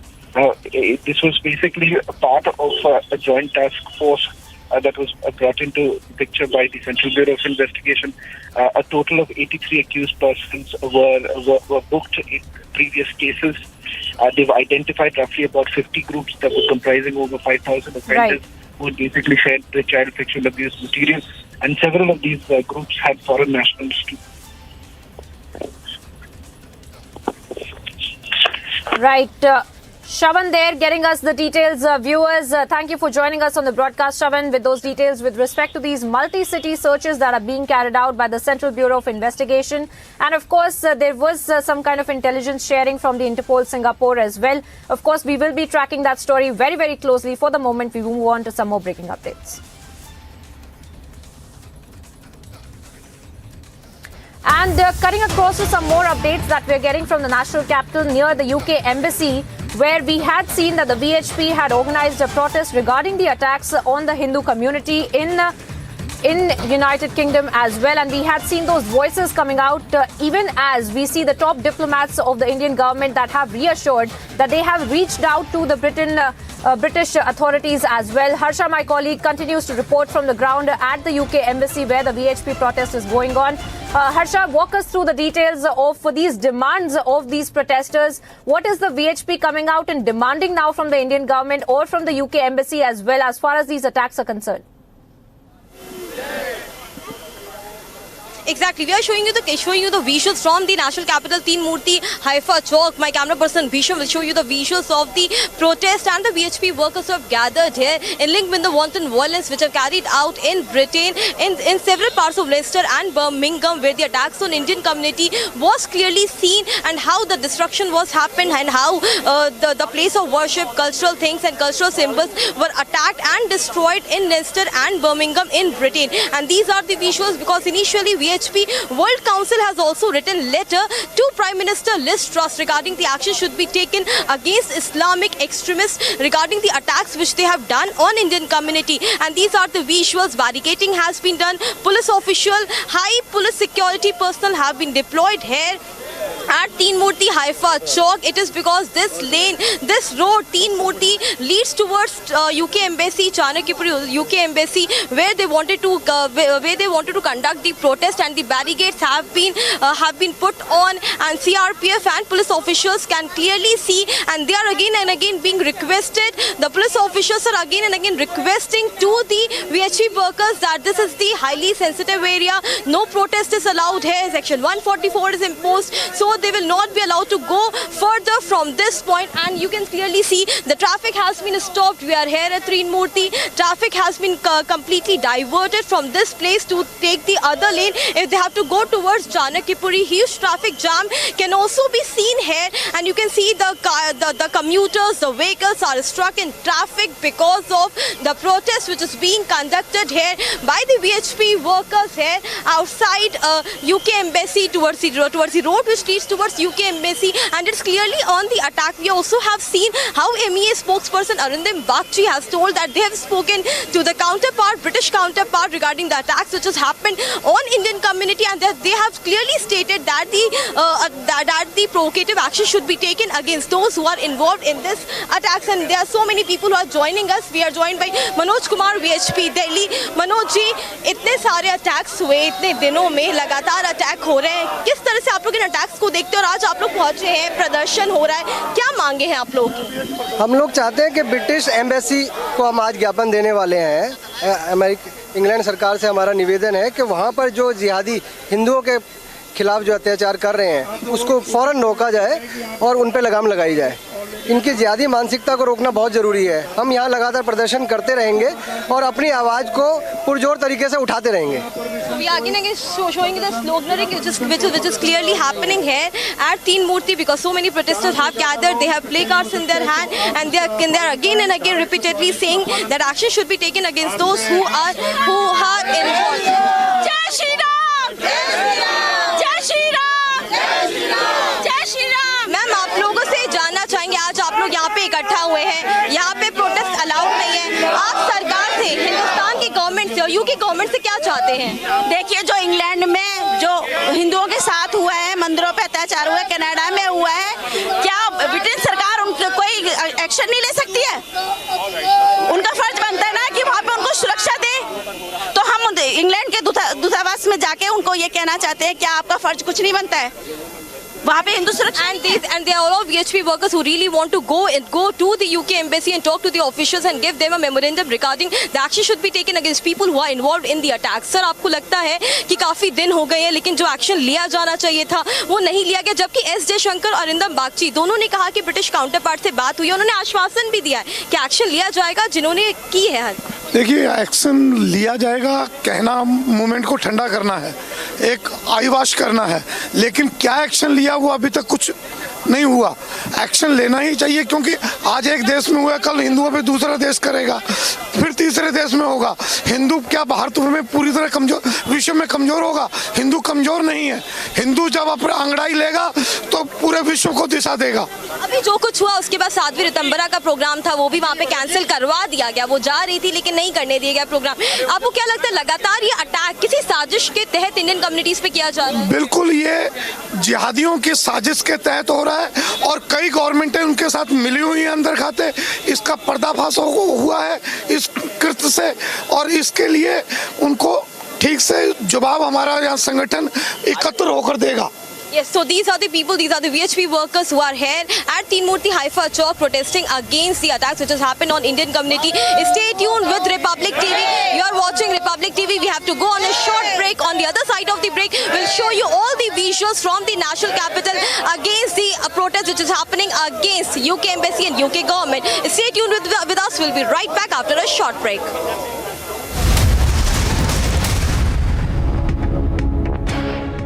Recently, we had seen massive raids taking place in Andhra Pradesh, in Telangana. There are huge number of Muslim groups gathered here to protest against the raids that happened yesterday, and also to protest against the arrests that have been made so far. It is now coming to light that all the 7 people who were arrested are from Bengaluru. 11 arrests have been made so far till now by the Assam police. And we have seen several incidents of violence. We have reported incidents of violence in Thiruvananthapuram, in Kollam, in Kottayam, in Thrissur, in Kannur and Alappuzha as well.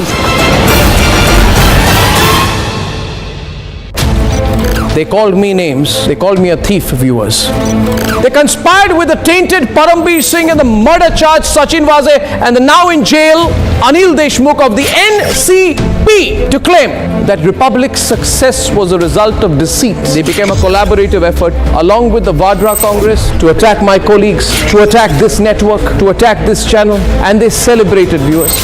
And viewers, we knew all along that one day will come. A day will come, for no doubt. We knew that day will come when the truth will be out. Because the nation must know. Because the nation will know. The nation wants to know.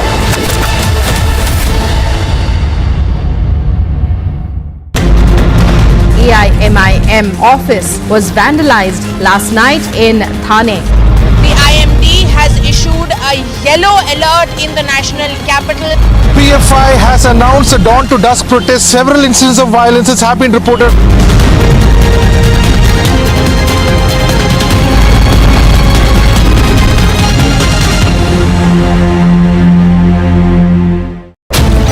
Oh, they celebrated so hard when 200 AK-47 wielding policemen led by Sachin Waze walked into my home and assaulted my family and assaulted me and took me with 20 vehicles in front and 20 behind in the presence of 500 armed policemen like a terrorist to jail. They said they were so happy that night when I was arrested, when the Vadra Congress publicly claimed on social media the responsibility for carrying out an acid attack on me in the heart of Mumbai.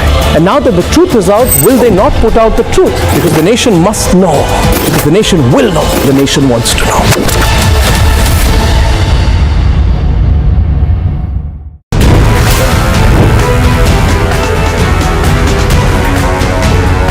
Nitish बाबू, आप जरा हिसाब दीजिए कि आपने क्या किया। लालू के साथ बैठकर कुर्सी बचाने के अलावे कुछ नहीं। सत्ता की कुटिल राजनीति से प्रधानमंत्री नहीं बना जा सकता। इस बार चुनाव में ना लालू की पार्टी आएगी, ना आपकी पार्टी आएगी। बिहार में खिलेगा तो केवल मोदी जी का कमल खिलेगा, कमल।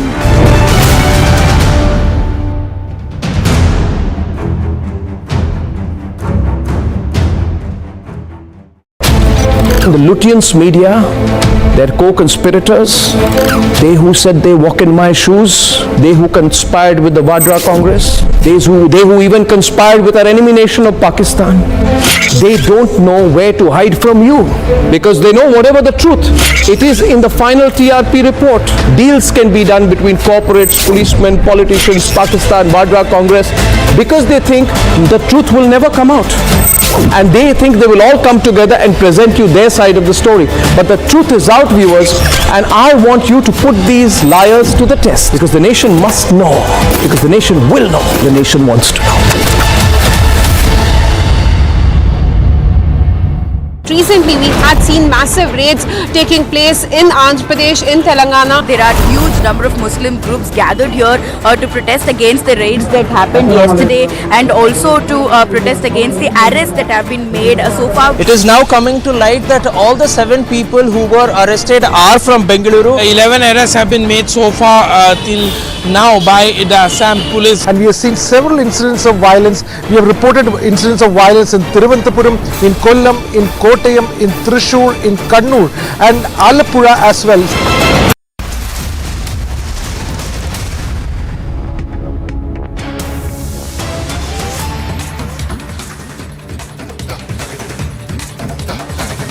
Welcome back, viewers. Straight away cutting across to some more breaking updates that we're getting from Uttar Pradesh this time. Now, according to the UP ATS, there are raids that are being carried out right now on the PFI across the state, and 6 PFI members, including 4 from Meerut and 2 from Varanasi, have been arrested by the UP ATS. And they're also telling us that objectionable literature and other material that was recovered from the arrested members has also been something that will add up to the investigation against these people on premises of whom there was raids that were being carried out by the UP ATS. And these are the raids that have been confirmed by the authorities as of now, the raids that are being conducted on PFI across the states. And as a result of that, there are 6 members, including 4 from Meerut and 2 from Varanasi, that have been arrested by the UP ATS authorities as well. And they've also told us that there was objectionable material and literature that had been recovered from their person, from their premises as well, that has led to this kind of an arrest as well. Piyush Ori, my colleague, is joining me on the broadcast with more updates on this story. Piyush, tell us more about the kind of crackdown that is being carried out by the UP ATS, and this comes just hours after the Operation Octopus that was being carried out across the country as well. What can you tell our viewers about these fresh arrests that have been made by the UP ATS now?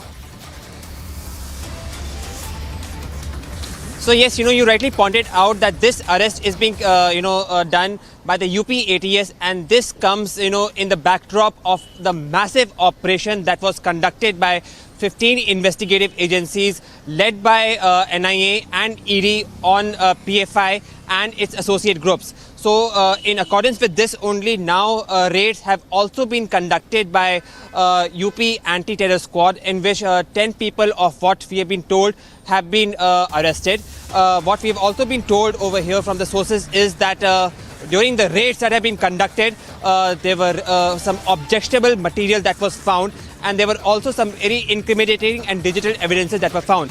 For all these updates on Operation Octopus and all by the Anti-Terror Squad, stay tuned to Republic Media Network as we keep you updated of this massive raid on PFI. Stay tuned to Republic Media Network.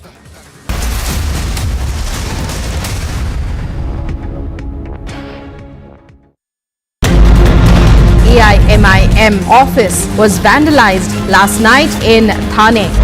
The IMD has issued a yellow alert in the national capital. PFI has announced a dawn to dusk protest. Several incidents of violence have been reported.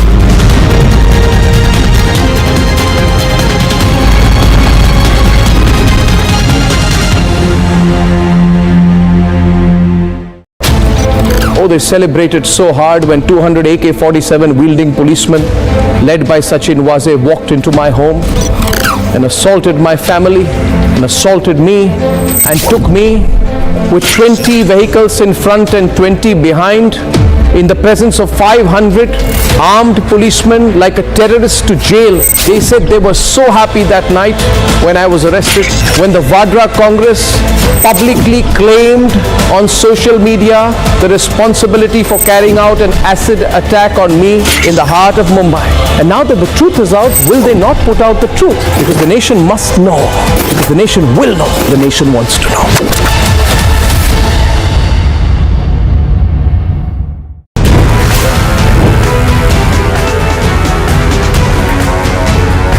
Nitish बाबू, आप जरा हिसाब दीजिए कि आपने क्या किया। लालू के साथ बैठकर कुर्सी बचाने के अलावे कुछ नहीं। सत्ता की कुटिल राजनीति से प्रधानमंत्री नहीं बना जा सकता। इस बार चुनाव में ना लालू की पार्टी आएगी, ना आपकी पार्टी आएगी। बिहार में खिलेगा तो केवल मोदी जी का कमल खिलेगा, कमल।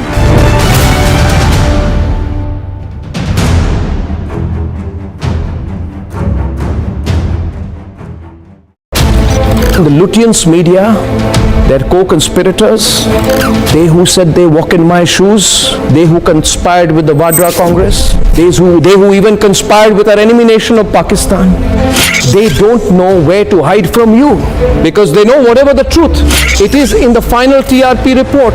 Deals can be done between corporates, policemen, politicians, Pakistan, Vadra Congress, because they think the truth will never come out. And they think they will all come together and present you their side of the story. But the truth is out, viewers, and I want you to put these liars to the test, because the nation must know, because the nation will know, the nation wants to know. Recently, we had seen massive raids taking place in Andhra Pradesh, in Telangana. There are huge number of Muslim groups gathered here to protest against the raids that happened yesterday and also to protest against the arrests that have been made so far. It is now coming to light that all the 7 people who were arrested are from Bengaluru. 11 arrests have been made so far till now by the Assam police. And we have seen several incidents of violence. We have reported incidents of violence in Thiruvananthapuram, in Kollam, in Kottayam, in Thrissur, in Kannur and Alappuzha as well. They called me names. They called me a thief, viewers. They conspired with the tainted Paramveer Singh and the murder.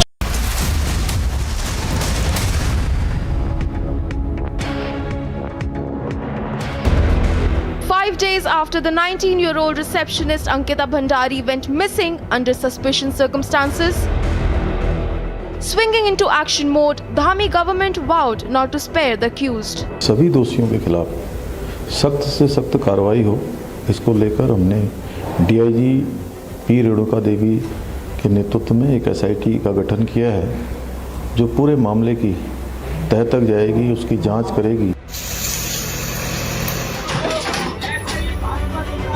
Bulldozers were rolled over the resort Vanantara in Rishikesh.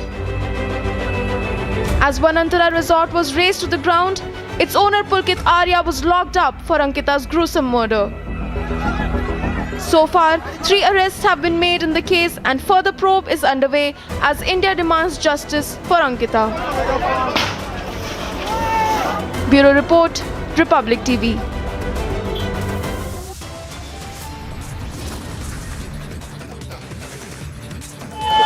You're watching Republic TV. On the other side of the break, we will show you more action and drama from National Capital regarding the VHP protest. Right now on the screen, the visuals from National Capital. Stay tuned with us. You are watching Republic TV.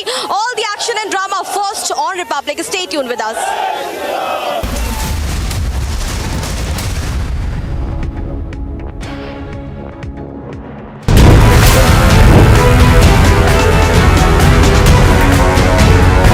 Nitish बाबू, आप जरा हिसाब दीजिए कि आपने क्या किया। लालू के साथ बैठकर कुर्सी बचाने के अलावे कुछ नहीं। सत्ता की कुटिल राजनीति से प्रधानमंत्री नहीं बना जा सकता। इस बार चुनाव में ना लालू की पार्टी आएगी, ना आपकी पार्टी आएगी।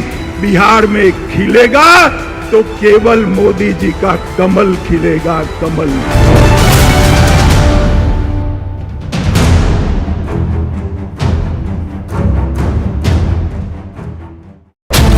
The Lutyens media, their co-conspirators, they who said they walk in my shoes, they who conspired with the Vadra Congress, they who even conspired with our enemy nation of Pakistan, they don't know where to hide from you because they know whatever the truth, it is in the final TRP report. Deals can be done between corporates, policemen, politicians, Pakistan, Vadra Congress, because they think the truth will never come out. And they think they will all come together and present you their side of the story. But the truth is out, viewers, and I want you to put these liars to the test, because the nation must know, because the nation will know, the nation wants to know. Recently, we had seen massive raids taking place in Andhra Pradesh, in Telangana. There are huge number of Muslim groups gathered here to protest against the raids that happened yesterday and also to protest against the arrests that have been made so far. It is now coming to light that all the 7 people who were arrested are from Bengaluru. 11 arrests have been made so far till now by the Assam police. And we have seen several incidents of violence. We have reported incidents of violence in Thiruvananthapuram, in Kollam, in Kottayam, in Thrissur, in Kannur and Alappuzha as well. They called me names. They called me a thief, viewers. They conspired with the tainted Paramveer Singh and the murder charge Sachin Vaze and the now in jail Anil Deshmukh of the NCP to claim that Republic's success was a result of deceit. They became a collaborative effort along with the Vadra Congress to attack my colleagues, to attack this network, to attack this channel, and they celebrated, viewers. And viewers, we knew all along that one day will come. A day will come, for no doubt. We knew that day will come when the truth will be out. Because the nation must know. Because the nation will know. The nation wants to know.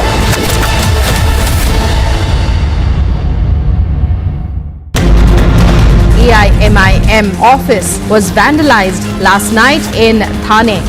The IMD has issued a yellow alert in the national capital. PFI has announced a dawn to dusk protest. Several incidents of violence have been reported.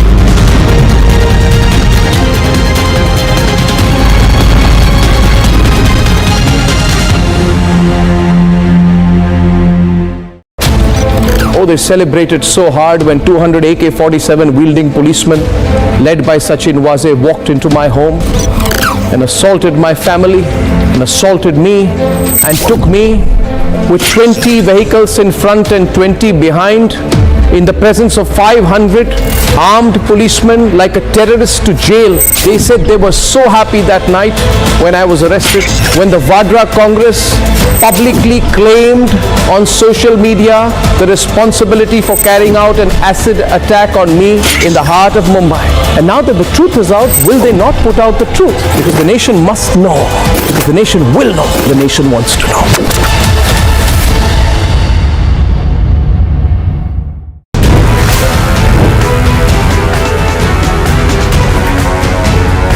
Nitish बाबू, आप जरा हिसाब दीजिए कि आपने क्या किया। लालू के साथ बैठकर कुर्सी बचाने के अलावे कुछ नहीं। सत्ता की कुटिल राजनीति से प्रधानमंत्री नहीं बना जा सकता। इस बार चुनाव में ना लालू की पार्टी आएगी, ना आपकी पार्टी आएगी। बिहार में खिलेगा तो केवल मोदी जी का कमल खिलेगा, कमल।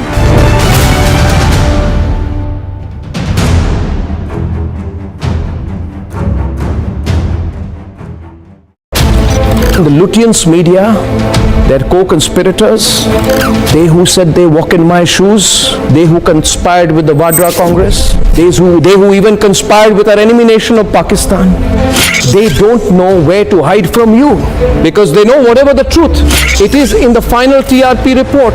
Deals can be done between corporates, policemen, politicians, Pakistan, Vadra Congress, because they think the truth will never come out. And they think they will all come together and present you their side of the story. But the truth is out, viewers, and I want you to put these liars to the test. Because the nation must know. Because the nation will know. The nation wants to know.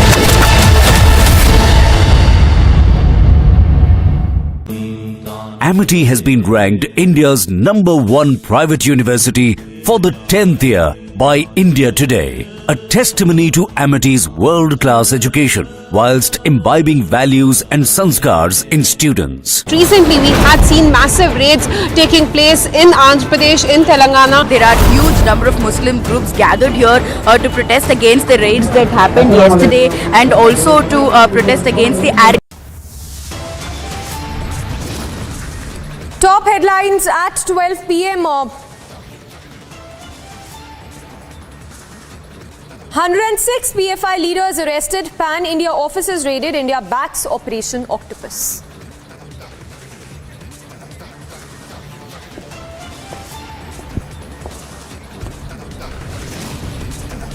Months of planning by 15 agencies and operations supervised by the NSA, guided by the Home Minister. It's a massive swoop down on the PFI.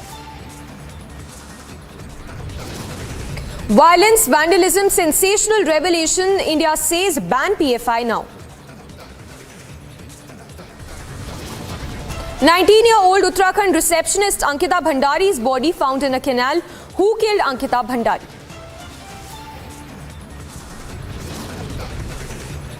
BJP leader's son arrested over murder charge. Nation demands justice for Ankita. VHP workers staged mega protest outside the UK embassy in the national capital. Protest over violence against Hindus in UK.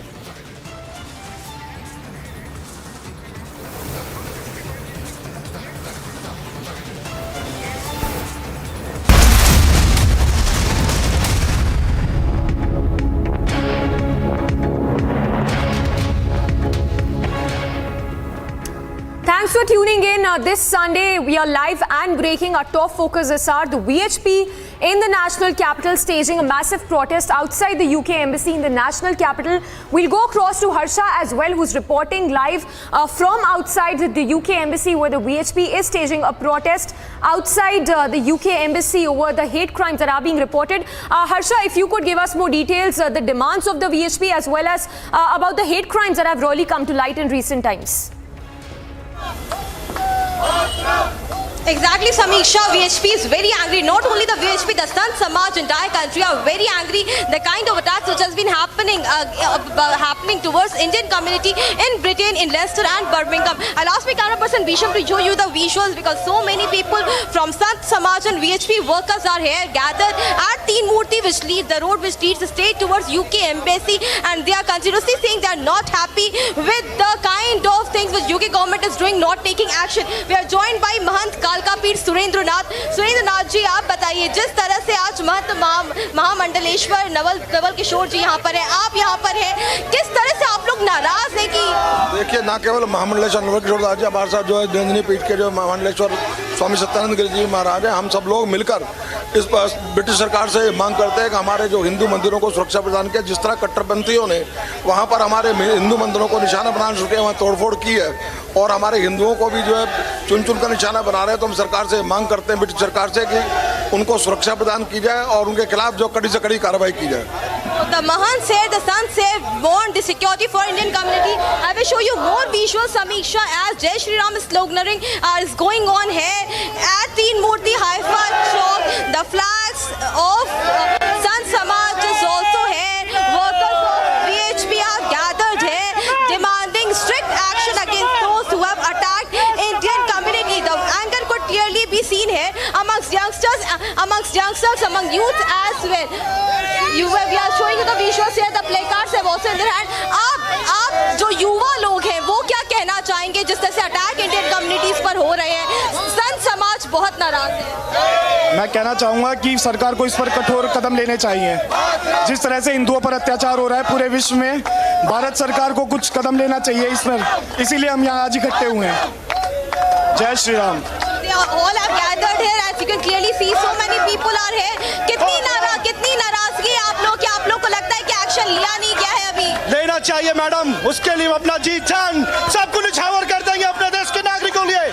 Bharat माता की, भारत माता की जय श्री राम. जय श्री राम. हिंदू जाग गया है. So Samiksha, you are seeing these are the visuals from Teen Murti Haifa Chowk, where the anger can clearly be seen amongst the people from Indian community. They are very angry against the attacks which has happened on Indian community in Britain, and the people and the delegation, there are three people, Mahamanteshwar Naval Kishore Das, Kapil Khanna, who have gone inside UK embassy to meet the officials. Absolutely, yes. Back to you, Samiksha. All right, thank you, Harsha. We'll keep coming back to you. Harsha, stay with us. If you could talk to more of these VHP workers, and also talk to us more about the kind of incidents that have really come to light, especially that very incident that also went viral on social media, the incident that happened in Birmingham.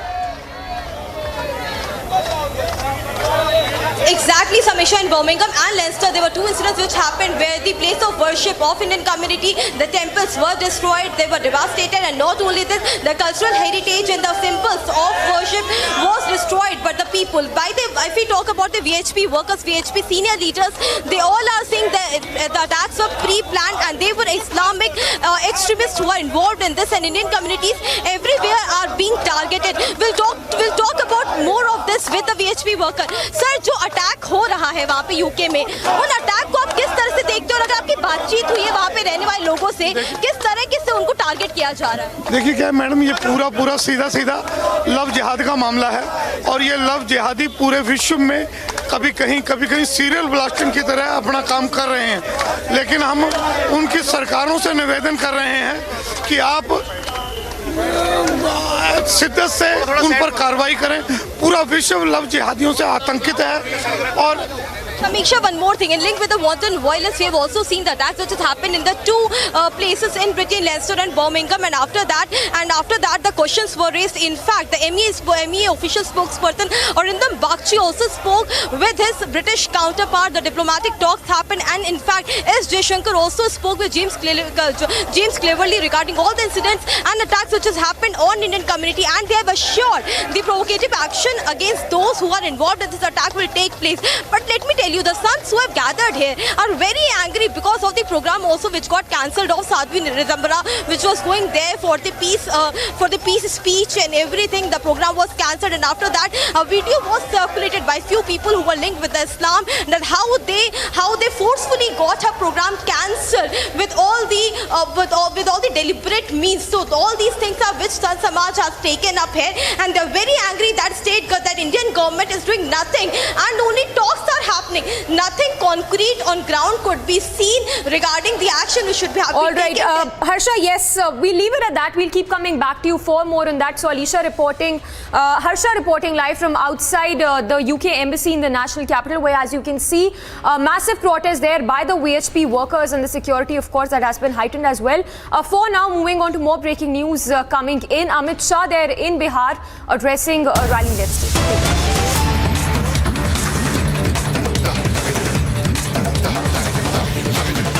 होने के कगार पर आया है, कह भी सकते हैं कि समाप्त हो चुका है। पूरा पहाड़ हो, जंगल हो, दोनों जंगलों में आज हमारी सीआरपीएफ की एक प्रकार से वर्चस्व स्थापित होने का काम समाप्त कर दिया गया है, और इसमें एसएसबी के योगदान को पूरा देश हमेशा ध्यान में रखेगा। मित्रों, जब खुली सीमा होती है, जहां तारबंदी नहीं होती है, वहां पर टेक्नोलॉजी का उपयोग बहुत महत्वपूर्ण हो जाता है। चाहे सीसीटीवी हो, चाहे ड्रोन हो, अनेक प्रकार की टेक्निक को अपनाकर सीमाओं की सुरक्षा को सुनिश्चित करना चाहिए। सुजोय लाल के नेतृत्व में जो अधिकारी हैं, वो सभी को मैं कहना चाहूँगा कि बीएसएफ और बाकी सशस्त्र बलों की गुड प्रैक्टिसेस का एक्सचेंज कर एसएसबी ने भी टेक्नोलॉजी को अपनाना चाहिए। जब सीमाएं खुली होती है, तब टेक्नोलॉजी सीमा को सुरक्षित करने का एक बहुत बड़ा माध्यम बन सकती है। तो एसएसबी ने इस दिशा में आगे बढ़ना चाहिए। मैं एसएसबी के जवानों को एक और बात के लिए भी बहुत बहुत बधाई देना चाहता हूं, क्योंकि जब 2019 में गृह मंत्रालय ने वृक्षारोपण का निर्णय किया, तब अपने लक्ष्य को सबसे पहले समाप्त करने वाले सशस्त्र बलों में हमारा एसएसबी सबसे आगे है। अभी मोदी जी के नेतृत्व में आजादी का अमृत महोत्सव मनाया, हर घर तिरंगा अभियान लिया, खास कर सीमांत क्षेत्र के गांवों में राष्ट्रभक्ति की भावना को और प्रदीप्त करने का हमने लक्ष्य रखा था। 10 लाख तिरंगे एसएसबी के जवानों ने घर घर जाकर वितरित भी किए और उसको फहराने का सुनिश्चित। इससे निश्चित रूप से आपका ही काम सरल हो। जिसके घर पर आप तिरंगा लेकर आए हो, जिसने फहराया है, इसके साथ एसएसबी का एक अटूट रिश्ता बनता है, और सूचनाओं के आदान प्रदान में वो रिश्ता हमेशा के लिए आप काम आएगा। मैं आज एसएसबी के सभी जवानों को इस मौके पर अनेक अभिनंदन देना चाहता हूं, क्योंकि इतनी बड़ी 2 राष्ट्रों से जुड़ी हुई सीमा को आप बड़ी कर्तव्य निष्ठा के साथ और राष्ट्रभक्ति के साथ आप इसकी सुरक्षा कर रहे हैं। और आपका इलाका जो एसएसबी का है, वो सिलीगुड़ी कॉरिडोर के नजीक है। ये हमारे देश के लिए बहुत संवेदनशील क्षेत्र हैं। पश्चिम बंगाल, सिक्किम, आसाम, ईश्वर, नेपाल, भूटान और बांग्लादेश, ये पूरी सीमा बहुत संवेदनशील सीमा है, जहां सिलीगुड़ी जैसे संवेदनशील गलियारे के साथ ही आपका ड्यूटी लगा है, तो आपको ज्यादा सजग होकर काम करना पड़ेगा। जिसके लिए आप तैयार हो।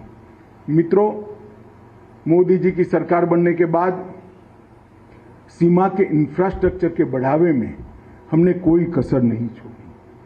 2008 से 14 के वर्ष में लगभग 23,700 करोड़ रुपया, प्रति वर्ष लगभग 4,000 करोड़ रुपया खर्च किए गए और नरेंद्र मोदी सरकार बनने के बाद 23,700 करोड़ से बढ़ाकर 44,600 करोड़ रुपया तक खर्च बढ़ा है। तो जो खर्च पहले 4,000 करोड़ होता था वो अब 6,000 करोड़ होता है, लगभग 3.5 गुना बढ़ोतरी रोड की लेंथ में हमने इससे की है। तो ये बताता है कि सीमाओं की सुरक्षा के लिए भारत सरकार की प्रायोरिटी कितनी मजबूत है। मगर भारत सरकार सुविधा दे सकती है, वाइब्रेंट विलेज का कार्यक्रम लेकर आ सकती है, सीमांत क्षेत्र के विकास उत्सव के कार्यक्रम लेकर आ सकती है, मगर ये सभी चीजों के बावजूद भी सुरक्षा तो आपके अथक परिश्रम और बलिदान के अलावे सुनिश्चित नहीं है। मैं जब भी नेपाल और भूटान बॉर्डर की बात करता हूं, मैं हमेशा सुनिश्चित रहता हूं, क्योंकि मेरा एसएसबी का जवान, मेरे एसएसबी की जवान बहन जो मुस्तैदी के साथ इसकी सुरक्षा करते हैं, राष्ट्र को इस बॉर्डर से कभी खतरा हो ही नहीं सकता। इतनी निश्चिंतता के साथ मैं पूरे देश में जहां जाता हूं वहां बताता हूं। आज यहां 0 पॉइंट पर नेपाल बॉर्डर पर मैं पहली बार आया हूं। इसके बाद जनवरी के सप्ताह में मेरा यूपी में कार्यक्रम है, ये भी 0 पॉइंट पर है। आप सभी को मिलकर बहुत अच्छा लगा, आपकी कठिनाइयां देखकर और ये नए भवन देखकर। कठिनाइयां देखकर चिंता होती है और भवन देखकर आश्वस्ति होती है कि कम से कम कुछ तो राहत ये भवन बनने से आप लोगों को मिलेगा और आपकी कठिन ड्यूटी में थोड़े पल आराम के आप यहाँ निकाल पाओगे। आप सभी को अनेक अनेक शुभकामनाएं देकर मेरी बात समाप्त करता हूँ। वंदे मातरम, भारत माता की जय।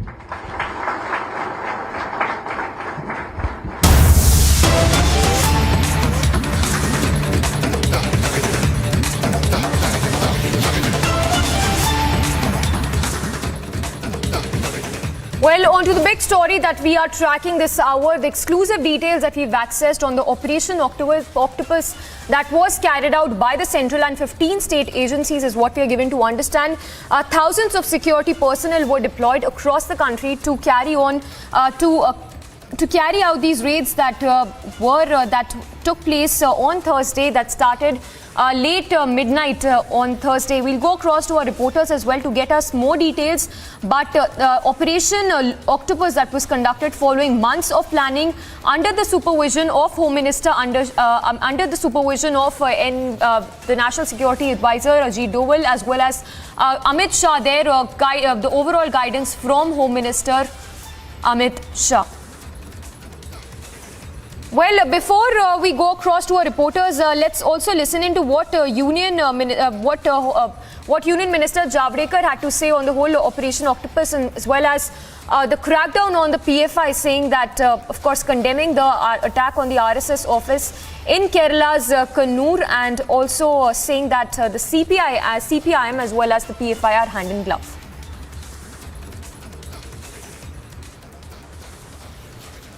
Yesterday was the dark day in Kerala because people suffered throughout the state. The hapless passengers, commuters, vehicles, at hundreds of places, PFI organized they engaged into violence and broke and attacked the bus travelers. We condemn this barbaric attack by PFI, and they also bombed RSS office in Kannur. This is never seen before. This is PFI.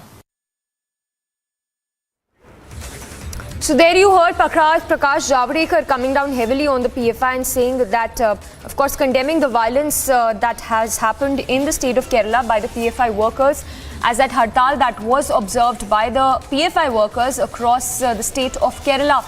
So the union minister there coming down heavily on the PFI workers, condemning the violence by the PFI, and also going on to add alleging how the PFI workers as well as the CPI seem to be hand in glove when we talk about the situation unfolding in the state of Kerala. Remember, visuals that also came in yesterday from across Kerala where PFI workers went on a rampage. There were visuals of the buses being vandalized, public property being destroyed as a mark of protest that was being undertaken by the PFI workers. We'll go across to Ashwin as well to get us more details. But tracking closely all the updates coming in from multiple states. Remember, the UP ATS has also arrested 6 PFI workers. So massive crackdown there on the PFI with regard to the anti-India activities that have been going on for the past few months. And more details that are just coming in of the Operation Octopus that was in the works, which included officials, not just the central agencies, but also state agencies from 15 states. The agency heads also stayed up for nights in a row for that Operation Octopus to be carried out and to make it a success. So, chorus now growing up whether there is a national ban needed for the PFI as the crackdown continues by the agencies across the country. Varshini reporting live from Chennai. Varshini, we understand that massive protests today as well by the PFI workers. Take us through all that's happening in the state of Tamil Nadu. Well, we know about this massive crackdown that took place, day before yesterday, and we saw how things followed after that. Be upbeat about the things that were seized from the offices of the PFI in the different parts of the state, or be the 11 PFI officials who've been arrested right now in the custody and are undergoing a serious investigation from the NIA, as along with the ED, and also the state level officials who are also taking part in this inquiry that's currently ongoing, and the protest, not to forget the protest that took place after one, particularly in the city of Chennai, where a lot of PFI cadres did come down to the roads, and they did several kinds of protests like road rokos, and they were also arrested and detained by the Chennai City Police.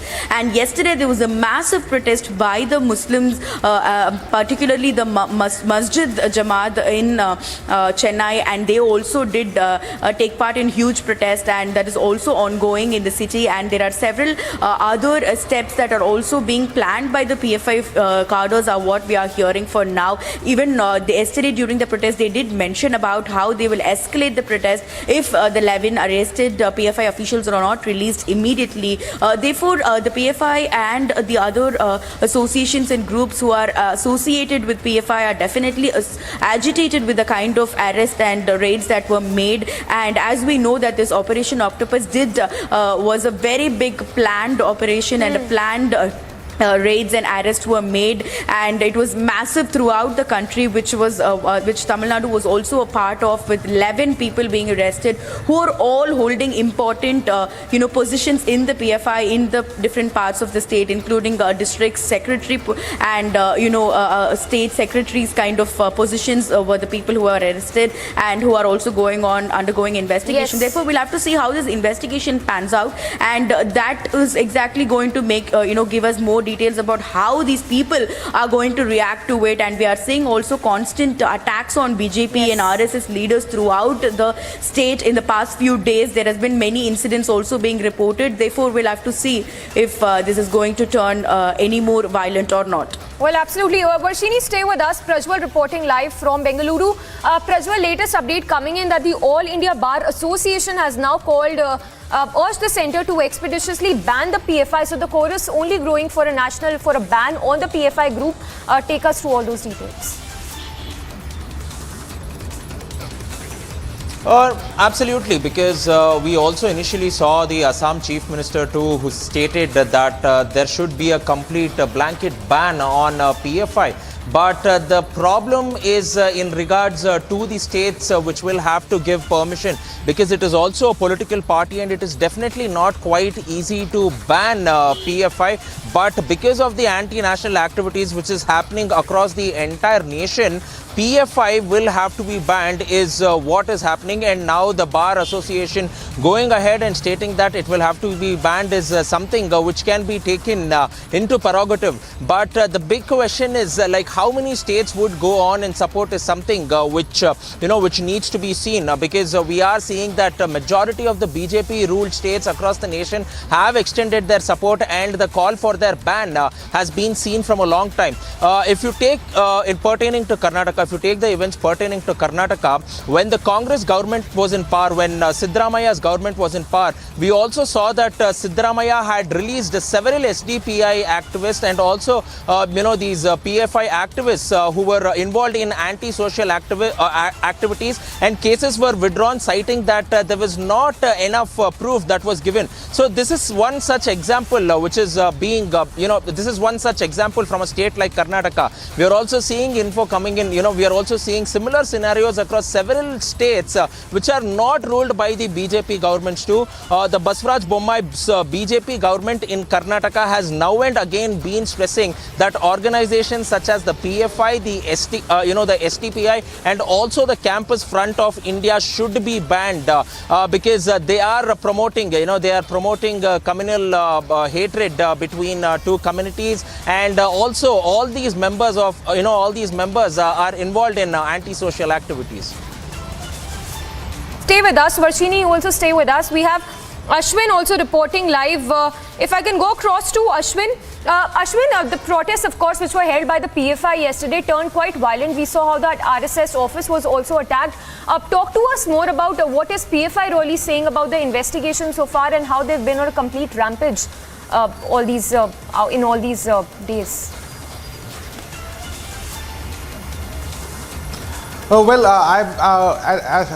Samiksha, what I'm doing right now, I've received a couple of video tapes of PFI. They have made some very provocative statements as part of their protest in different places, and some of them we will be breaking it down very soon. But it is alarming to say the least. Keeping that aside, the entire protest gamut has been stating that this is a ploy of the RSS, and which essentially means to say in the 15 states where this raid took place, all the places where these actions took place against the PFI and its office bearer, this was a ploy by the RSS.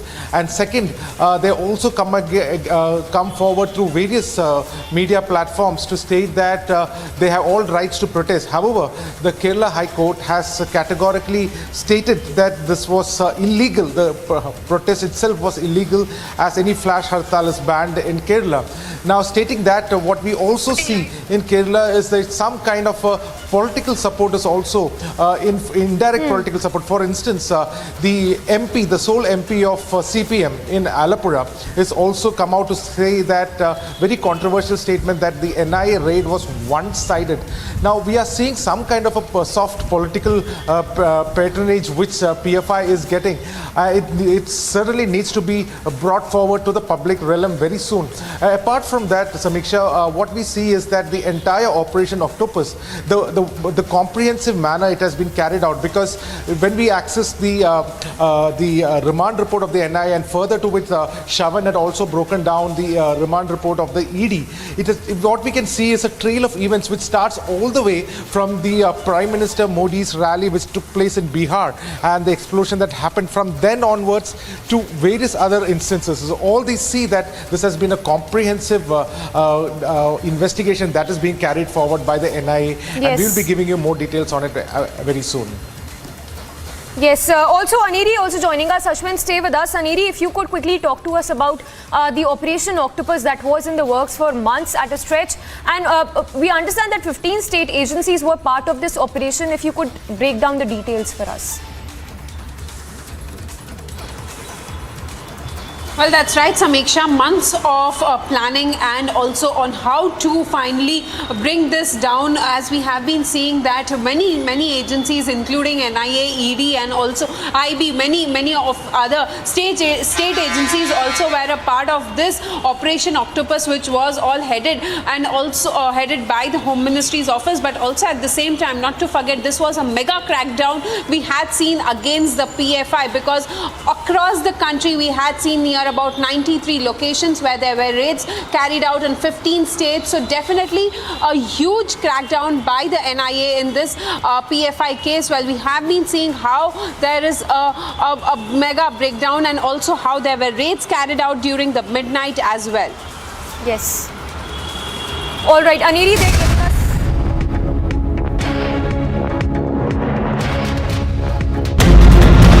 AIMIM office was vandalized last night in Thane. The IMD has issued a yellow alert in the national capital. PFI has announced a dawn to dusk protest. Several incidents of violence have been reported.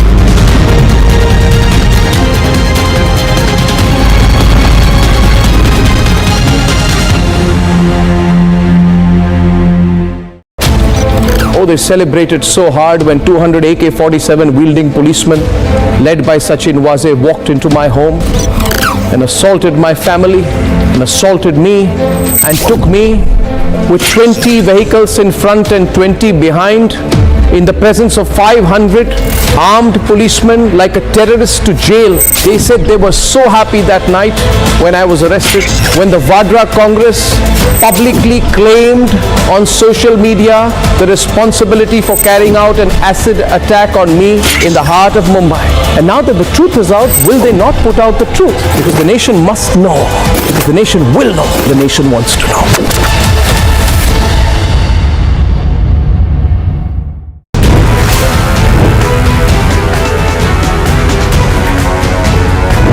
Nitish बाबू, आप जरा हिसाब दीजिए कि आपने क्या किया। लालू के साथ बैठकर कुर्सी बचाने के अलावे कुछ नहीं। सत्ता की कुटिल राजनीति से प्रधानमंत्री नहीं बना जा सकता।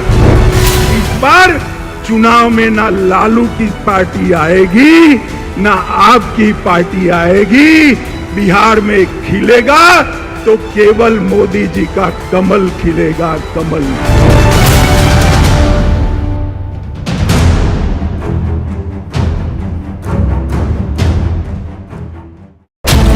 The Lutyens media, their co-conspirators, they who said they walk in my shoes, they who conspired with the Vadra Congress, they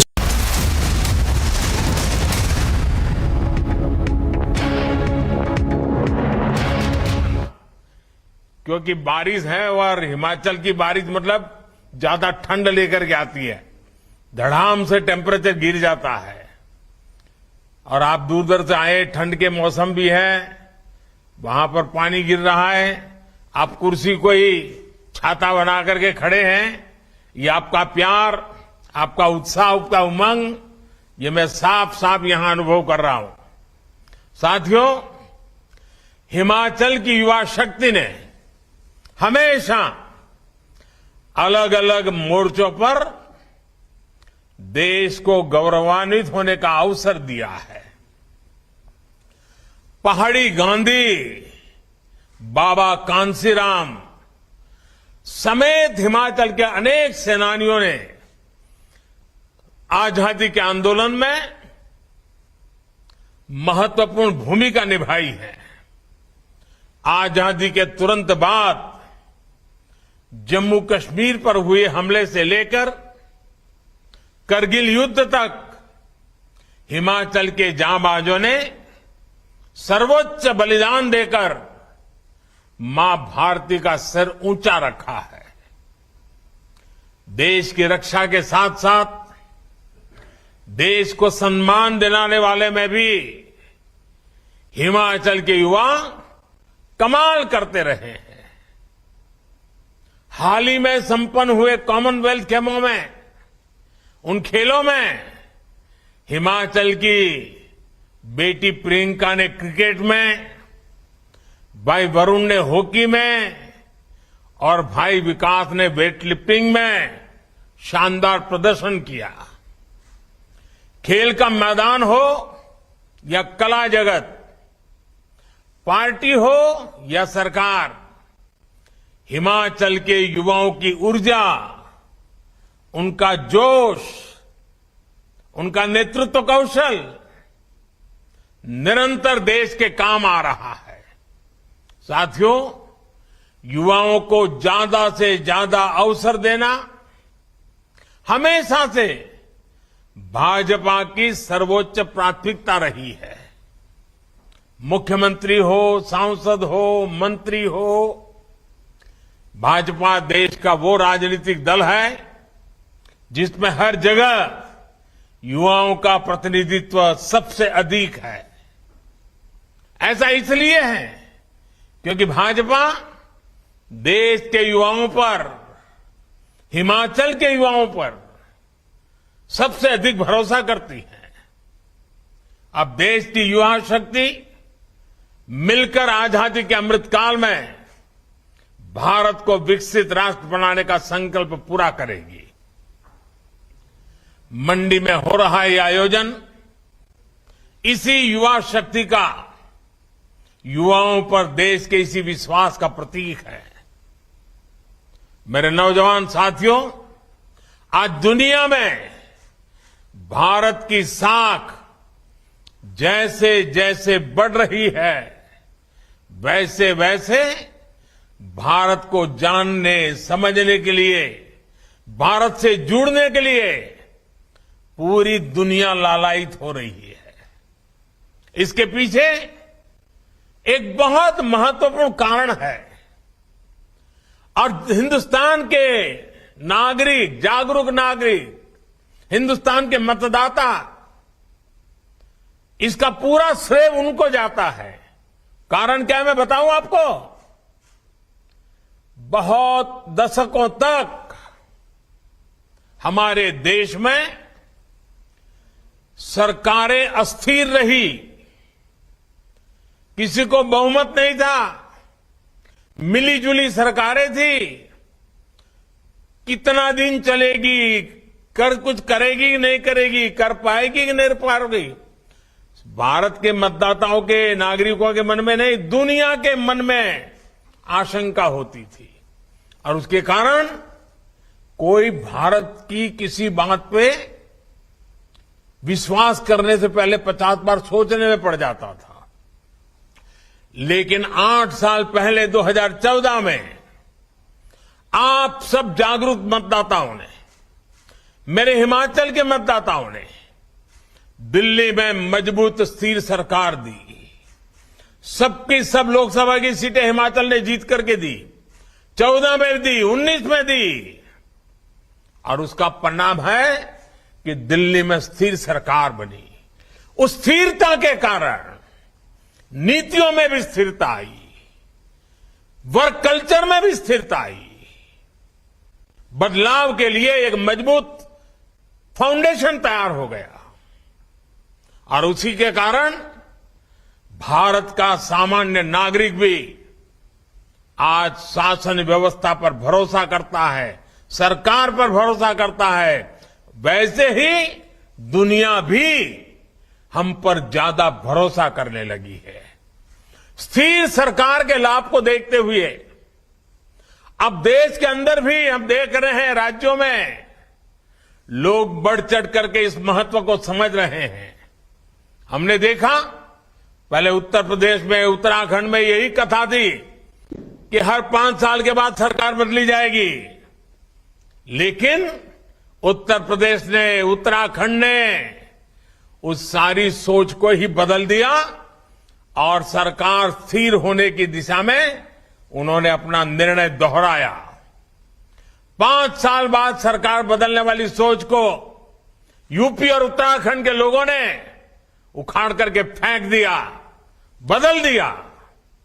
मुझे खुशी है कि हिमाचल के लोग, हिमाचल के युवा भी भाजपा सरकार की वापसी का मन बना चुके हैं।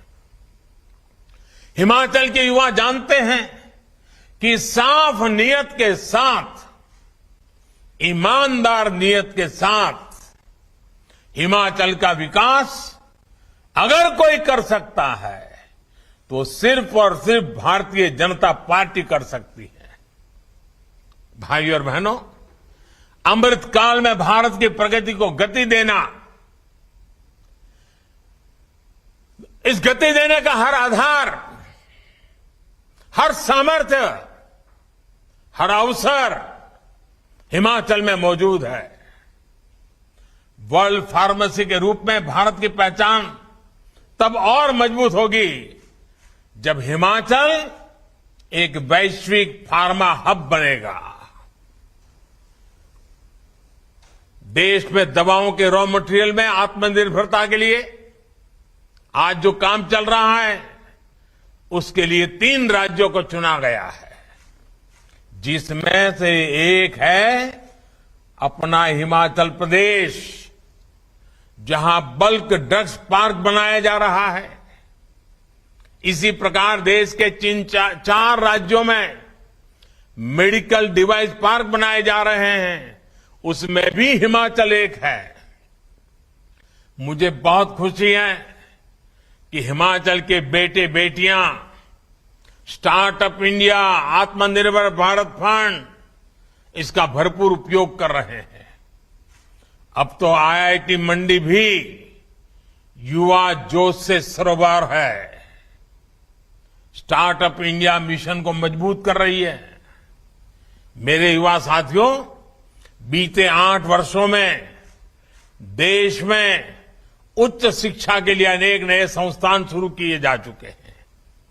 इनमें आईआईटी मंडी के अलावा सिरमौर में आईआईएम, ऊना में ट्रिपल आईटी और बिलासपुर में एम्स। कौन हिमाचली होगा जिसको इस बात का गर्व न होगा? अब शिमला के बाद मंडी में भी यूनिवर्सिटी है और धर्मशाला में केंद्रीय विश्वविद्यालय भी है। यानी हर बड़े सेक्टर से जुड़े देश के जितने प्रीमियम संस्थान हैं, वो आज हिमाचल में भी है। इसका बहुत बड़ा लाभ हिमाचल के मेरे नौजवानों को, हिमाचल की मेरी बेटियों को, हिमाचल के मेरे युवाओं को होने वाला है। 8-10 साल पहले जो सोचना भी असंभव था, उसे आज भारतीय जनता पार्टी की सरकार ने करके दिखा रही है। साथियों, अमृत काल में भारत की अर्थव्यवस्था को, देश में रोजगार निर्माण को एक बड़ा बल जिस सेक्टर से मिलने वाला है, वो है हमारा टूरिज्म सेक्टर। मैं खुद भी हिमाचल की देव संस्कृति और हिमाचल के हस्तशिल्पों से बहुत अभिभूत रहता हूं। हिमाचल की इसी विशेषता को प्रोत्साहन देने के लिए हम निरंतर प्रयास कर रहे हैं। कुल्लू शॉल हो, किन्नौरी शॉल हो, चंबा रुमाल हो, कांगड़ा पेंटिंग्स हो, चंबा के हमारे चप्पल्स हो, या लाहुली गर्म जुराबें, इन सभी को जीआई टैग किया गया है। दुनिया में उसकी एक प्रतिष्ठा बनी है। मेरा ये भी प्रयास रहता है कि जब भी विदेशी मेहमानों से मेरा जब मिलना हो जाता है, किसी कॉन्फ्रेंस में जाता हूं, तो हिमाचल के इन उत्पादों को लेके जाता हूं, उनको उपहार के रूप में देता हूं और बताता हूं मेरा इस हिमाचल से नाता क्या रहा है, ताकि पूरी दुनिया को हिमाचल के विषय में पता चले, यहां के कौशल के विषय में पता चले। मेरे नौजवान साथियों, आज जिस प्रकार हिमाचल का टूरिज्म सेक्टर बढ़ रहा है, वो उत्साह बढ़ाने वाला है। और आपने देखा होगा हमारे विदेश नीति का एक अहम पहलू क्या रहा, हमने कई देशों के साथ ई वीजा शुरू किया। ई वीजा शुरू करने के का सबसे बड़ा लाभ टूरिज्म को होता है। लोगों को आसानी से जब वीजा मिलना शुरू हो जाता है, और देखा होगा आपने कोरोना के पहले तो धमाधम दुनिया से लोग आना शुरू हो गए थे, और अभी भी मौका बहुत बड़ा है। अभी भी दुनिया के कई देश हैं जहां टूरिज्म खुला ही नहीं है। हिमाचल के लिए तो दोनों हाथ में लड्डू है। साथियों, कोरोना की मुश्किल से टूरिज्म सेक्टर जल्द से जल्द बाहर निकल सके, इसके लिए भारतीय जनता पार्टी की सरकार और खास करके हिमाचल की सरकार ने टीकाकरण का अभियान जो सफलतापूर्वक चलाया, उसने देश भर के और विदेशों के टूरिस्टों को भी एक विश्वास दिया कि हिमाचल सेफ है। मुद्रा योजना ने जिस प्रकार हिमाचल प्रदेश में होम स्टे, रेस्टोरेंट और दूसरे उद्यमों को गति दी है, वो अभूतपूर्व है। देश भर में मुद्रा योजना के तहत अभी तक 19 लाख करोड़ रुपए के बिना गारंटी के बैंक लोन दिए जा चुके हैं। हिमाचल प्रदेश में भी मुद्रा योजना के तहत बिना बैंक गारंटी लगभग 14,000 करोड़ रुपए लोगों को दिए जा चुके हैं। हमारे हिमाचल में रोजगार और स्वरोजगार के हजारों नए अवसर बने हैं। साथियों, पर्यटन हो, खेती हो या फिर मैन्युफैक्चरिंग, इन सारे कामों में, इन सारे सेक्टर में सबसे ज्यादा युवा जुड़ते हैं, सबसे ज्यादा अवसर युवाओं के लिए होते हैं। और ये वही फलते फूलते हैं जहां कनेक्टिविटी, इंफ्रास्ट्रक्चर बेहतर होता है। हिमाचल तो प्रदेशी किसानों, बागवानों का है। फूड प्रोसेसिंग सेक्टर में हिमाचल की संभावनाओं को केंद्र की योजनाओं से बहुत बल मिल रहा है। एफपीओ यानी किसान उत्पादक संघ बनाने पर भी केंद्र सरकार बल दे रही है। हिमाचल में integrated cold chain, agro processing cluster, food processing units और फूड टेस्टिंग लैब का नेटवर्क तैयार किया जा रहा है। मेरे नौजवान साथियों, ये सब कुछ आपके उज्जवल भविष्य के लिए किया जा रहा है। इंफ्रास्ट्रक्चर के ऐसे हर काम से युवाओं को रोजगार मिलता है, स्वरोजगार के अवसर बनते हैं। पिछले 8 वर्षों में केंद्र सरकार ने हिमाचल में नेशनल हाईवे के रखरखाव और विस्तार के लिए करीब 14,000 करोड़ रुपए दिए हैं, जबकि 2014 से पहले के 8 वर्षों में हिमाचल प्रदेश का केंद्र सरकार से 2,000 करोड़ रुपए से भी कम मिलते थे। यानी हमारी सरकार ने नेशनल हाईवे के लिए हिमाचल को पहले की सरकार के मुकाबले 7 गुना ज्यादा राशि दी है। अब आप देख रहे होंगे, जाते आते समय देखने को मिलता होगा, चंडीगढ़ मनाली नेशनल हाईवे पर भी तेजी से काम चल रहा है। ये नेशनल हाईवे खेती और टूरिज्म से जुड़े हजारों नौजवानों के लिए बहुत अवसर लेकर के आया है। साथियों, इस वर्ष के केंद्रीय बजट में 2 बड़े प्रोग्राम घोषित किए हैं, जिनका हिमाचल प्रदेश को बहुत अधिक लाभ होने वाला है। वर्तमान प्रोजेक्ट के तहत पहाड़ी प्रदेशों के उनके लिए रोपवे के नेटवर्क को विस्तार देने की योजना है, जिसका लाभ हिमाचल के पर्यटक स्थलों को हो रहा है। इसी प्रकार वाइब्रेंट बॉर्डर विलेज प्रोग्राम के तहत आखिरी छोर पर, सीमा पर जो गांव है, उनका विशेष रूप से विकास किया जा रहा है। युवा साथियों, सरकार ने वर्क फ्रॉम होम के लिए जो नीतियां बनाई है, हिमाचल का टूरिज्म सेक्टर उसका एक बड़ा लाभार्थी है। इसका कारण बेहतर डिजिटल कनेक्टिविटी भी है।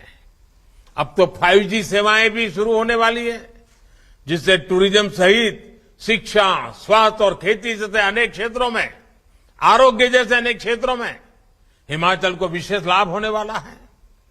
मुझे खुशी है कि हिमाचल उन प्रदेशों में है जिसने अपनी ड्रोन नीति बनाई है, और इसके लिए मैं हिमाचल सरकार के ये दूरंदेशी निर्णय के लिए और अगुवाई करने के लिए मैं हिमाचल भाजपा सरकार को बधाई देता हूं।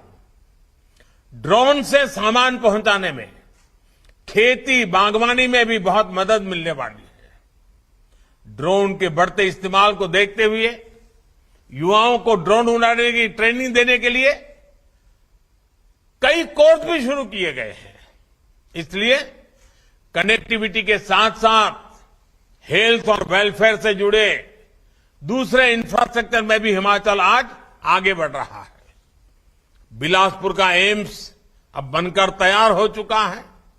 मोहाली में कुछ सप्ताह पहले जिस कैंसर अस्पताल का उद्घाटन हुआ है, टाटा के जो मुंबई की कैंसर अस्पताल है उसी का ये एक हिस्सा है, उसका सबसे बड़ा लाभ हिमाचल को मिलने वाला है।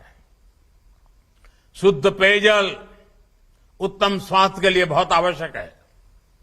जल जीवन मिशन के तहत पिछले 3 साल में देश के 7 करोड़ से अधिक नए घरों को नल से जल मिलने लगा है। हिमाचल के 8 लाख से ज्यादा परिवारों को भी नल से जल की सुविधा मिली है। साथियों, कुछ दिन पहले ही केंद्र सरकार ने एक और अहम फैसला लिया है। केंद्रीय मंत्रिमंडल ने हिमाचल के हाटी समुदाय को एसटी सूची में जोड़ने के प्रस्ताव को मंजूरी दे दी है। सिरमौर के गिरिपार क्षेत्र में रहने वाले हाटी समुदाय के हजारों युवा साथियों को इस निर्णय से अनेक नए अवसर मिलने वाले हैं। भारतीय जनता पार्टी की सरकार के ऐसे ही प्रयासों के कारण हिमाचल प्रदेश के लोग, यहां के युवा आज भारतीय जनता पार्टी को अपनी सर आंखों पर बिठा करके भाजपा के हर कार्यकर्ता को आशीर्वाद दे रहे हैं। अमृतकाल में विकसित भारत के निर्माण के लिए, हिमाचल के विकास के लिए युवा पीढ़ी के आशीर्वाद, हिमाचल के नौजवान, हिमाचल की बेटियों के आशीर्वाद, और ये साथ ऐसे ही निरंतर बना रहेगा। आपका ये जोश, उमंग, उत्साह निरंतर बना रहेगा, निरंतर बढ़ता रहेगा, ये मेरा विश्वास है। मैं फिर एक बार आप सबकी क्षमा चाहता हूं, क्योंकि आप सबके बीच आ नहीं पाया। मौसम के कारण रुकावटें आई, लेकिन हिमाचल का प्यार, हिमाचल के आशीर्वाद, हिमाचल के प्रति मेरा लगाव, उसमें तो कभी मौसम भी बीच में नहीं आ सकता है, मुसीबतें भी बीच में नहीं आ सकती है। और इसलिए आपके आशीर्वाद मेरे लिए हमेशा हमेशा एक बहुत बड़ी शक्ति है, बहुत बड़ी ऊर्जा है। फिर एक बार आप सबको बहुत बहुत शुभकामनाएं। नौजवान, आप बहुत लंबी यात्रा करके आए हैं। हिमाचल में यात्रा करके आने का मतलब तराई के लोगों को अंदाज नहीं आता है कितना कठिन होता है, और पानी गिर रहा है। आप अपने स्वास्थ्य का ख्याल रखना, आवश्यक जो भी प्रबंध, आप पहाड़ के लोगों को तो इसकी सारी टेक्निक भी मालूम होती है। अपने आप को संभालना, बहुत संभल करके घर वापस लौटना, यही मेरी आप सबसे अपेक्षा रहेगी। आप सबको मेरी तरफ से बहुत बहुत शुभकामनाएं, बहुत बहुत धन्यवाद। So Prime Minister Modi there addressing the Yuva Vijay Sankalp rally that has been organized by the BJP in the Mandi district of Himachal Pradesh. Remember, the assembly election in Himachal Pradesh is scheduled to be held later this year.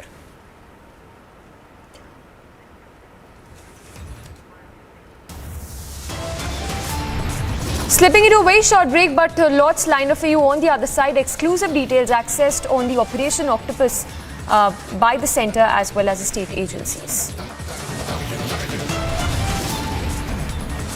And more details tumble out on Ankita Bhandari's murder probe. Details on the other side.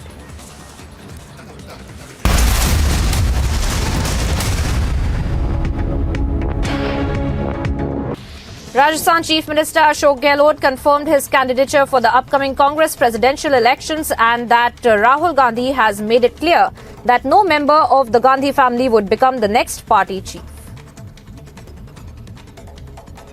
देखिए, मैंने पहले भी कहा आपको कि एक बार मुझे request करनी थी उनको, जब सब प्रदेश कांग्रेस कमेटी ये प्रस्ताव पास कर रही है कि आपको अध्यक्ष बनना चाहिए, तो फिर आप उसी रूप में आप स्वीकार कीजिए।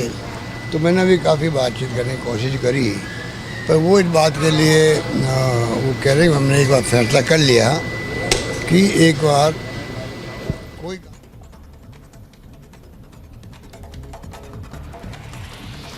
The Bombay High Court permitted the Uddhav Thackeray-led Shiv Sena to hold its annual Dussehra rally at the Shivaji Park ground in central Mumbai on October the 5th.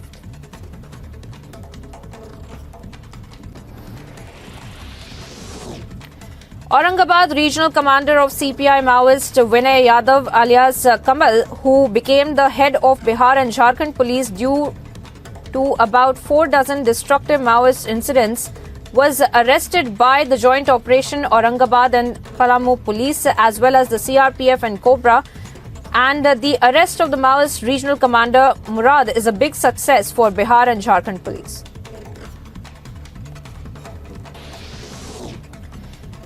India advised its nationals in Canada and those travelling to that country to exercise due caution and remain vigilant in view of the sharp increase in incidents of hate crimes and anti-India activities in the country. In an advisory, the Ministry of the External Affairs also said that the High Commission and the Consulate General in Canada have taken up these incidents with the Canadian authorities and requested them to investigate these crimes and take appropriate action.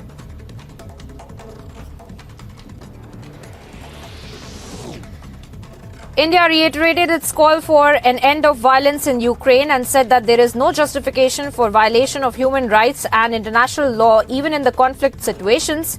The statement was made at the interactive dialogue with Commission of Inquiry on the situation of human rights in Ukraine in the wake of Russia's war on its East European neighbor since February this year.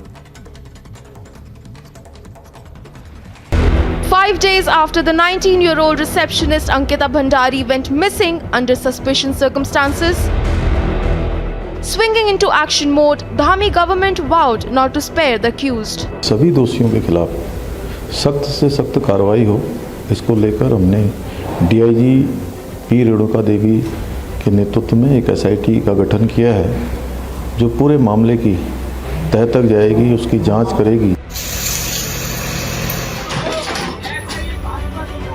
Bulldozers were rolled over the resort Vanantara in Rishikesh. As Vanantara resort was razed to the ground, its owner Pulkit Arya was locked up for Ankita's gruesome murder.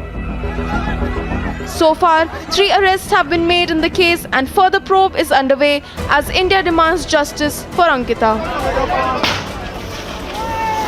Bureau Report, Republic TV. Roundup of news in brief. Uttarakhand Disaster Response Force recovered the body of Ankita Bhandari from Chilla Canal in Uttarakhand's Rishikesh early this morning. The 19-year-old receptionist had gone missing a few days ago.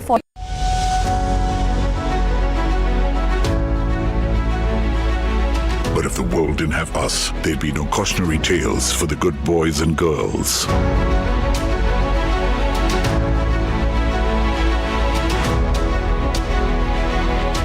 Yes, Dee, not for the saint-hearted.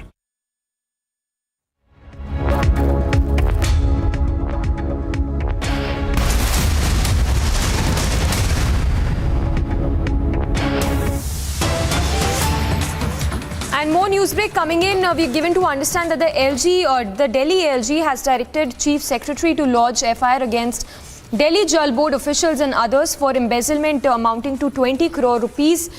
So the Delhi Lieutenant Governor there acting on fresh corruption charge, embezzlement of 20 crore in Jal Board is said to be probed. So the Delhi LG directing the Chief Secretary to lodge an FIR against the Delhi Jal Board, claiming that those guilty got contract extensions. So the Delhi LG there wanting action against the government officials and the Delhi Jal Board officials who are now under scanner over embezzlement of 20 crore charge. We'll try to go across to our reporters as well to get us more details, but that's the news break coming in this hour. The Delhi LG writing over the probe that's been ordered over the embezzlement amounting to 20 crore rupees by the Delhi government officials. So this embezzlement amounting to 20 crore rupees, LG has directed the Chief Secretary to lodge an FIR against the Delhi Jal Board officials. So the big charge there being the embezzlement by the government officials, Delhi government officials amounting to 20 crore rupees. Prajwal also We'll go across to our reporters to get us more details, but that's the news break this hour. Embezzlement of 20 crore rupees charged by the Delhi LG, who has now directed the Chief Secretary to lodge an FIR against Delhi Jal Board officials.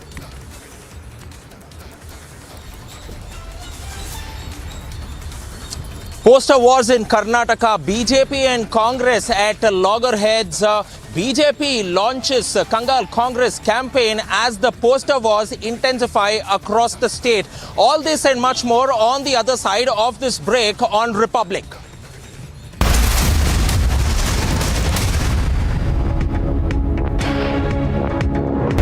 Five days after the 19-year-old receptionist Ankita Bhandari went missing under suspicious circumstances, swinging into action mode, the Dhami government vowed not to spare the accused. सभी दोषियों के खिलाफ सख्त से सख्त कार्रवाई हो, इसको लेकर हमने डीआईजी पी रेणुका देवी के नेतृत्व में एक एसआईटी का गठन किया है, जो पूरे मामले की तह तक जाएगी, उसकी जांच करेगी.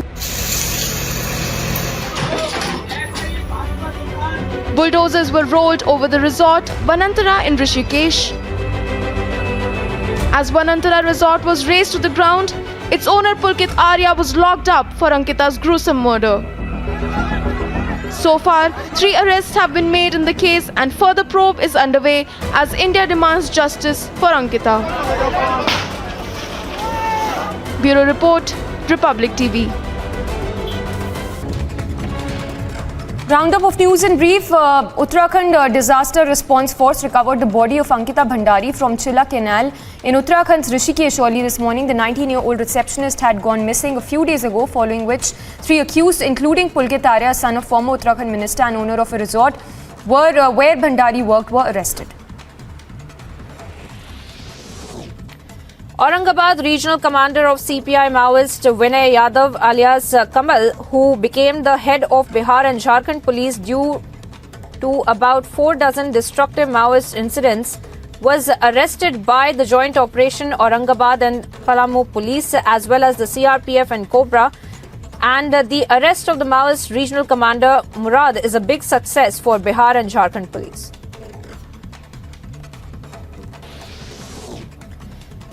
India advised its nationals in Canada and those travelling to that country to exercise due caution and remain vigilant in view of the sharp increase in incidents of hate crimes and anti-India activities in the country. In an advisory, the Ministry of the External Affairs also said that the High Commission and the Consulate General in Canada have taken up these incidents with the Canadian authorities and requested them to investigate these crimes and take appropriate action.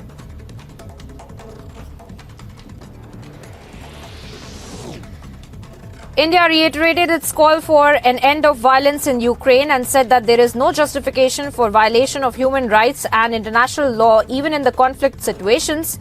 The statement was made at the interactive dialogue with Commission of Inquiry.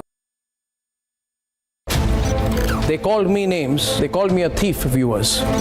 They conspired with the tainted Parambir Singh and the murder charge Sachin Vaze and the now in jail Anil Deshmukh of the NCP to claim that Republic's success was a result of deceit. They became a collaborative effort along with the Vadra Congress to attack my colleagues, to attack this network, to attack this channel, and they celebrated, viewers. And viewers, we knew all along that one day will come. A day will come, for no doubt. We knew that day will come when the truth will be out. Because the nation must know. Because the nation will know. The nation wants to know.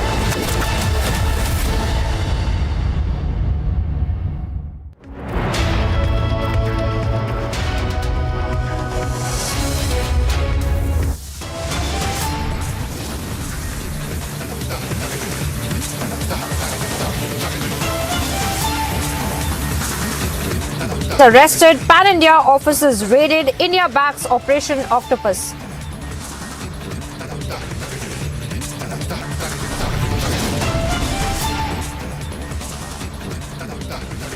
Months of planning by 15 agencies, an operation supervised by the NSA, guided by the Home Ministry.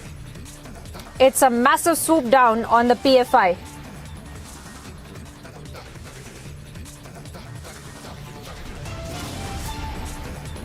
"19-year-old Uttarakhand receptionist Ankita Bhandari's body found in Canal.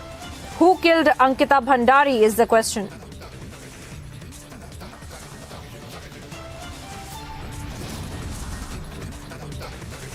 BJP leader's son arrested over murder charge. Nation demands justice for Ankita.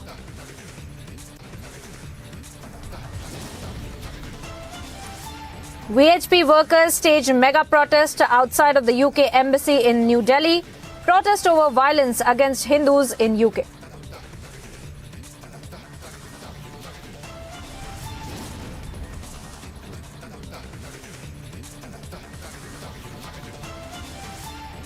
And the VHP workers stage mega protest outside of the UK embassy in New Delhi.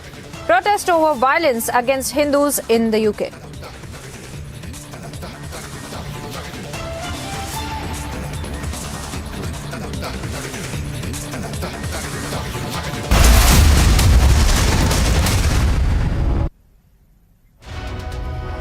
Hello and welcome viewers. Thank you for tuning into Republic TV. I'm Priyanka Sharma. We are live in breaking and straight away getting you one of the biggest stories that we have been tracking today all day, where the 19-year-old Ankita Bhandari, the receptionist who used to work in Uttarakhand's resort, had been murdered. And of course, we had seen that the BJP leader's son had been implicated in this entire matter and he has been taken into custody as well. These are the latest visuals from Rishikesh, where in fact the locals have set the resort where Ankita used to work in on fire now.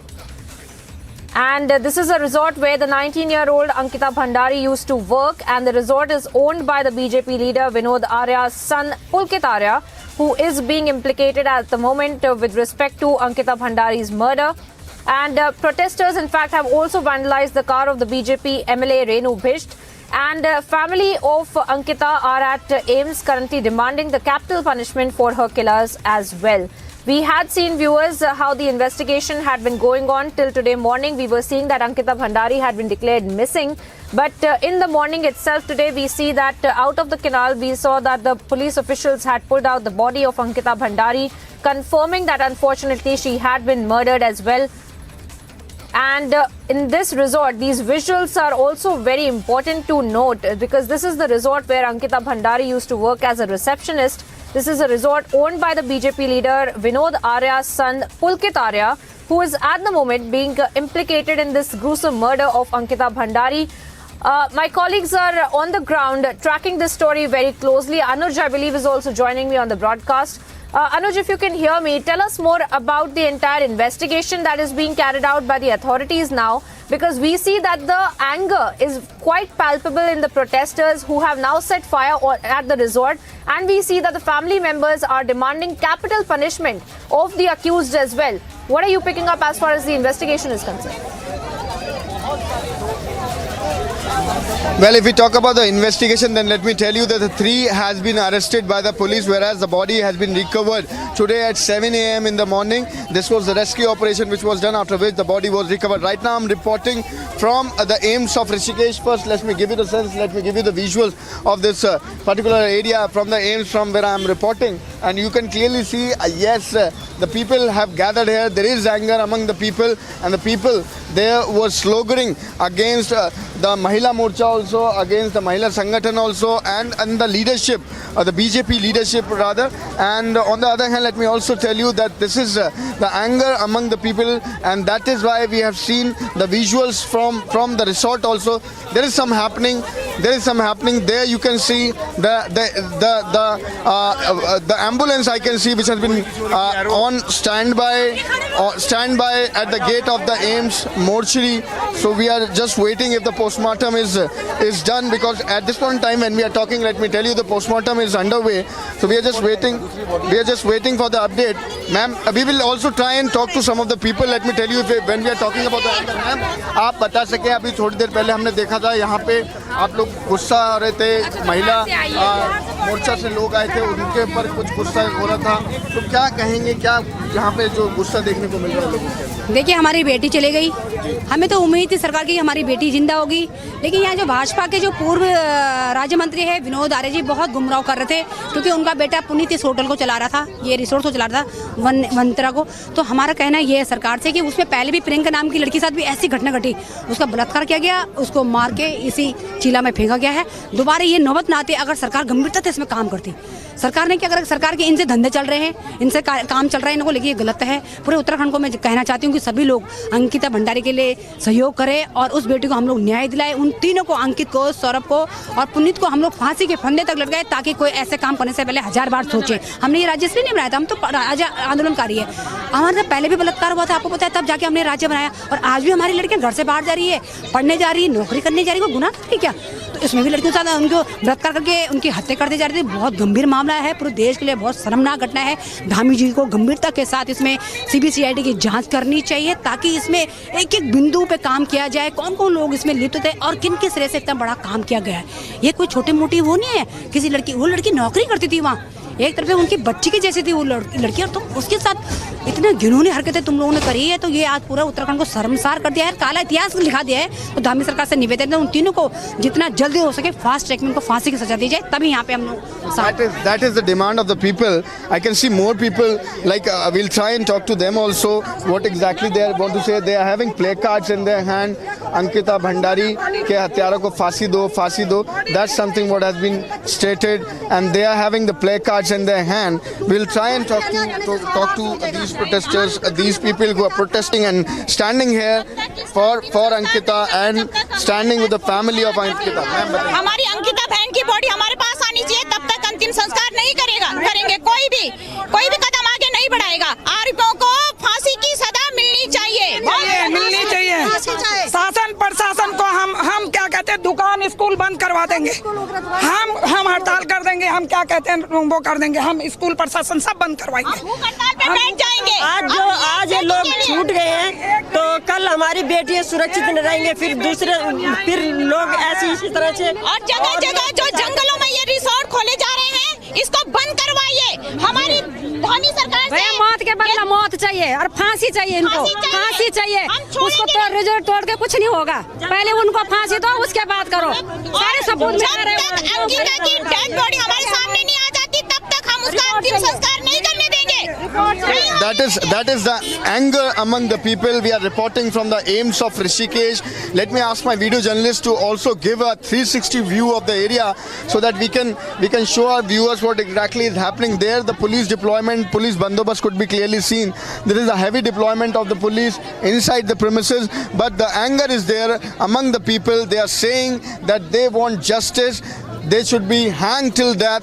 That is the punishment they are looking for. And these are the people of Rishikesh who are standing with Ankita, and that's something what the demand is. So at this point in time, I'm reporting from the Rishikesh, and there at this point in time, let me also remind you, let me also tell you that the postmortem is going on. When we are talking at this point in time, the postmortem is going on. So we are waiting for the update that what is going to happen next, because as per the latest, as we were talking to the locals and the family members, they are saying that they are not going to do the crimination until and unless this punishment is decided. They want justice. They want these criminals to be hanged till death. That is something what the demand of the people over here is. So I'm reporting from the AIMS Rishikesh. Behind me is the area where at this point in time the postmortem is going on. 3 has been arrested, let me remind you, and the property was set on fire by the people, because this is anger among the people. This is anger among the people of Rishikesh, and standing with Ankita. Yes, back to you. Well, yes, Anuj, stay with us, because as you're reporting, emotions, of course, running extremely high, and of course, a lot of anger in those protesters and the locals and the family members, and that's understandable. But let's also tell our viewers about the kind of investigation that is being carried out by the police officials, and are they looking into how Ankita Bhandari, in fact, her body had been disposed of, because she had been missing for quite some time. What are the authorities telling you on that context as far as the investigation is concerned? Well, as far as the investigation, if we talk about, the SIT has been formed. The SIT has been formed by the Chief Minister, and this has been given like the assurances that there will be the deep investigation into the matter, that how exactly everything was planned, how this incident has happened. As you pointed out very rightly, the body was missing, and finally today it was recovered by the team, by the rescue team. And after that, now at this point in time when we are talking, the postmortem is going on. The most important point here to mention is that the SIT is already formed. So SIT going to look up into the deep and will go ahead with the investigation that what exactly would have happened, and whosoever is involved in this particular case, in this murder, is going to be arrested. Rather, 3 has been arrested till now, but there the SIT will be looking more into the angle, more deep into the investigation. That's something what we have been told. But on the other hand, parallelly, this is the anger among the people of Rishikesh. The family members are here. The mother and father is still inside at this point in time because the postmortem is going on. We will see what exactly is going to happen next once the postmortem is done, because there the people on the ground is demanding for the justice, and the line taken is very much clear that the criminals, the people who has been arrested, should be hanged till that. They want justice. That is something they are demanding, and we have shown in the visual how they were protesting earlier. That's right. Anuj, stay on with us. Stay on with us. Sorry to interrupt you, but we are getting some breaking updates, and this is a big one because this is with respect to Ankita Bhandari's murder case as well. And now we see that Vinod Arya and Ankit Arya, in fact, have been expelled in the Ankita Bhandari murder case. And the BJP has expelled Vinod Arya and his son, Dr. Ankit Arya, from the party after the arrest of Pulkit Arya in the Ankita Bhandari murder case. Now, this is a big breaking development that we're getting to you viewers as far as the investigation into the Ankita Bhandari murder case is concerned, where the BJP taking cognizance of this kind of an incident that has taken place, and of course expelling Vinod Arya and his son Dr. Ankit Arya from the party after the arrest that had been carried out of Pulkit Arya as well. Pulkit Arya, remember, is the owner of the resort where Ankita Bhandari used to work, and he is directly being implicated in this entire murder case as well. And of course, the investigation will be revealing what motive really had been behind this kind of a murder of Ankita Bhandari, who was merely 19 years old. She used to work in the resort owned by Pulkit Arya as a receptionist. And we see that the BJP now has taken cognizance once again. The BJP has expelled Vinod Arya and his son Dr. Ankit Arya from the party after the arrest of Pulkit Arya. Now, Anuj, if you can still hear me, that is the latest development that we are tracking, of course, as far as the BJP is concerned, taking cognizance of this kind of an arrest of Pulkit Arya as well. So what can you also tell us about the kind of statements that have been made by, as you had been pointing out earlier, the Chief Minister as well, who had stated that there will be strict action taken against these accused if they're found to be guilty, but the BJP already taking cognizance of it and expelling these leaders as well? Oh, well, exactly. That was the line which was taken by the Chief Minister of Uttarakhand, where he has given the assurance of the strict action, whereas the SIT also has been formed. But now BJP taking the action, taking the suo moto, has made it clear that the duo has been expelled from the party. Duo has been asked to leave the party. So the action has been taken by the Bharatiya Janata Party. That is something what we are understanding. That is something what we have been told. But on the other hand, this is still what the postmortem is going on. So we are waiting for the update, how the people are going to take it, how the family members are going to behave after that, what is going to be their reaction after the postmortem, because till now the demand is very much clear that they want justice and they want criminals to be hanged till death. That is something what the demand of the people here is. That is something what the family is demanding. But on the other hand, if we talk about the latest, then yes, this is something what we have been told. The duo has been expelled from the party, and as this has been assured by the Chief Minister, the assurance has been given that this is going to be the strict action against whosoever is going to be involved in this particular case, and SIT has been already formed. So that is something, the action which has been taken at this one time. Let me give you a visual, let me give you a sense from the area from where I am reporting. This is the aims of Rishikesh from where we are reporting, and there you can clearly see the people standing here. The people still standing here in the anger, and the latest what we are breaking is Vinod Arya and Ankit Arya has been already expelled. They have been expelled by Bharatiya Janata Party. So the action has been taken by Bharatiya Janata Party, where on one side this is the Chief Minister who is giving the assurance about the strict action and the strict punishment against the criminals whosoever is involved. On the other hand, this is BJP taking the action. And we are reporting live on the story from Rishikesh. This is aims of Rishikesh. We are waiting for the update, and the postmortem at this point in time is going on. Yes, back to you.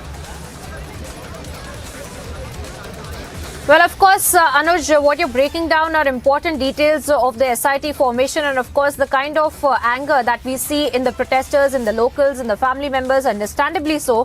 But let's stay on with us as we play out another statement that had been given by the Chief Minister stating that there will be strictest action that will be taken against the accused and the murderers of Ankita Bhandari. Let's listen. बहुत दुखद घटना है और इस घटना से जहां मन बहुत व्यथित है,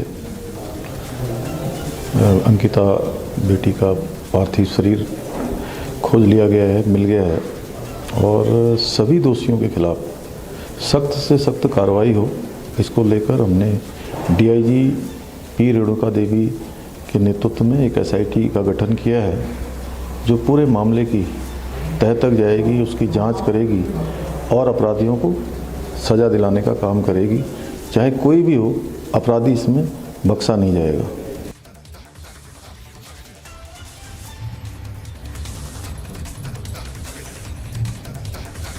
And there you have it, viewers. The Chief Minister also taking cognizance of it. Pushkar Dhami had given a statement earlier as well, claiming that there will be a strictest action that will be taken against the murderers of Ankita Bhandari. And now we see in the backdrop of that, the BJP already taking cognizance of this kind of an arrest that has been made of Pulkit Arya and expelling Vinod Arya and his son Dr. Ankit Arya from the party after the arrest of Pulkit Arya in the Ankita Bhandari murder case. I want to thank Anuj for joining us on the broadcast and sharing those ground details, ground reports. We trust you to keep us ahead on that story, Anuj. For the moment, thank you.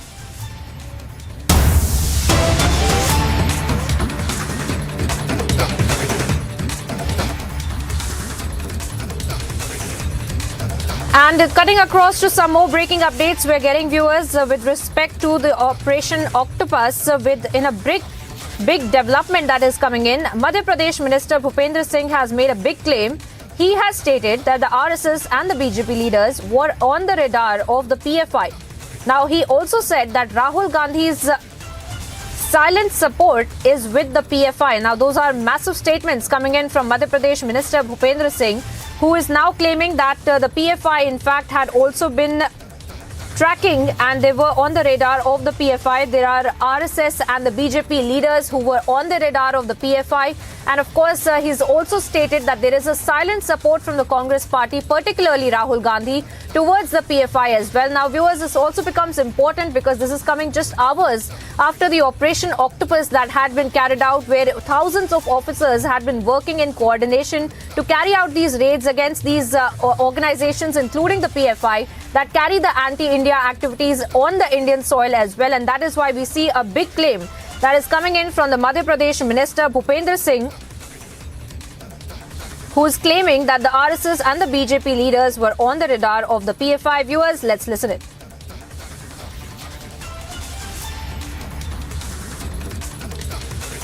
देखिए, जिस तरह से जांच में जो तथ्य सामने आए हैं,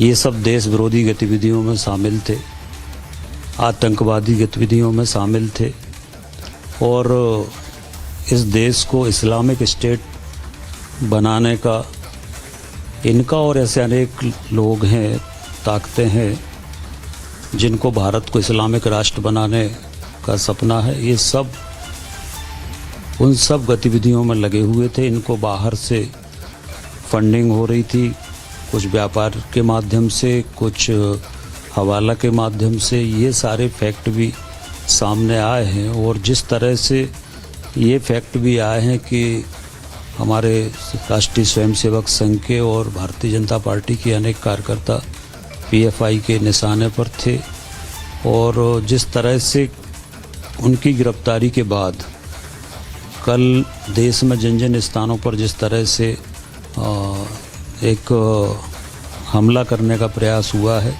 संघ कार्यालय पर पेट्रोल बम फेंका गया, बाकी जगह तोड़फोड़ की गई, तो ये संगठन जो है ये देश विरोधी गतिविधियों में शामिल हैं और भारत की सरकार ने ऐसे लोगों को चिन्हित करके और कार्रवाई करने का काम किया है, हम इसका स्वागत करते हैं। आप बड़ी बात कर रहे हैं कि बीजेपी के और संघ के आरएसएस के कुछ लोग चिन्हित थे जिनको ये टारगेट करना चाहते थे, हमला करना चाहते थे।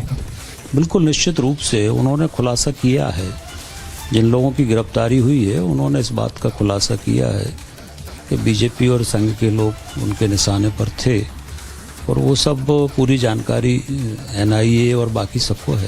सर, मध्य प्रदेश में भी जो 4 लोग, इनका स्टेट हेड अब्दुल करीम, उसके समेत 4 लोग अरेस्ट हुए हैं। बताया जा रहा है इन लोगों ने 2000 लोगों का एक नेटवर्क तैयार कर लिया था और ट्रेनिंग दिलवाने की कोशिश में थे ये लोग, दूसरे राज्यों में भेज के जो इनकी पीएफआई से जुड़े नए यूथ जो है उनको। बिल्कुल निश्चित रूप से देश के 15 राज्यों में इनका अभी नेटवर्क पता चला है। मध्य प्रदेश भी कुछ स्थानों पर उसका नेटवर्क पता चला है, गिरफ्तारी भी हुई है, अभी भी हुई है, पूर्व में भी हुई है, और इन्होंने कई समांतर संगठन भी अलग अलग नामों से बनाकर रखे हुए हैं कि अगर पीएफआई पे कार्रवाई होती है तो दूसरे नामों से ये इसको करें। तो एक बहुत बड़ा षड्यंत्र भारत को फिर से गुलामी की तरफ ले जाने के लिए या इस्लामिक राष्ट्र बनाने के लिए विदेशी ताकतें प्रयास कर रही हैं।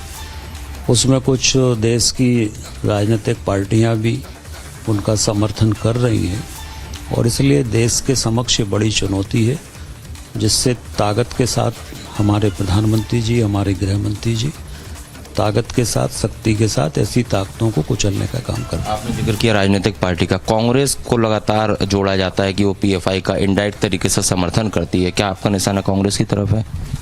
तो देखिए, निश्चित रूप से अभी तक जैसे राहुल गांधी भारत जोड़ो की बात करते हैं, तो पीएफआई तो भारत तोड़ने की बात करती है। तो अभी तक राहुल गांधी ने पीएफआई के खिलाफ क्यों नहीं बोला? और इसलिए ये स्पष्ट है कि इसमें कांग्रेस और कुछ और जो तुष्टीकरण के आधार पर राजनीतिक पार्टियां चलती है, उनके द्वारा ही समर्थन होता है, और देश को तोड़ने की ये बड़ी साजिश है। एक अंतिम सवाल, असम के मुख्यमंत्री ने कह दिया है कि पीएफआई को बैन कर देना चाहिए।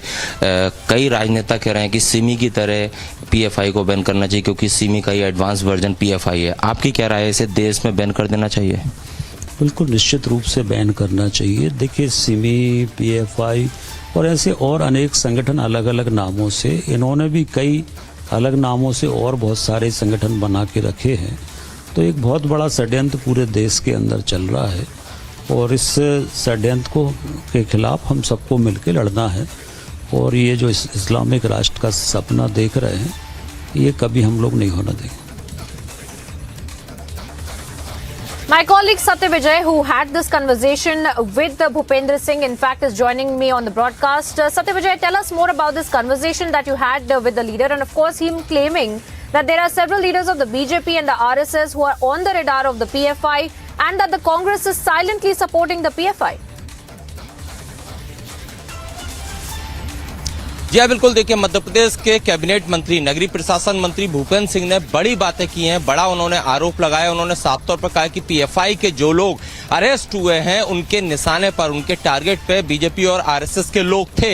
ये बात भूपेंद्र सिंह कह रहे हैं। उनका कहना है कि ये खुलासा इन्वेस्टिगेशन में एनआईए की जांच में खुलासा किया है आरोपियों ने कबूला है कि उनके निशाने पर बीजेपी और आरएसएस के लोग थे। साथ ही साथ उन्होंने ये भी क्लेम किया है कि पीएफआई या इस जैसे जुड़े संगठन जो हैं, वो भारत को इस्लामिक राष्ट्र बनाने का इनका सपना था। हालांकि बीजेपी सरकार में एनआईए ने जो कार्रवाई की है, उससे उनके मंसूबे कामयाब नहीं हो पाएंगे। इसके अलावा उन्होंने एक और बड़ी बात ये कही है कि पीएफआई जैसे संगठन जो है वो सिमी का ही एडवांस रूप है, और ये जब भी एक संगठन प्रतिबंधित होता है तो दूसरे नाम से एक ऐसा संगठन बना लेते हैं जो देश विरोधी गतिविधियों में लिप्त होता है। इसीलिए उन्होंने दोहराई है इस बात को। उन्होंने ये कहा है कि पीएफआई जैसे संगठन को देश में पूरी तरह से प्रतिबंधित कर देना चाहिए, बैन कर देना चाहिए। इसके अलावा अगर बात की जाए तो मध्य प्रदेश से जो 4 पीएफआई के पदाधिकारी अरेस्ट हुए हैं एनआईए की रेड में, उस पर उन्होंने कहा है कि ये भी जानकारी निकलकर सामने आई है कि पीएफआई के जो पदाधिकारी है, ये मध्य प्रदेश में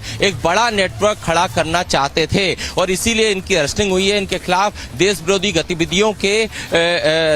गतिविधियों के सबूत मिले हैं, जिसके चलते एनआईए ने इन लोगों को अरेस्ट किया है। राइट। सत्य विजय बने रहिए हमारे साथ. I also have my colleague Aneri from Hyderabad who's joining me on the broadcast. Aneri, you heard that conversation with the MP minister, and of course we had seen that the raids had been carried out on the PFI. People who have been affiliated with the PFI. Was there any intel that you can also share with us from the officials with respect to how the RSS and the BJP members were also on the radar of these accused as well?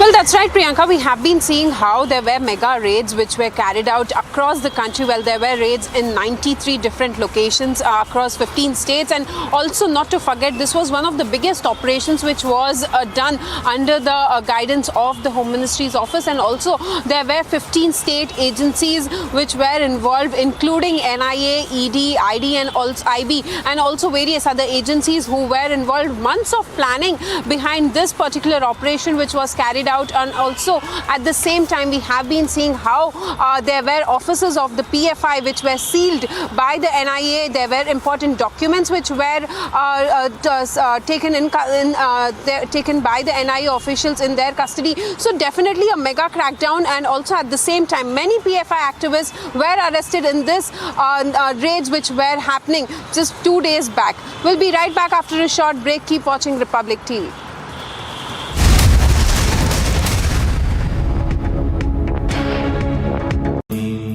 Amity has been ranked India's #1 private university for the 10th year by India Today, a testimony to Amity's world-class education whilst imbibing values and sanskars in students. Over 100 PFI workers were arrested in multiple raids that were carried out by a joint team of the NI, ED and state police across 11 states. On 22nd of September, massive swoop down on PFI and affiliates was code-named Operation Octopus. Over 15 agencies were involved in the operation that was supervised by NSA Doval under the guidance of Home Minister Amit Shah. SI teams conducted raids at Batpora Kachwari of Badgam in JNK. Raids were conducted at the premises of SIM card dealers and vendors in a case related to narco terror.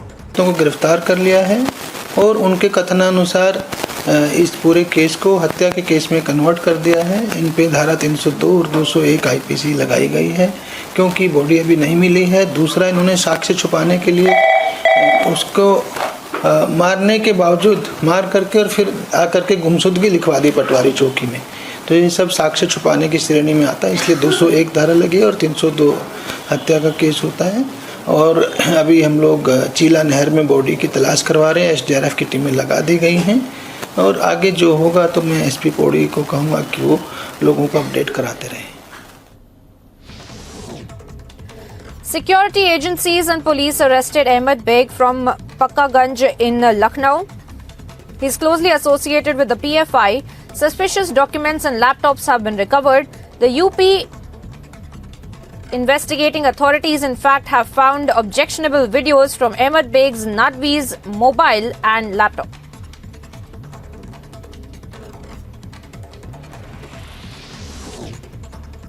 A petrol bomb was hurled at the RSS office in Kerala's Kannur district on September 23rd. According to the CCTV footage accessed by Republic TV, two individuals can be seen coming on a two-wheeler, and one of them rushed towards the RSS office and hurled the petrol bomb.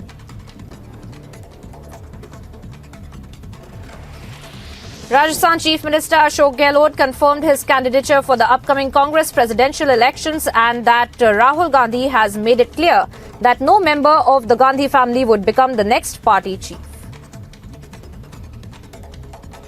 देखिए, मैंने पहले भी कहा आपको कि एक बार मुझे request करनी थी उनको, जब सब प्रदेश कांग्रेस कमेटी ये प्रस्ताव पास कर रही है कि आपको अध्यक्ष बनना चाहिए, तो फिर आप उसी रूप में आप स्वीकार कीजिए. तो मैंने भी काफ़ी बातचीत करने की कोशिश करी, पर वो इस बात के लिए वो कह रहे हैं हमने एक बार फैसला कर लिया कि एक बार कोई.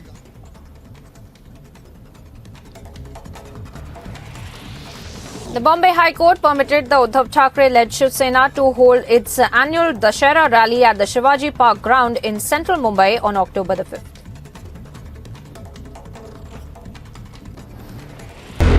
5 days after the 19-year-old receptionist Ankita Bhandari went missing under suspicious circumstances.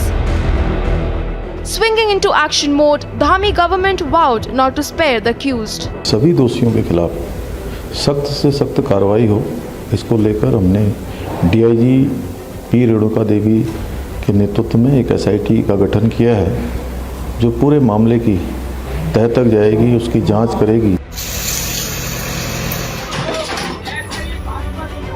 Bulldozers were rolled over The Lutyens media, their co-conspirators, they who said they walk in my shoes, they who conspired with the Vadra Congress, they who even conspired with our enemy nation of Pakistan, they don't know where to hide from you, because they know whatever the truth, it is in the final TRP report. Deals can be done between corporates, policemen, politicians, Pakistan, Vadra Congress, because they think the truth will never come out. And they think they will all come together and present you their side of the story. But the truth is out, viewers, and I want you to put these liars to the test, because the nation must know, because the nation will know, the nation wants to know.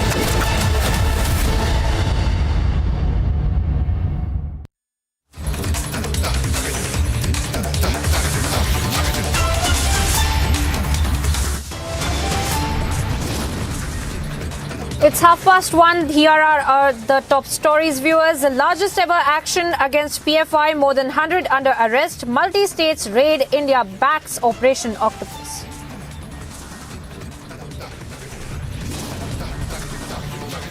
"15 agencies involved, guided by the Home Minister himself, supervised by the NSA, Ajit Doval, and months of planning behind Operation Octopus." ये सब देश विरोधी गतिविधियों में शामिल थे, आतंकवादी गतिविधियों में शामिल थे।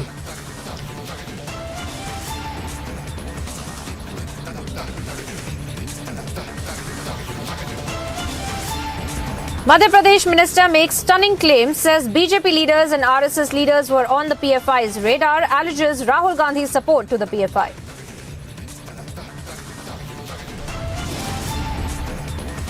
Violence, vandalism, sensational revelations, demand grows for the ban on PFI.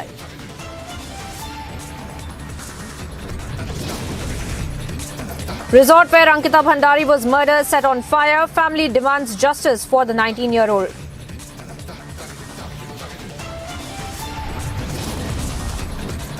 BJP acts swiftly. Vinod Arya, whose son is the owner of the resort, expelled from the party.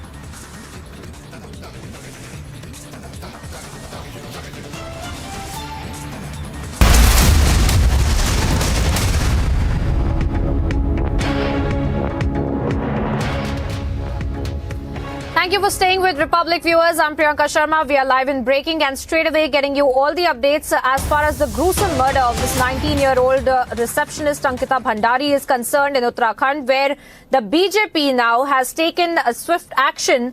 But we're also getting you the updates on the investigation, where the Uttarakhand DGP in fact has confirmed to your channel Republic that WhatsApp chats have been accessed by the authorities, and the chats have revealed that Ankita was being forced into wrongful acts is the latest that we are picking up.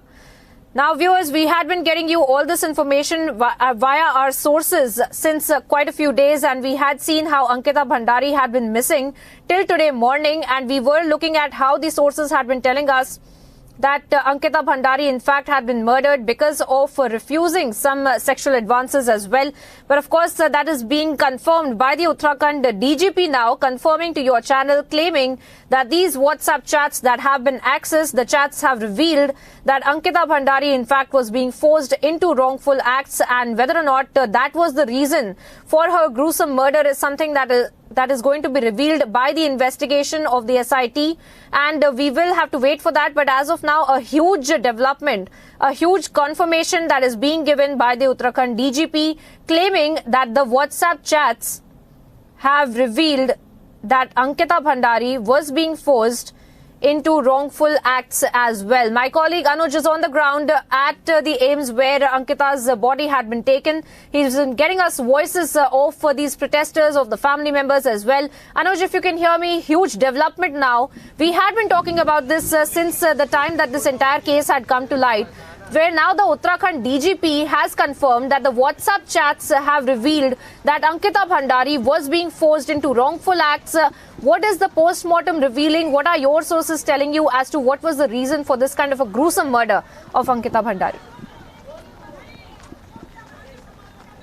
Well, that is the part of the investigation what we have been told. I was just having word with the DM who was present over here and with the SP also. So they were talking to us on off camera, and they were informing that the investigation at this point in time is going on. And if you talk about the postmortem, then at this point in time the postmortem is going on, and after the postmortem will be done, the report will be submitted to the court, what I've been told by the DM, and this will be given to the authorities and to the administration. There they are going to go ahead with the investigation. Whereas this has been also confirmed by the DGP that in the WhatsApp chat this has been revealed that she was forcefully or rather she was forced, Ankita was forced to do the unlawful activities. That is something what we have been told, and she was under the pressure. That is something what we have been told. We are more waiting for the update from the administration, but the investigation is going on as the SIT has been already formed by the Chief Minister himself, and the assurance has been already given by the Chief Minister that this is going to be the strict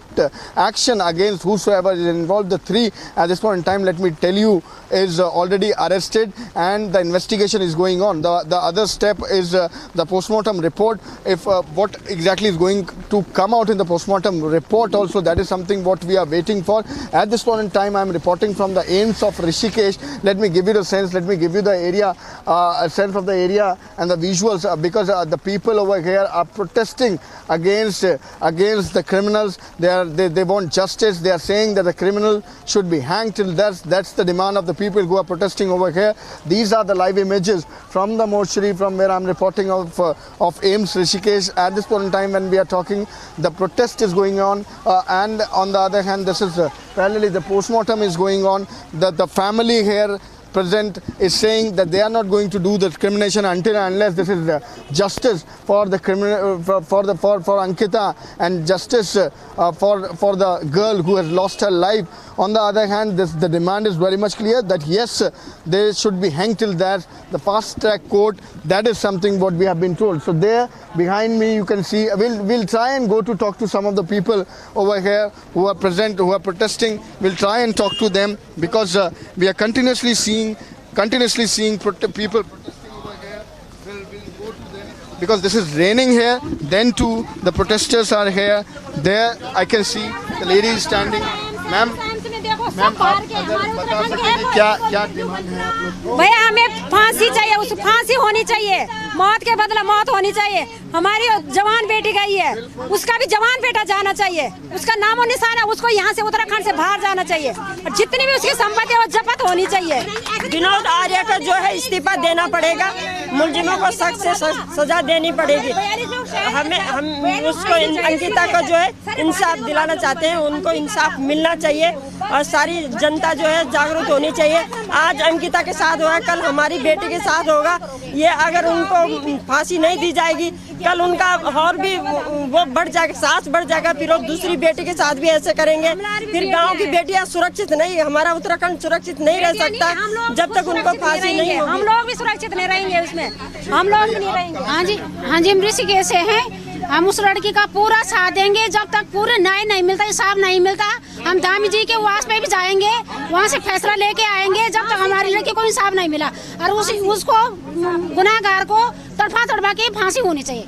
Uttarakhand में कोई विनोद आर्य को हमारा ये संकेत है, और धामी जी को, कि विनोद आर्य को राज्य प्रशासन दे रखा तुमने, और एक राज्य मंत्री जो अपने बेटे को नहीं संभाल पाए, वो क्या राज्य को संभालेगा? क्या संभालेगा वो?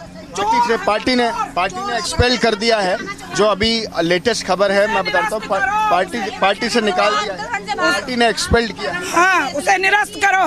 वो उत्तराखंड की सरकार को क्या संभाले, उत्तराखंड की जनता को क्या संभालेगा? उसकी संपत्ति जब्त होनी चाहिए, और उसको बेटे को उसको फांसी होनी चाहिए। बस हमें यही चाहिए, हमें न्याय चाहिए, क्योंकि उसका बेटा हमारे हवाले कर दो। हम ये हमारी मर्जी है। जी सर, आरोपी को जो है सजा फांसी की होनी चाहिए। जब तक जो है अंकिता वहाँ पे जो है उसका रिसोर्ट वहाँ पे जो है जला दिया गया, वहाँ पे अंकिता का मंदिर बनना चाहिए, नहीं तो काले पन्नों में उनका नाम नजर आएगा, इतिहासों में रखा जाएगा। और सख्त से सख्त और उत्तराखंड गवर्नमेंट का और सख्त से सख्त उन्हें सजा हमारे हवाले कर दो, उसको हम सजा देंगे। ये पुलिसकर्मी कुछ नहीं करने वाले, 2 दिन में 6 महीने के बाद वो नेता बन जाएगा, वो छूट जाएगा, खुलेआम घूमेगा, सजा हम पब्लिक देंगे, ये नहीं वो छूट जाएगा। वो तो अभी नहीं वो जेल में भी जी परिवार सहित मैच देखने आए, क्या उनका फर्ज नहीं बनता था कि एक लड़की की इज्जत पे हाथ डाला गया, उसका मर्डर हुआ, तो उनको यहाँ पे नहीं आना चाहिए था। इंसानियत तो दिखाते अपने कि चलो ये गरीब माँ कितने कैसे पाली होगी उन्होंने। हम भी एक बेटी का क्या सोचते हैं हम लोग, हमारे बच्चे बोलते मम्मी अभी शादी नहीं करनी हमको, तो तुम्हारे लिए तुम्हारे 7-8 एक अमीर के बेटे के लिए पुलिस फोर्स, अरे गरीब की बेटी के लिए कुछ भी नहीं। तो ये क्या शासन और प्रशासन है? ये क्या धामी सरकार है? डबल इंजन है? कौन सी डबल इंजन है? हमें तो कहीं नहीं दिख रही। That's the anger. That's the anger. There the people are slogating. These are the protesters over here, and that's the anger among the people. They are saying that they want justice. There should be fast track court. The criminals should be hanged till death. That is something what the people of Rishikesh are saying, and we are waiting for the postmortem update. At this one time when we are talking, it is going on. So we are just waiting for the report of the same. Yes, back to you. Well, yes, Anuj, stay on with us as we are playing out that very exclusive conversation with the Uttarakhand DGP, who has in fact confirmed that the WhatsApp chats reveal that Ankita Bhandari was in fact being pressurized into doing some wrongful activities as well. Let's listen into that exclusive conversation, viewers. Uttarakhand में मामला दिन प्रतिदिन बढ़ता जा रहा है। Sir, इसमें police की तरफ से अभी क्या अपडेट है? देखिए, हमने विवेचना जब पुलिस को ट्रांसफर हुई है, थाना पुलिस को, उसके बाद बहुत ही अल्प समय में हमने केस को वर्क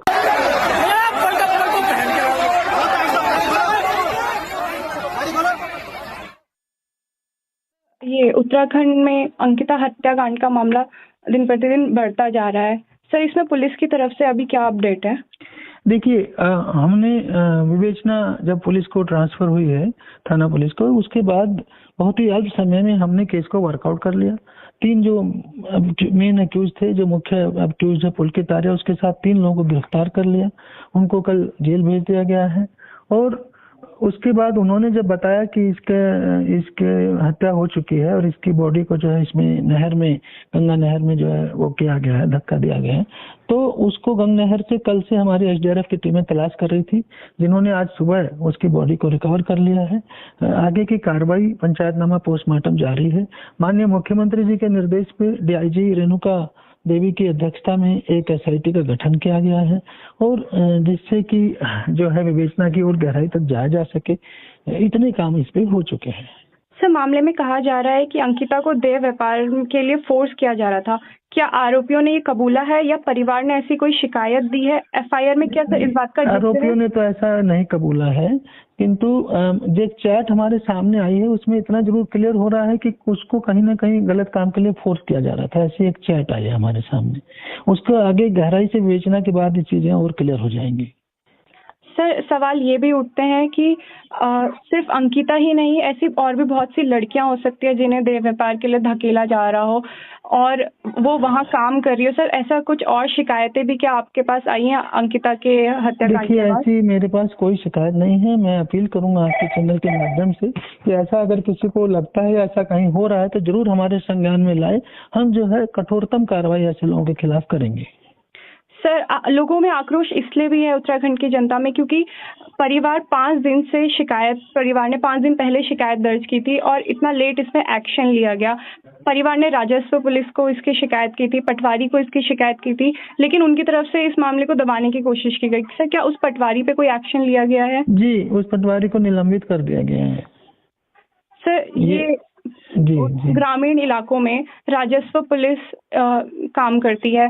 सर, पुलिस को पुलिस का काम करने दिया जाए, ऐसा नहीं होना चाहिए उत्तराखंड में। देखिए, आपकी बात है थोड़ी, इसमें इशू ये है कि ये पुराने समय में चूंकि इंटीरियर क्षेत्र होता था, सड़कें नहीं होती थी, क्राइम कम था, बाहर के लोग नहीं आते, तो इसलिए दूरस्थ क्षेत्रों में कोई यहाँ पुलिस के थाने चौकियां नहीं थे, तो उनको जो है पटवारी ही पुलिस व्यवस्था को देख लेता था। लेकिन सर अब सड़कें आ गई हैं। मैं कहता हूँ धीरे धीरे जो है उसमें कुछ तो जगह थाने चौकी खुल गए हैं, किंतु राज्य सरकार इसको धीरे धीरे चेंज कर रही है। जहाँ पे सड़कें आ गई, जहाँ क्राइम बढ़ रहा है और इश्यूज होते हैं, तो ऐसी जो है धीरे धीरे इसमें नए थाने चौकी आ रहे हैं, परंतु अभी भी काफी एरिया बचा है। तो राज्य सरकार इस पे मेरे विचार से विचार कर रही है कि धीरे धीरे जो है और एरियाज को में जो है रेगुलर थाने चौकी खोले जाए। सर, अब पहाड़ों के गांव में लोग अपनी बेटियों को शहर में भेजने से डर रहे हैं, क्या आप कोई ऐसे ही संदेश देना चाहेंगे कि पुलिस काम कर रही है, वो डरे ना, बेटियां उत्तराखंड की सुरक्षित है, इसके लिए पुलिस क्या कोई आश्वासन देगी? बिल्कुल, आपके चैनल के माध्यम से मैं लोगों को निश्चिंत करना चाहूंगा कि वो 100% निश्चिंत रहें। अगर समय रहते हमारे पास सूचना आती है कि किसी भी लड़के को किसी भी तरह सुरक्षा का खतरा है या उससे किसी भी तरह के गलत काम करने की बात की जा रही है, तो मेरे द्वारा कठोरतम कार्रवाई जो है पुलिस द्वारा यहाँ पे की जाएगी। एकदम से निश्चिंत रहें, और मैं ये आश्वस्त करता हूँ कि हमारे संज्ञान में जरूर लाएं। कई बारी लड़कियां चुप रहती हैं, बताती नहीं हैं, तो वो है ये वाली भी जो बात है, इसने अपने दोस्त को बताई थी, उस चैट से क्लियर हो रहा है कि ऐसा कोई इशू था। तो ये पुलिस के संज्ञान में आता है समय से, तो जरूर से जरूर कार्रवाई की जाएगी, यही मैं आपसे आश्वस्त।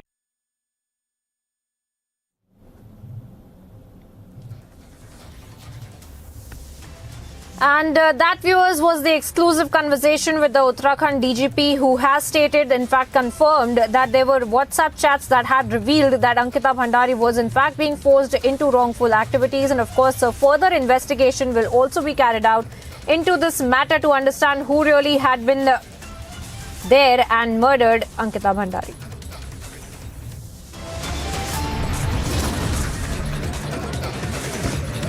Protesters are protesting against the criminal, and they want justice and want criminal to be hanged till death in the Ankita murder case. Right now I'm reporting live from Rishikesh AIIMS. We'll be right back after a short break. Stay tuned.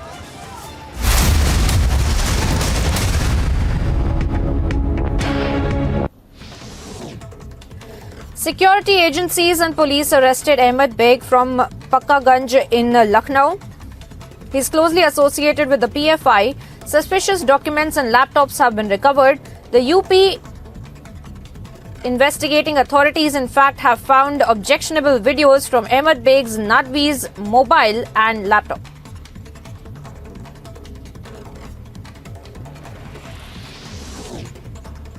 A petrol bomb was hurled at the RSS office in Kerala's Kannur district on September 23rd. According to the CCTV footage accessed by Republic TV, two individuals can be seen coming on a two-wheeler, and one of them rushed towards the RSS office and hurled the petrol bomb.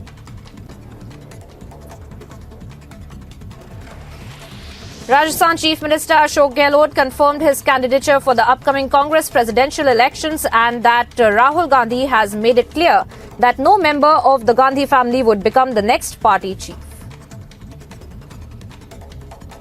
देखिए, मैंने पहले भी कहा आपको कि एक बार मुझे request करनी थी उनको, जब सब प्रदेश कांग्रेस कमेटी ये प्रस्ताव पास कर रही है कि आपको अध्यक्ष बनना चाहिए, तो फिर आप उसी रूप में आप स्वीकार कीजिए। तो मैंने भी काफ़ी बातचीत करने की कोशिश करी, पर वो इस बात के लिए वो कह रहे हैं हमने एक बार फैसला कर लिया कि एक बार कोई।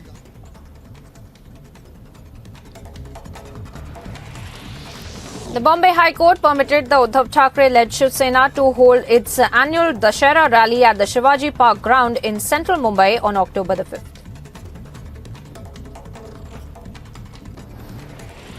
5 days after the 19-year-old receptionist Ankita Bhandari went missing under suspicious circumstances, swinging into action mode, the Dhami government vowed not to spare the accused. सभी दोषियों के खिलाफ सख्त से सख्त कार्रवाई हो, इसको लेकर हमने डीआईजी पी रेणुका देवी के नेतृत्व में एक एसआईटी का गठन किया है, जो पूरे मामले की तह तक जाएगी, उसकी जांच करेगी।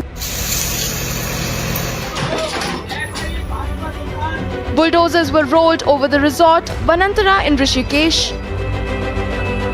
As Vanantara resort was razed to the ground, its owner Pulkit Arya was locked up for Ankita's gruesome murder. So far, 3 arrests have been made in the case and further probe is underway as India demands justice for Ankita. Bureau Report, Republic TV.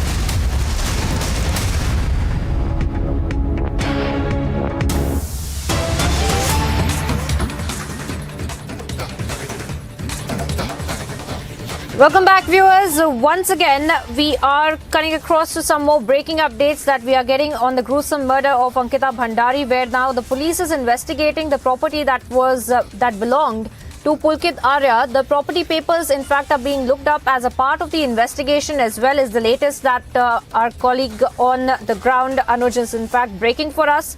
And we are getting to you the latest details as far as the investigation is also concerned, because the authorities are now looking into the property that belonged to Pulkit Arya. Now that is the resort in question where Ankita Bhandari used to work as a receptionist, the 19-year-old who had been murdered. And of course, we are seeing how these developments are also taking place. I'm being joined by my colleagues Anuj from AIMS Rishikesh on the ground and Samiksha from the Mumbai newsroom. To you first, Anuj, you're breaking down these details for us with respect to the investigation that is being carried out by the police, who is now going to be looking into the property of Pulkit Arya as well. Please expand on this for our viewers. Well, exactly. That's something what we have been told. The latest is that if we talk about the investigation which is going to be taken ahead, and the SIT, as we do know, has been already formed. Now the administration is also looking into the property angle of Pulkit Arya. There, the administration and the investigating team, rather we should say, is looking deep into the angle. If we talk about the property that belongs to Pulkit Arya, the same resort where Ankita was working, the same resort from where the story started. So that property belongs to Pulkit Arya, let me remind you. And now the investigating team, the SIT which has been formed, is looking into the papers, is looking into the property angle, that how this property was bought in, who all are the owners of this particular property, is there any kind of dealing which was done. That is something what we have been told. There is some suspect. That is something what we have been told, and that's why the investigating team is looking into the property angle also. Yes, back to you. Well, that is something very important to note in this that you're breaking down for us, Anuj. Let me take that question to Samiksha as well, who's joining me from the Mumbai newsroom. Samiksha, if you can expand upon this for our viewers, because was there a larger nexus at play now, since the authorities are looking at the properties that were owned by Pulkit Arya as well, and the resort specifically where Ankita used to work? Well, absolutely, Priyanka. That's the angle that is in focus as we speak. Now, remember, there was a late night action when the bulldozer ran over that particular resort in which Ankita Bhandari used to work. The question now arising as to why was there such a hurry to demolish this particular resort. Now, also important to note here that we've also spoken to the Uttarakhand DGP as well, who's on record said that there have been WhatsApp chats that have been recovered, in which the DGP has also categorically mentioned that Ankita Bhandari was being forced into wrongful acts. So question now arising, was there a larger plot at play? Was there a larger nexus? That all is, these are the questions that we're asking this hour, because remember, in these WhatsApp chats that we'll also put out for our viewers, it's being seen that there was, Ankita Bhandari was being forced into wrongful acts. Why was she being forced into this such an act? Also important to note here that this particular resort, which is located in the outskirts of Rishikesh, is at a very desolate place. So sources now telling that there was probably a racket here that was being operated. So what was really the need to demolish this particular resort in such a hurry? So all those questions are rising at this point. We will slip into a very short break, but all those questions will be answered on the other side of this very short break.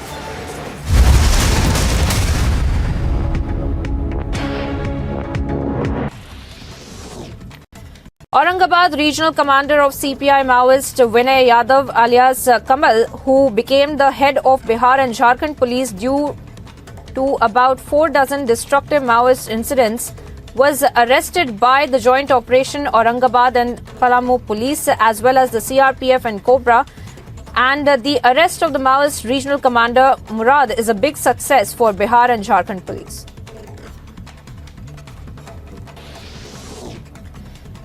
India advised its nationals in Canada and those travelling to that country to exercise due caution and remain vigilant in view of the sharp increase in incidents of hate crimes and anti-India activities in the country.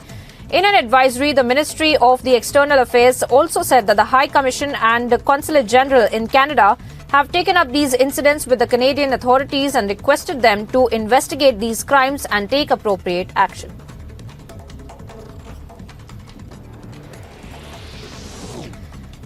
India reiterated its call for an end of violence in Ukraine and said that there is no justification for violation of human rights and international law even in the conflict situations.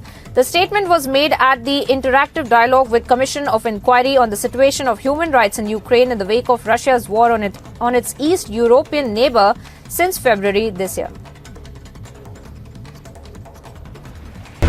5 days after the 19-year-old receptionist Ankita Bhandari went missing under suspicious circumstances, swinging into action mode, the Dhami government vowed not to spare the accused. सभी दोषियों के खिलाफ सख्त से सख्त कार्रवाई हो, इसको लेकर हमने डीआईजी पी रेणुका देवी के नेतृत्व में एक एसआईटी का गठन किया है, जो पूरे मामले की तह तक जाएगी, उसकी जांच करेगी. Bulldozers were rolled over the resort Vanantara in Rishikesh. As Vanantara resort was razed to the ground, its owner Pulkit Arya was locked up for Ankita's gruesome murder.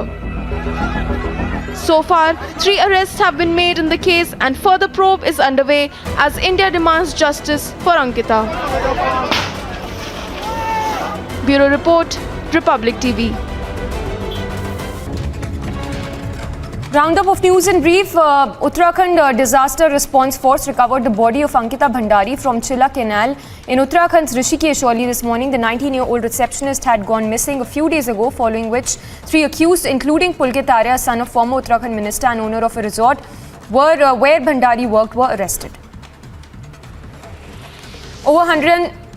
Over 100 PFI workers were arrested in multiple raids that were carried out by a joint team of the NI, ED and state police across 11 states. On 22nd of September, massive swoop-down on PFI and affiliates was code-named Operation Octopus. Over 15 agencies were involved in the operation that was supervised by NSA Dowell under the guidance of Home Minister Amit Shah. SI teams conducted raids at Batpora Kachwari of Badgam in JNK. Raids were conducted at the premises of SIM card dealers and vendors in a case related to narco terror. को गिरफ्तार कर लिया है और उनके कथनानुसार इस पूरे case को हत्या के केस में कन्वर्ट कर दिया है. इन पे धारा 302 और 201 आईपीसी लगाई गई है क्योंकि बॉडी अभी नहीं मिली है. दूसरा, इन्होंने साक्ष्य छुपाने के लिए उसको मारने के बावजूद मार करके और फिर आकर के गुमशुदगी लिखवा दी पटवारी चौकी में. तो ये सब साक्ष्य छुपाने की श्रेणी में आता है, इसलिए 201 धारा लगी और 302 हत्या का केस होता है. और अभी हम लोग Welcome back, viewers. Top stories in brief. The massive swoop down on PFI was codenamed Operation Octopus, carried out in multiple cities.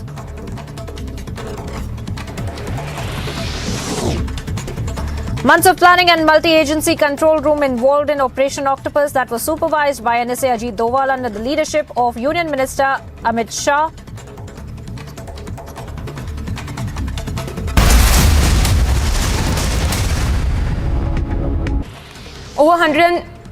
Over 100 PFI workers were arrested in multiple raids that were carried out by a joint team of the NI, ED and state police across 11 states. On 22nd of September, massive swoop-down on PFI and affiliates was code-named Operation Octopus. Over 15 agencies were involved in the operation that was supervised by NSA Dowell under the guidance of Home Minister Amit Shah. SI teams conducted raids at Batpora Kachwari of Badgam in JNK. Raids were conducted at the premises of SIM card dealers and vendors in a case related to narco terror.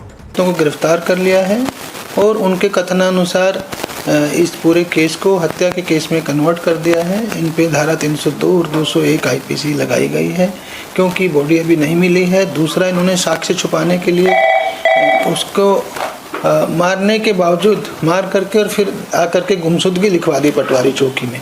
तो ये सब साक्ष्य छुपाने की श्रेणी में आता है, इसलिए 201 धारा लगी और 302 हत्या का केस होता है. और अभी हम लोग चीला नहर में बॉडी की तलाश करवा रहे हैं। SDRF की टीमें लगा दी गई हैं और आगे जो होगा तो मैं SP पौड़ी को कहूँगा कि वो लोगों को अपडेट कराते रहें। Security agencies and police arrested Ahmed Beg from Pakkaganj in Lucknow. He is closely associated with the PFI. Suspicious documents and laptops have been recovered. The UP investigating authorities, in fact, have found objectionable videos from Ahmed Beg's Nadvi's mobile and laptop.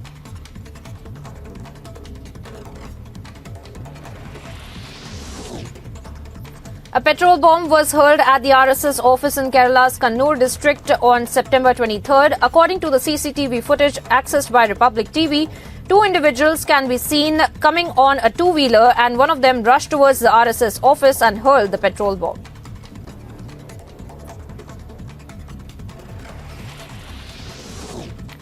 Aurangabad Regional Commander of CPI Maoist Vinay Yadav alias Kamal, who became the head of Bihar and Jharkhand police due to about 4 dozen destructive Maoist incidents, was arrested by the joint operation Aurangabad and Palamu police as well as the CRPF and Cobra. And the arrest of the Maoist Regional Commander Murad is a big success for Bihar and Jharkhand police.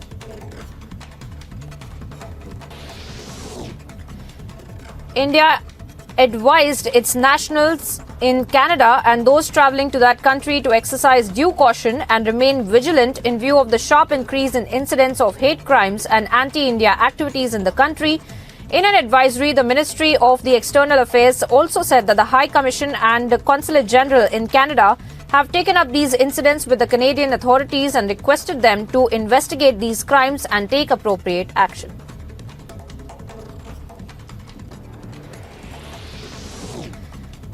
India reiterated its call for an end of violence in Ukraine and said that there is no justification for violation of human rights and international law even in the conflict situations. The statement was made at the interactive dialogue with Commission of Inquiry on the situation of human rights in Ukraine in the wake of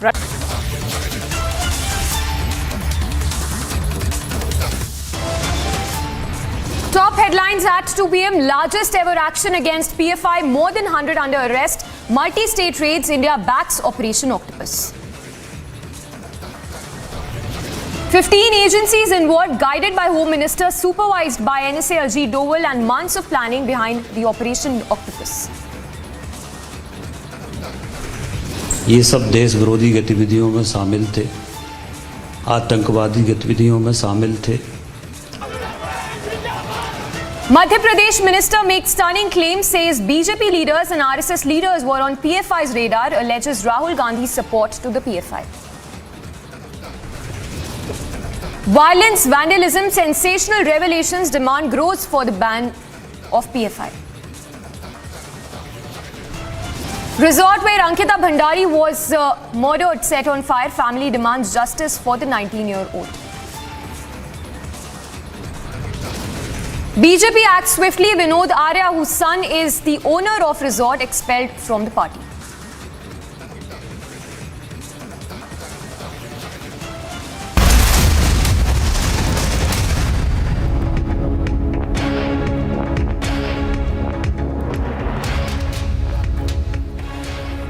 Thanks for tuning in this Saturday afternoon. We are live and breaking. I'm Samiksha Srivastava. Straight up starting with the breaking updates coming in from Uttarakhand. In relation to Ankita Bhandari's murder case, we are now given to understand that the DGP of Uttarakhand has now hinted at a larger conspiracy which was at play. Saying that Ankita Bhandari was in fact forced into some wrongful activities. So the police, they're probing the property of the accused as well. A lot of updates coming in and questions now being raised over resort demolition, as well as the DGP hinted at a larger racket in connection with Ankita Bhandari's murder case. So a lot of questions arising right now over what was really the reason for the demolition of the resort. And what was the hurry to demolish the resort, and was there a larger nexus? So if there was a racket, what explains the demolishing of the resort? Because The details that are now just tumbling out, the WhatsApp chats also that have been accessed, reveal that Ankita Bhandari was being forced into some wrongful activities, and after she resisted those attempts, she was murdered by the 3 accused who've now confessed to the heinous crime, saying that they pushed Ankita Bhandari into a canal in Uttarakhand. Anuj, they're reporting live from Rishikesh. Anuj, we understand that there is massive outrage, of course, but there was, in fact, what is the details now coming out seem to suggest that there was, in fact, a larger conspiracy at play. Take us through all those news breaks you're picking up.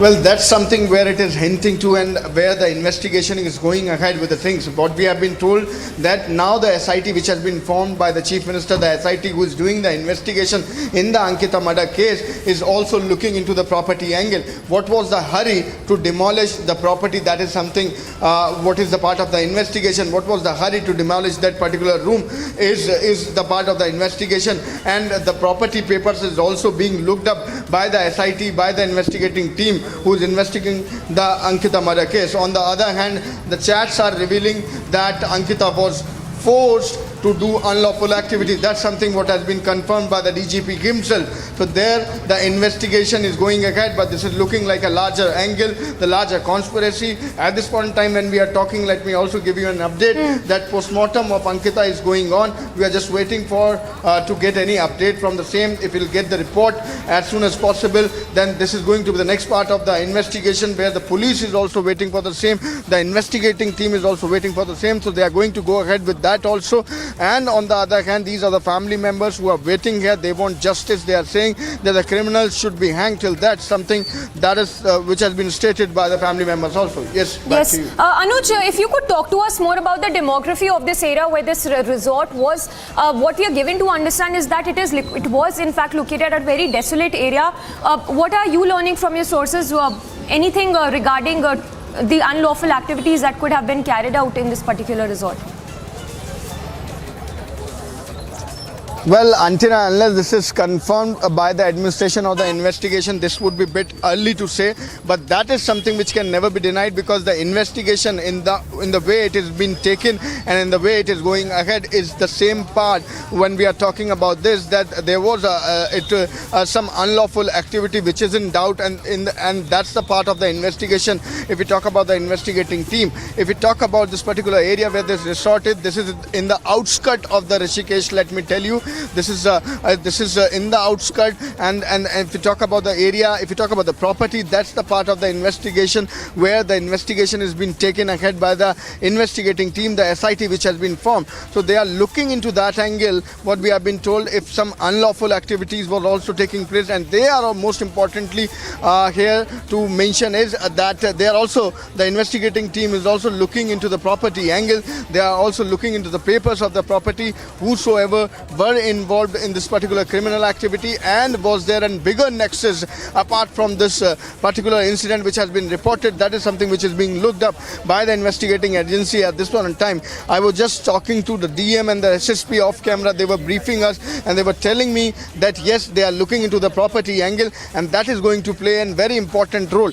Two aspects is there, and two important thing at this point in time is for which the investigating team and the administration is waiting for. One is the postmortem report. Second is the property angle. So these two are the angle on which the investigating team is going ahead with the things. The third important point here to mention is about the WhatsApp chat which has been revealed. So that is also going to play a very, very important role. On the other hand, if we talk about the investigating team, then SIT has been already formed, and the Chief Minister is also giving an assurance that there will be strict action against the criminal. 3 has been arrested till now. The main accused has been arrested. The party BJP has taken the decision. The duo has been expelled by the party. The father and the son has been expelled by the party. That is something, the update if we talk about from the ground. On the other hand, I'm reporting from Rishikesh AIMS. Let me give you the visuals. Let me give you the sense from this particular area also.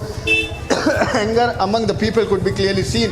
We were just talking to the people. We were just trying to get a sense from them what their mindset is, what they are up to. So there the people is also in anger, and they are saying that they want justice, they want criminal to be hanged till that, and that is something what the demand is. And until and unless they got the justice, they're going to stay here. They're not going to do the criminalization also. That is something what we have been told. And this is again going to be very, very important if it goes to the fast track court, and if the capital punishment will be given to the criminal. That's the demand of the family. That's the demand of the people who are protesting over here and standing with Ankita. Back to yes. Also, Anuj, if you could give us the details, the contents of that WhatsApp chat that has been accessed of Ankita's conversation with her friend, where she is particularly mentioned about the sexual advances that were made towards her. Well, that's something what has been confirmed through the sources in the Uttarakhand police, and in that very WhatsApp chat, this is something which has been revealed or which has been retrieved or which has been recovered by the investigating team, that she was forcefully asked to give the sexual advantage to the people. That is something where she was forced to do the unlawful activities. That is something what we have been told, and that's the part of the investigation where the dots has been connected, the links has been connected, and through that WhatsApp chat, this has been revealed how Ankita was forced by Pulkit Arya to do this unlawful activities, to give unlawful favors to the people.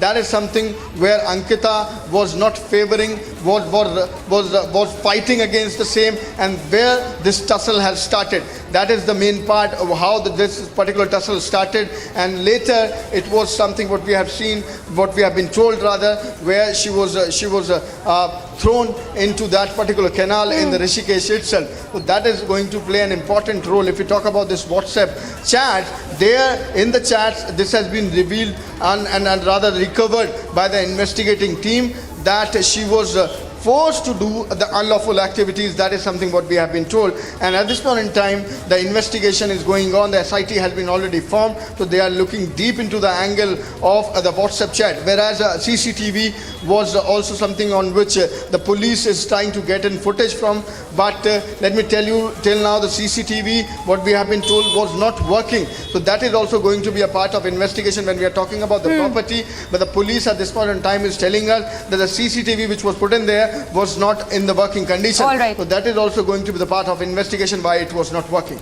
Yes, Anuj, thank you for the moment. We'll keep coming back to you. So Anuj reporting live from outside AIMS Rishikesh, and sensational details that are now tumbling out. DGP, the Uttarakhand DGP also on record saying that the deceased was forced into wrongful activities, and after she denied, all of this really happened with the three accused who are now taken into custody, having confessed to the crime as well.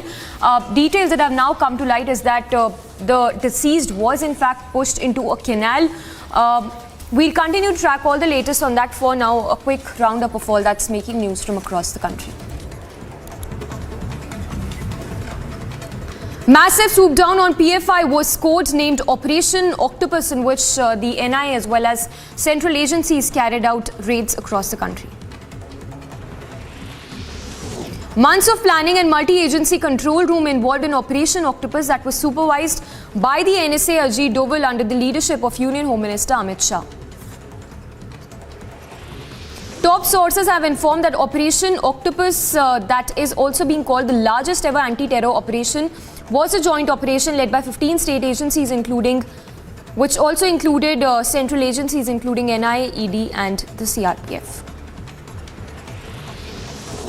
A case has been registered against 60 to 70 PFI workers in Pune for unlawful gathering in front of District Collector's office on Friday over NIA raids on the PFI.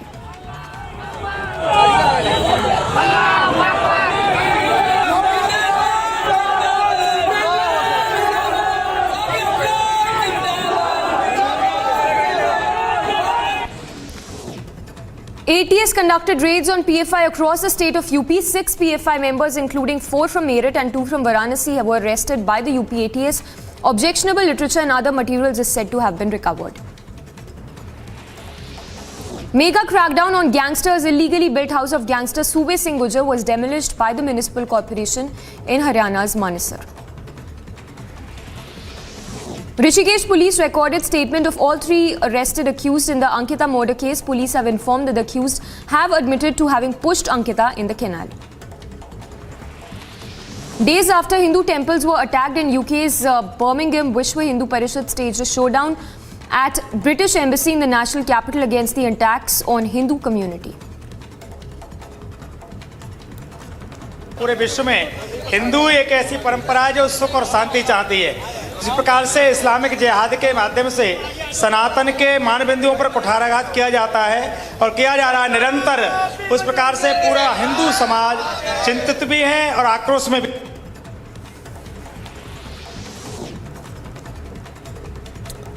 The 5-member committee appointed by BJP National President JP Nadda to study police violence on BJP workers during the Nobanno Chalo Abhiyan to submit its report today at 4:30 p.m. Following Congress PCM campaign in Karnataka, BJP has now hit out at the Congress targeting Sonia Gandhi by launching Pay to Congress Madam campaign sponsored by Bernal brothers, that is DK Shivakumar and Siddaramaiah.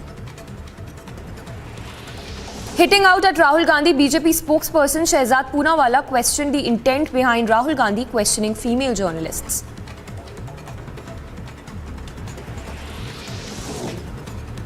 In Tamil Nadu's Tambaram petrol bomb was hurled at RSS District Secretary's house. Following the attack, police rushed to the spot. An investigation has also been launched into the attack to nab the attackers. Security forces recovered a rusted mortar shell from Pragwal area of Aknoor in Jammu district. Soon after mortar shell was found, bomb disposal squad was rushed to the spot and the entire area has now been cordoned off. SI teams conducted raids at Batpora Kachwari of Badgam. Raids were conducted at the premises of SIM card dealers and vendors in a case related to narco terror. As security forces intensify anti-terror operations, Jammu and Kashmir police got specialized drones to man terror-prone areas. Reports suggest Jammu and Kashmir police to get more such drones in coming days for aerial surveillance. Farmers continue protesting over delay in paddy procurement at Haryana's Shahbad. As the protest entered 21st hour, farmers were also seen blocking road in wake of the protest. 2 cars parked inside hospital premises set on fire by miscreants. In the CCTV footage accessed, it was seen that 2 miscreants walked in with a petrol bomb, set it on fire and threw it on 2 cars and then fled the spot. Incessant rainfall in Delhi NCR caused waterlogging and traffic snarls in parts of Gurugram. For the second consecutive day, a portion of road also caved in near Satyaniketan and only 2 lanes of the 4 are now functional. Thousands gathered at Padal Maidan in Mandi district where Yuva Vijay Sankalp rally was held today. Prime Minister was addressed the rally in Mandi district ahead of Himachal going to polls. Home Minister Amit Shah, who is on a 2-day visit to Bihar, offered prayers at the Kali Mata temple. Shah is slated to hold a series of meetings with BJP cadres later today.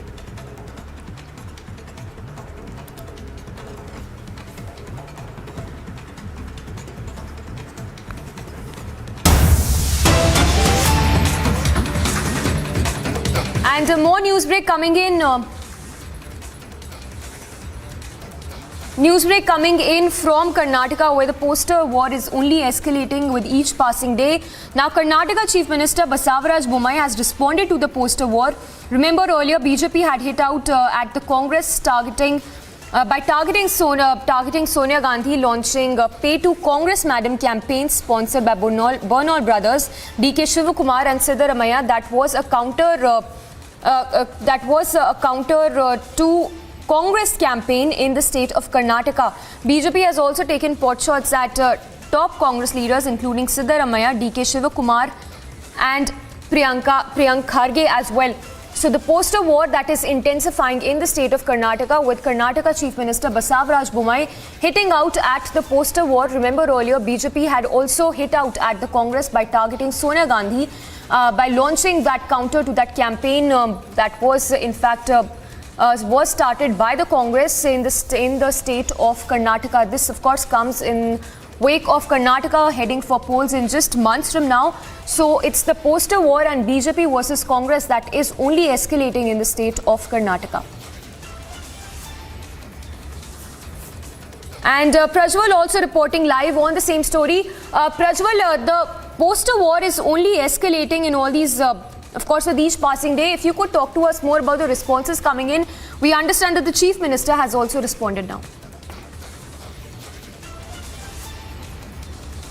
Yes, Samiksha. Now we get to understand more and more information coming out now, because seems like both the Congress party as well as the BJP have gone quite active on social media, and they seem to have upped their ante against each other now. And in the latest, it is the BJP's time to take it's the BJP's time to give a befitting response to the Congress, and now they have targeted Sonia Gandhi, saying Pay Sonia Madam campaign, which is being sponsored by the desperate Congress parties. So the Kangal Congress campaign, what we are seeing as KCC, is more of translating it to desperate Congress campaign to come back to power. And on these lines, Chief Minister Basavaraj Bommai also spoke this afternoon from Chitradurga, and he mentioned that this was just a gimmick, another gimmick by the Congress, and these are only baseless allegations which are being done to tarnish his name as well as spoil the image of Karnataka too,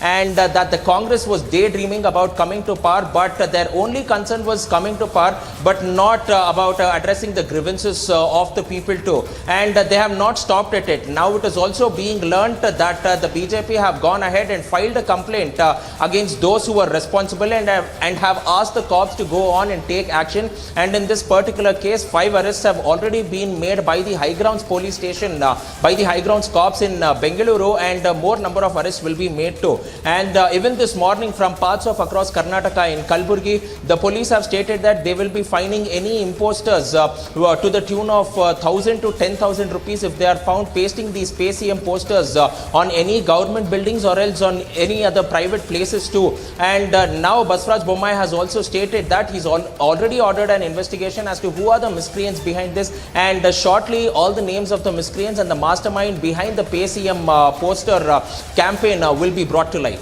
Yes. Prajwal, stay with us. Basavaraj Bommai has also responded to this whole controversy. Let's listen into what the Chief Minister had to say.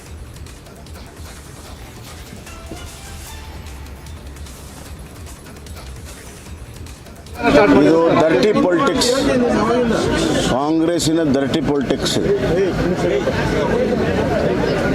ಯಾವುದಾದ್ರೂ ವಿಚಾರ ಇದ್ದರೆ ನೇರವಾಗಿ ಮಾತನಾಡಬೇಕು, ದಾಖಲೆ ಕೊಡಬೇಕು, ತನಿಖೆ ಆಗಬೇಕು. ಯಾವುದು ವಿಚಾರ ಇಲ್ಲದೆ ಸುಮ್ಮನೆ ಇದೊಂದು ರೀತಿಯಲ್ಲಿ ನೈತಿಕತೆಯ ಅಧಿಪತನ ಕಾಂಗ್ರೆಸ್. ಈ ಥರ ನೈತಿಕತೆ ಇಲ್ಲದೆ ಹೆಸರು ಕೆಡಿಸುವಂಥ ಒಂದು ಕಾರ್ಯಕ್ರಮ ಮತ್ತು ಹತಾಶರಾಗಿದ್ದಾರೆ.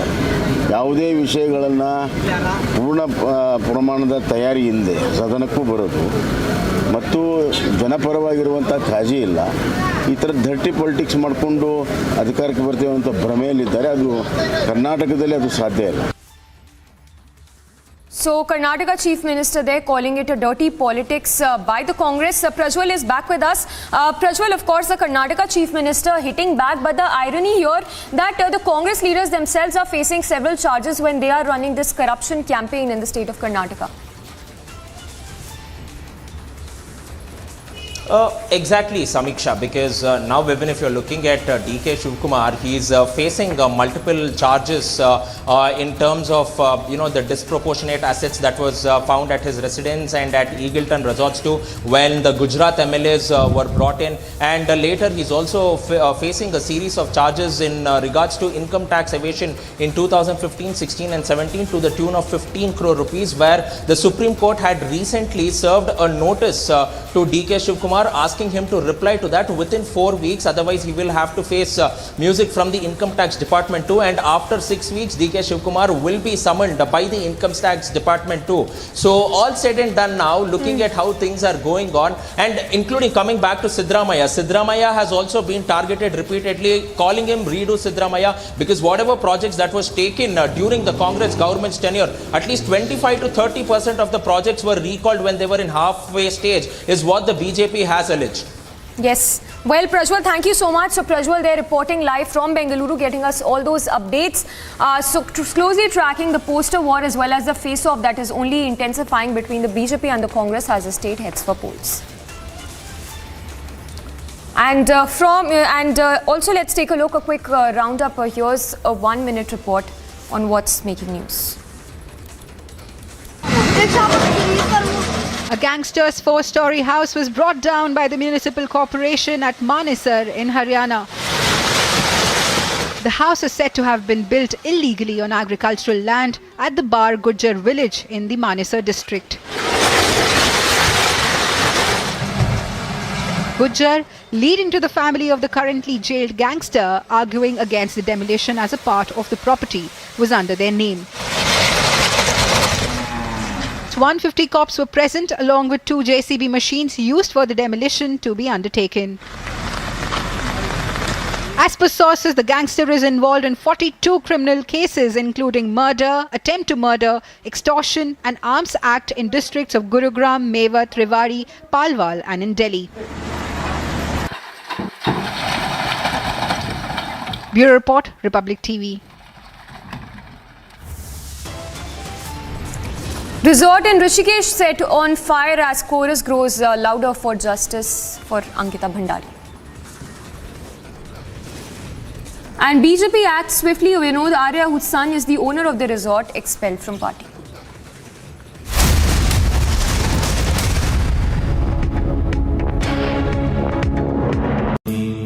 Amity has been ranked India's #1 private university for the 10th year by India Today, a testimony to Amity's world-class education whilst imbibing values and sanskars in students. Security agencies and police arrested Ahmed Beg from Pakkaganj in Lucknow. He is closely associated with the PFI. Suspicious documents and laptops have been recovered. The UP investigating authorities, in fact, have found objectionable videos from Ahmed Beg's Nadvi's mobile and laptop.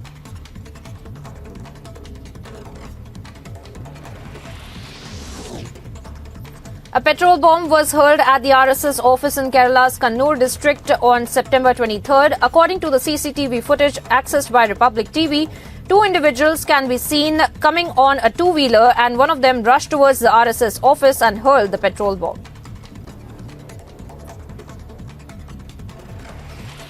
Rajasthan Chief Minister Ashok Gehlot confirmed his candidature for the upcoming Congress presidential elections and that Rahul Gandhi has made it clear that no member of the Gandhi family would become the next party chief.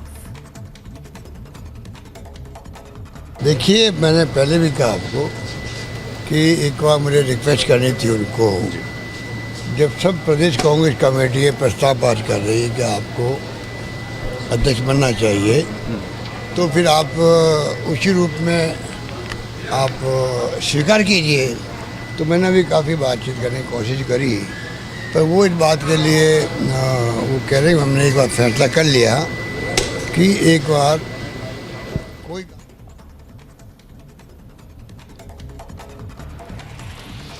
The Bombay High Court permitted the Uddhav Thackeray-led Shiv Sena to hold its annual Dashera rally at the Shivaji Park ground in central Mumbai on October the 5th.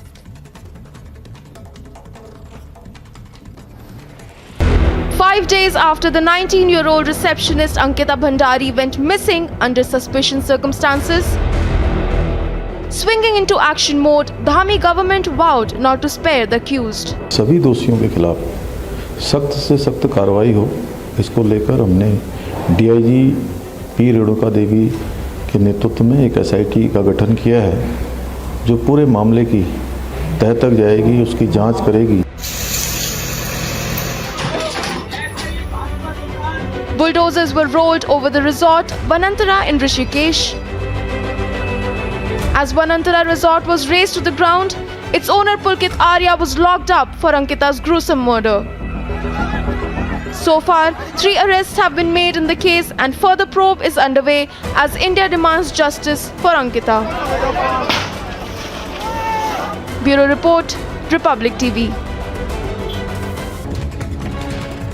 Roundup of news in brief. Uttarakhand Disaster Response Force recovered the body of Ankita Bhandari from Chilla Canal in Uttarakhand's Rishikesh early this morning. The 19-year-old receptionist had gone missing a few days ago, following which 3 accused, including Pulkit Arya, son of former Uttarakhand minister and owner of a resort where Bhandari worked, were arrested. Oh, they celebrated so hard when 200 AK-47 wielding policemen led by Sachin Waze walked into my home. and assaulted my family and assaulted me and took me with 20 vehicles in front and 20 behind in the presence of 500 armed policemen like a terrorist to jail. They said they were so happy that night when I was arrested, when the Vadra Congress publicly claimed on social media the responsibility for carrying out an acid attack on me in the heart of Mumbai. And now that the truth is out, will they not put out the truth? Because the nation must know. Because the nation will know. The nation wants to know.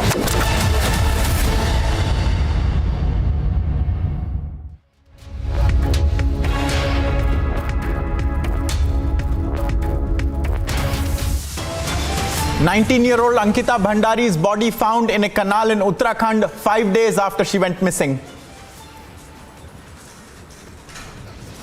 BJP expels leader Vinod Arya from the party, whose son Pulkit is arrested under murder charges of 19-year-old Ankita Bhandari. In a massive revelation on Republic, Uttarakhand DGP hints at a larger racket in the Ankita murder case, claims she may have been forced into wrongful acts. Months of planning by 15 agencies, an operation supervised by the NSA, guided by the Home Minister. It's a massive swoop down on the PFI. Violence, vandalism, sensational revelations. As the clamor against the PFI grows louder, India says ban the PFI now. BJP hits back at the Congress, launches poster targeting Sonia Gandhi, DK Shivakumar and Siddaramaiah.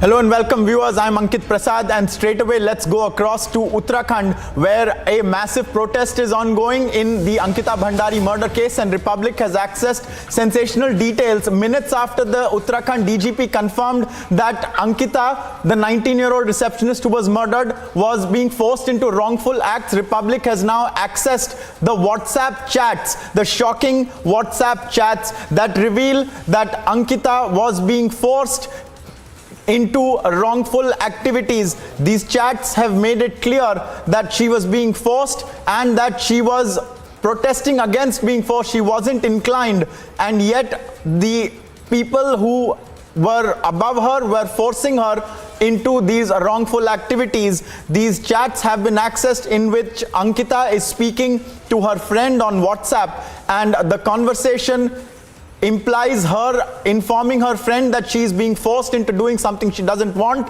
and her friend is trying to take out the larger meaning of what she is being forced into, and she is trying to say that she doesn't want to do it, that these people think that she will go along but she will not, and they are having a pitched conversation about how Ankita does not want to indulge in any such wrongful acts. This comes minutes after, viewers, the Uttarakhand DGP confirmed over phone to Republic that these WhatsApp chats have been accessed and that there is a larger racket that may have been at play in this entire matter. Remember, a protest is also ongoing in Rishikesh, and two things have happened. The resort where Ankita had worked, from where she had gone missing 5 days ago, was demolished. Also, a building set on fire earlier today. At Ames in Rishikesh, where Anuj has also been reporting for us, there is a protest ongoing where a lot of people have gathered and they are demanding that there be justice in this matter. The question marks, however, continue over the demolition of this resort. We'll go across to Anuj first. Anuj, these chats have now come to light, and it is very clear that Ankita was being forced to do something she didn't want and she was resisting it. What more can you tell us about what's been accessed?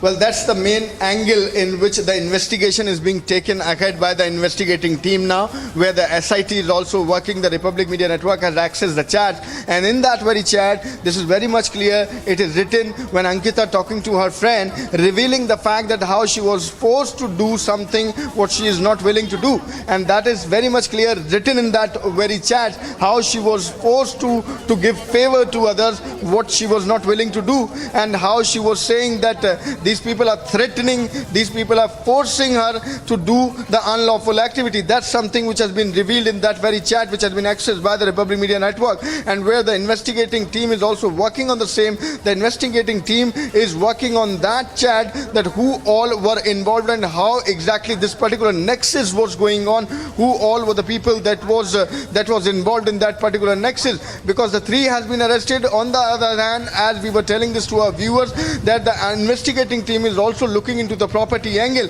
why that particular property was demolished on that very night. That is something which is becoming a very bigger question, and on that also the investigating team is also investigating that the property which belongs to Pulkit area, the property, what exactly the connections are, the papers are being looked up, why it was demolished. That is the bigger question. On the other hand, let me also give you the sense on the ground what exactly is happening. I'm reporting from the aims of Rishikesh, and there the people are in anger. The people are in anger, and we were talking to the people over here. They are saying that they want justice. They are protesting over here. This one time when we are talking, let me tell you that the postmortem is going on, and we are giving you the visual. This is the 360 view of the aims of Rishikesh, and there the police bandobast could be clearly seen. Police personnel, the heavy police deployment could be clearly seen. The DM was here, the SP of the city was here, and these are the people who are protesting and waiting for the update and for the postmortem report also. Yes, back to you. Right, Anuj, while you report from Rishikesh, we have Samiksha joining us right now from the newsroom. Samiksha, these chats reveal very clearly that she was being forced into doing something she did not want, that the police officer also told us was wrongful, and she also put up protests against it. She said that she was feeling insecure. What more can you tell us, and also put this into context with regards to the demolition of the resort? What questions does it raise? Well, absolutely, Ankit. It's very appalling, very shocking and heart-wrenching to say the least. When we talk about these WhatsApp chats that we've accessed, we cannot put those chats on air because this is very heart-wrenching when I tell you the details that we've accessed in this particular WhatsApp chat, in which the deceased Ankita Bhandari has clearly stated that, how she was being forced into wrongful activities. She was called names.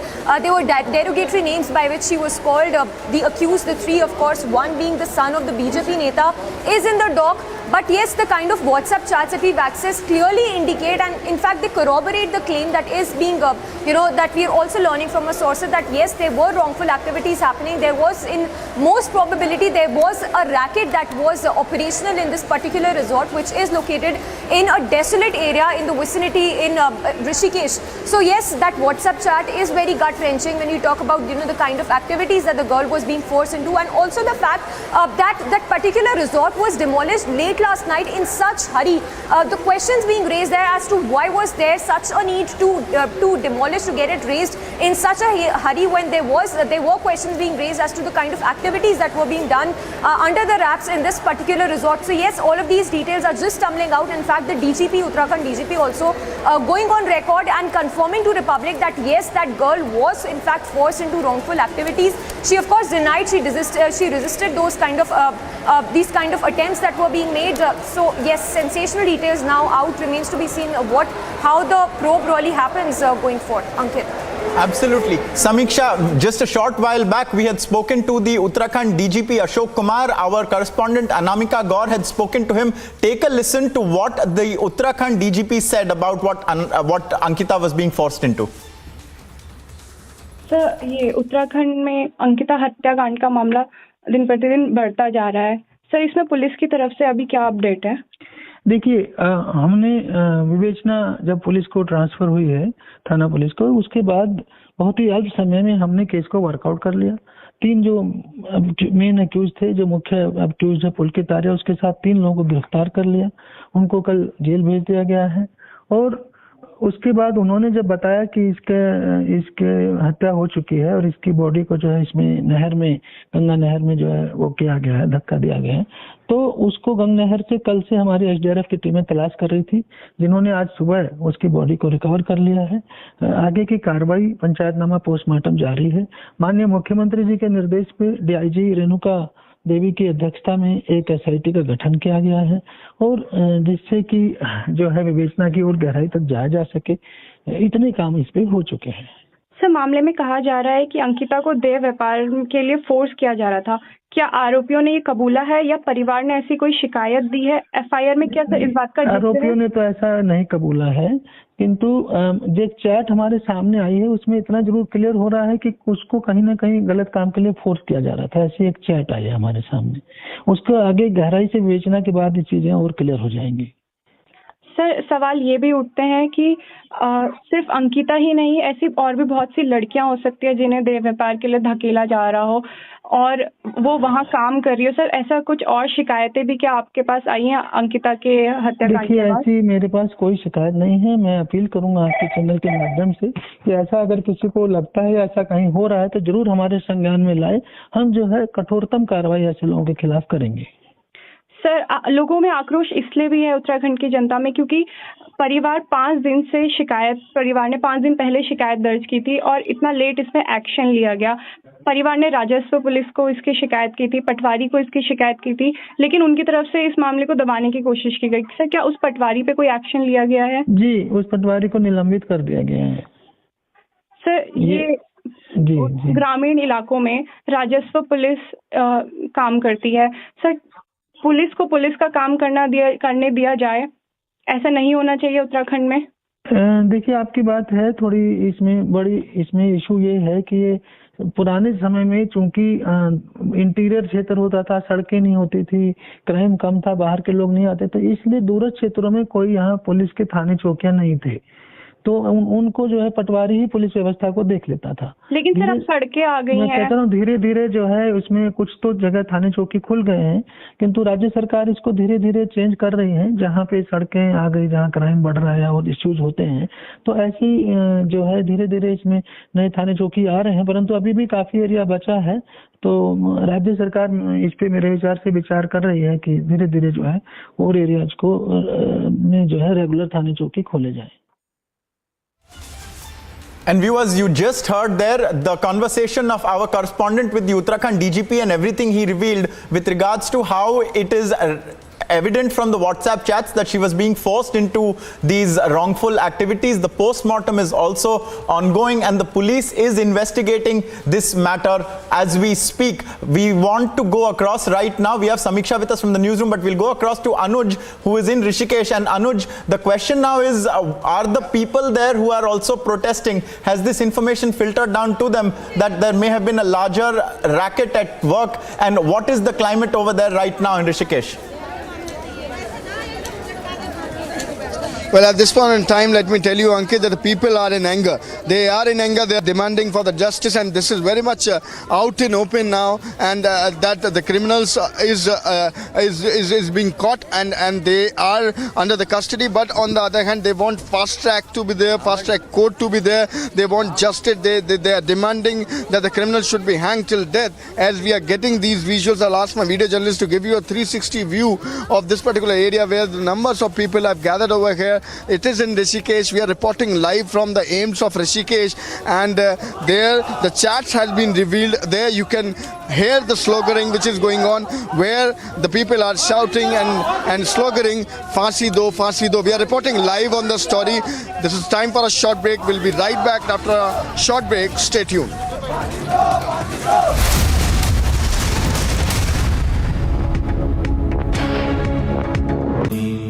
Amity has been ranked India's #1 private university for the 10th year by India Today, a testimony to Amity's world-class education whilst imbibing values and sanskars in students.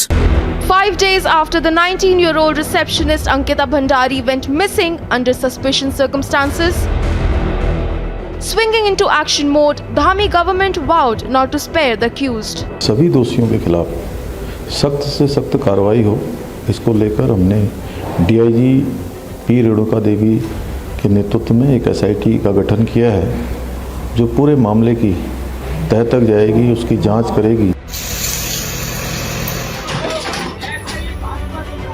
Bulldozers were rolled over the resort Vanantara in Rishikesh. As Vanantara resort was razed to the ground, its owner Pulkit Arya was locked up for Ankita's gruesome murder. So far, 3 arrests have been made in the case and further probe is underway as India demands justice for Ankita. Bureau Report, Republic TV. Roundup of news in brief. Uttarakhand Disaster Response Force recovered the body of Ankita Bhandari from Chilla Canal in Uttarakhand's Rishikesh early this morning. The 19-year-old receptionist had gone missing a few days ago, following which 3 accused, including Pulkit Arya, son of former Uttarakhand minister and owner of a resort where Bhandari worked, were arrested. Aurangabad regional commander of CPI Maoist Vinay Yadav alias Kamal, who became the head of Bihar and Jharkhand police due to about 4 dozen destructive Maoist incidents, was arrested by the Joint Operation Aurangabad and Palamu police as well as the CRPF and Cobra. And the arrest of the Maoist regional commander Murad is a big success for Bihar and Jharkhand police.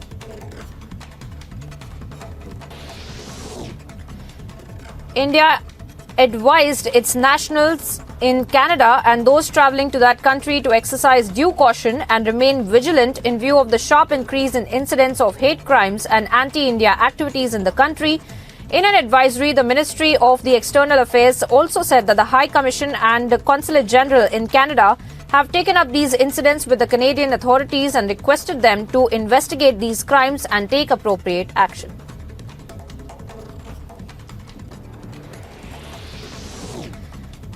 India reiterated its call for an end of violence in Ukraine and said that there is no justification for violation of human rights and international law even in the conflict situations. The statement was made at the interactive dialogue with Commission of Inquiry on the situation of human rights in Ukraine in the wake of Russia's war on its East European neighbor since February this year. Over 100 PFI workers were arrested. Heavy rains were witnessed through Mumbai this morning as the IMD issues a rain alert for the city. According to the forecast organization, the skies above Mumbai currently hold at least 98% humidity. The rains, though not intense, was consistent throughout the morning, with relatively less traffic snarls reported due to the rains. Rain alert has been issued for the Maharashtra capital as of now, even as the rains are predicted for the next 24 hours. The IMD forecasted a generally cloudy sky towards the evening, with light to moderate rain in the city and its suburbs for the next 24 hours. A partly cloudy sky was further forecasted for the city for the next 48 hours with the rain in the main city. Bureau Report, Republic TV. Viewers, a lot more news coming up on Republic. It required months of planning by 15 agencies and the operation was called Operation Octopus, supervised by the NIA against the PFI. Republic has all the details. We'll tell you about it after a short break. Stay with us.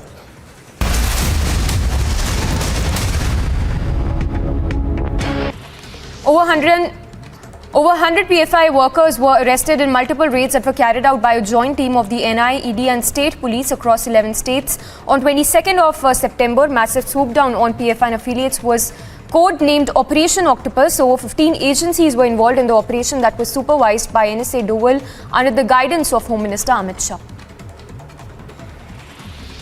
SI teams conducted raids at Batpora Kachwari of Badgam in JNK. Raids were conducted at the premises of SIM card dealers and vendors in a case related to narco terror. को गिरफ्तार कर लिया है और उनके कथनानुसार इस पूरे case को हत्या के केस में कन्वर्ट कर दिया है। इन पे धारा 302 और 201 आईपीसी लगाई गई है क्योंकि बॉडी अभी नहीं मिली है। दूसरा, इन्होंने साक्ष्य छुपाने के लिए उसको मारने के बावजूद मार करके और फिर आकर के गुमशुदगी लिखवा दी पटवारी चौकी में। तो ये सब साक्ष्य छुपाने की श्रेणी में आता है, इसलिए 201 धारा लगी और 302 हत्या का केस होता है। और अभी हम लोग चीला नहर में बॉडी की तलाश करवा रहे हैं। एसडीआरएफ की टीमें लगा दी गई हैं और आगे जो होगा तो मैं एसपी पौड़ी को कहूँगा कि वो लोगों को अपडेट कराते रहें। Security agencies and police arrested Ahmed Beg from Pakkaganj in Lucknow. He is closely associated with the PFI. Suspicious documents and laptops have been recovered. The UP investigating authorities, in fact, have found objectionable videos from Ahmed Beg's Nadvi's mobile and laptop.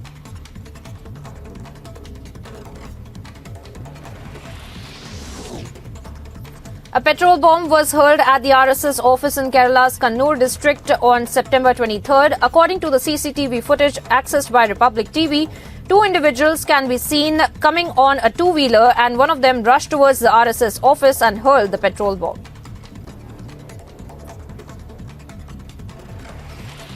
Rajasthan Chief Minister Ashok Gehlot confirmed his candidature for the upcoming Congress presidential elections, and that Rahul Gandhi has made it clear that no member of the Gandhi family would become the next party chief. देखिए, मैंने पहले भी कहा आपको कि एक बार मुझे request करनी थी उनको, जब सब प्रदेश कांग्रेस कमेटी ये प्रस्ताव पास कर रही है कि आपको अध्यक्ष बनना चाहिए, तो फिर आप उसी रूप में आप स्वीकार कीजिए। तो मैंने भी काफ़ी बातचीत करने की कोशिश करी, पर वो इस बात के लिए वो कह रहे हैं हमने एक बार फैसला कर लिया कि एक बार कोई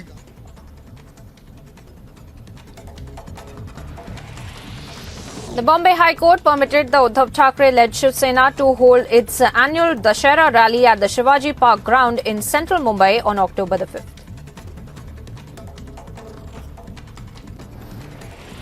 Five days after the 19-year-old receptionist Ankita Bhandari went missing under suspicious circumstances, swinging into action mode, the Dhami government vowed not to spare the accused. सभी दोषियों के खिलाफ सख्त से सख्त कार्रवाई हो, इसको लेकर हमने डीआईजी पी रेणुका देवी के नेतृत्व में एक एसआईटी का गठन किया है, जो पूरे मामले की तह तक जाएगी, उसकी जांच करेगी।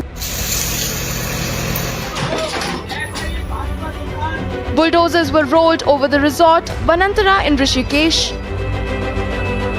As Vanantara resort was razed to the ground, its owner Pulkit Arya was locked up for Ankita's gruesome murder. So far, 3 arrests have been made in the case, and further probe is underway as India demands justice for Ankita. Bureau Report, Republic TV. Roundup of news in brief. Uttarakhand Disaster Response Force recovered the body of Ankita Bhandari from Chilla Canal in Uttarakhand's Rishikesh early this morning. The 19-year-old receptionist had gone missing a few days ago, following which 3 accused, including Pulkit Arya, son of former Uttarakhand minister and owner of a resort where Bhandari worked, were arrested.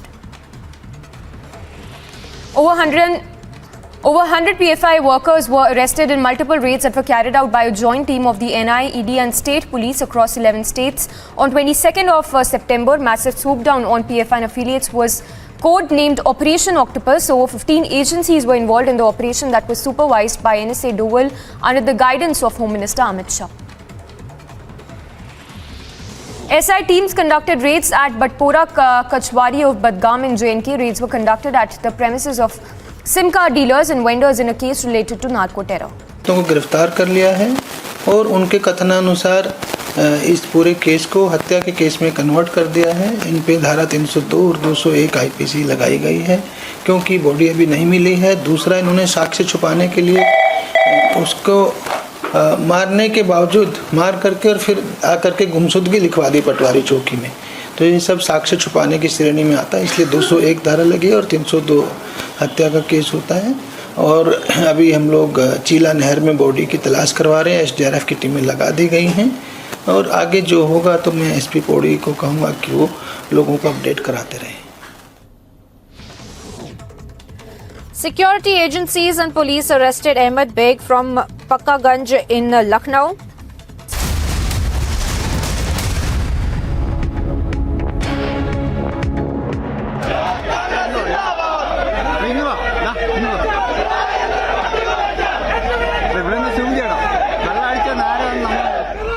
Viewers, these are visuals that are coming in from Thiruvananthapuram in Kerala, where the Youth Congress is holding a massive protest march to the crime branch office to protest against the arrest of its Youth Congress leader Jitin. This you can see how the water cannons are also being deployed.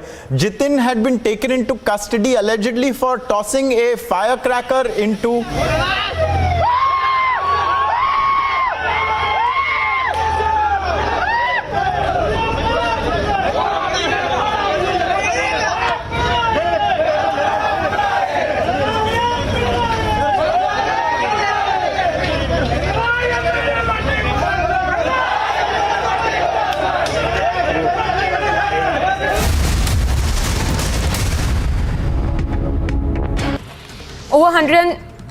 Over 100 PFI workers were arrested in multiple raids that were carried out by a joint team of the NI, ED and state police across 11 states.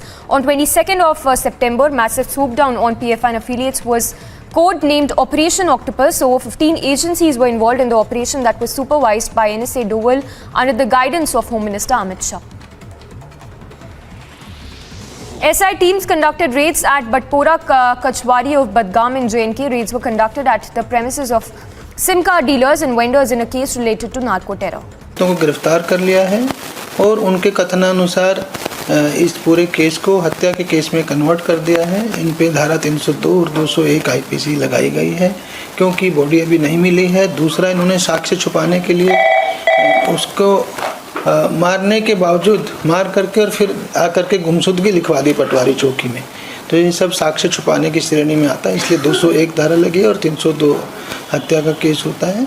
और अभी हम लोग चीला नहर में body की तलाश करवा रहे हैं। एसडीआरएफ की टीमें लगा दी गई हैं और आगे जो होगा तो मैं एसपी पौड़ी को कहूँगा कि वो लोगों को अपडेट कराते रहें। Security agencies and police arrested Ahmed Beg from Pakkaganj in Lucknow. He is closely associated with the PFI. Suspicious documents and laptops have been recovered. The UP investigating authorities, in fact, have found objectionable videos from Ahmed Beg's Nadvi's mobile and laptop.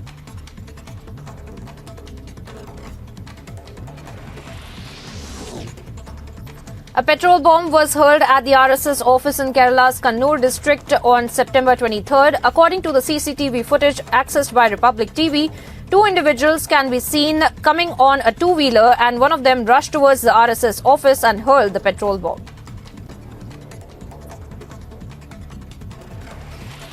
Rajasthan Chief Minister Ashok Gehlot confirmed his candidature for the upcoming Congress presidential elections and that Rahul Gandhi has made it clear that no member of the Gandhi family would become the next party chief. देखिए, मैंने पहले भी कहा आपको कि एक बार मुझे request करनी थी उनको, जब सब प्रदेश कांग्रेस कमेटी ये प्रस्ताव पास कर रही है कि आपको अध्यक्ष बनना चाहिए, तो फिर आप उसी रूप में आप स्वीकार कीजिए। तो मैंने भी काफ़ी बातचीत करने की कोशिश करी, पर वो इस बात के लिए वो कह रहे हैं हमने एक बार फैसला कर लिया कि एक बार कोई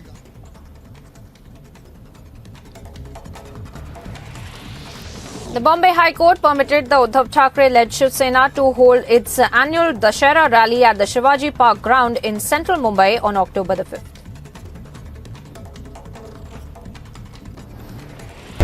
Five days after the 19-year-old receptionist Ankita Bhandari went missing under suspicious circumstances, swinging into action mode, Dhami government vowed not to spare the accused. सभी दोषियों के खिलाफ सख्त से सख्त कार्रवाई हो, इसको लेकर हमने डीआईजी पी रेणुका देवी के नेतृत्व में एक एसआईटी का गठन किया है जो पूरे मामले की तह तक जाएगी, उसकी जांच करेगी। Bulldozers were rolled over the resort Vanantara in Rishikesh.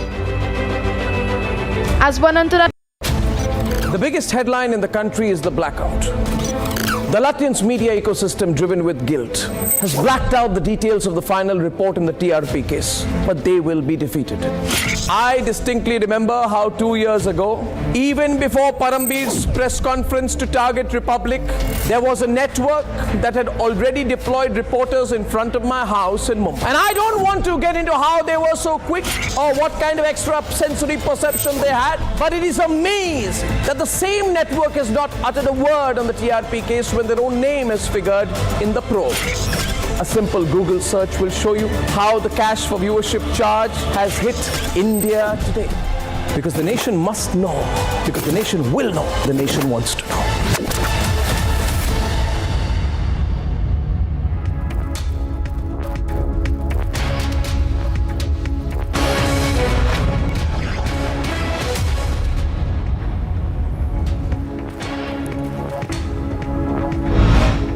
Hello and welcome, ladies and gentlemen. Let's dive right into the top stories this hour on Superfast 50. Over 106 PFI members were arrested in multiple raids carried out by a joint team of the NIA, the ED and state police across 11 states on 22nd September. The massive swoop down on the PFI was codenamed Operation Octopus, we are informed.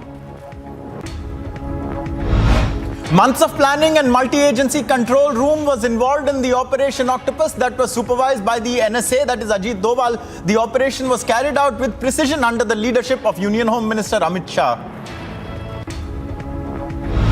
Top sources have informed that Operation Octopus, that is also being called the largest ever anti-terror operation within the country, was a joint operation led by 15 state agencies including the NIA, the ED, the Intelligence Bureau and the CRPF.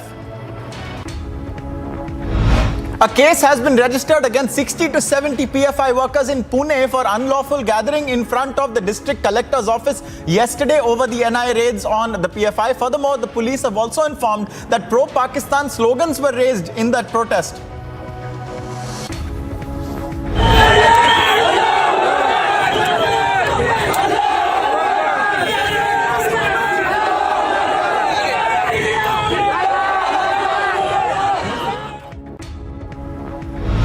The ATS conducted raids on PFI across the state of Uttar Pradesh, and 6 PFI members, including 4 from Meerut and 2 from Varanasi, were arrested by the UP ATS. Objectionable literature and other material has been recovered from the arrested members as well. In Lucknow, security forces arrested top PFI leader Ahmad Baid from Pakkaganj of Madhyaganj police station, and suspicious documents and laptops were recovered. Sources have informed that Baid was responsible for collecting funds for the PFI. In a big claim made by the Madhya Pradesh Minister Bhupender Singh, RSS and BJP were allegedly under the PFI's radar. Bhupender Singh also alleged that Rahul Gandhi is supporting the PFI and therefore is silent on the PFI. देखिए, जिस तरह से जांच में जो तथ्य सामने आए हैं, ये सब देश विरोधी गतिविधियों में शामिल थे, आतंकवादी गतिविधियों में शामिल थे और इस देश को इस्लामिक स्टेट बनाने का इनका और ऐसे अनेक लोग हैं, ताकतें हैं जिनको भारत को इस्लामिक राष्ट्र बनाने का सपना है। Ankita Bhandari, a 19-year-old receptionist, had been missing from the resort that she worked at in Rishikesh for the previous 5 days under suspicious circumstances. And in a shocking development, she was murdered, brutally butchered, and her body was thrown into the Ganges, it has been found.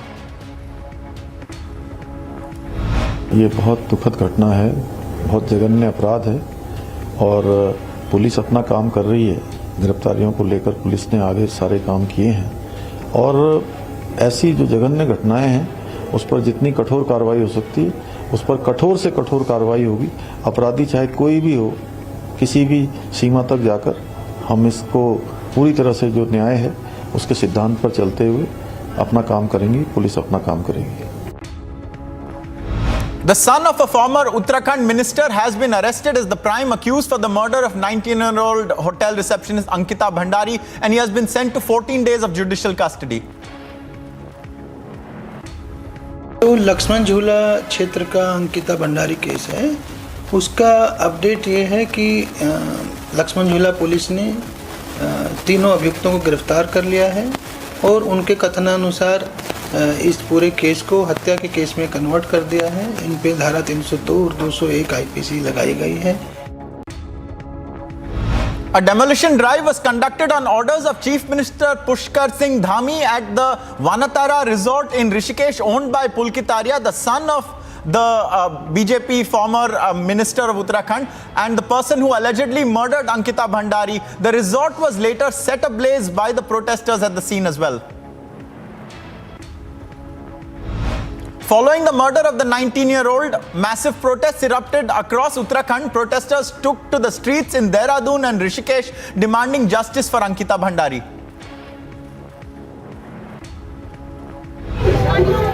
लड़की है और बेटी सबकी होती है, ये किसी नेता की बेटी नहीं है। अगर किसी नेता की बेटी होती उसके साथ में ये सब नहीं होता।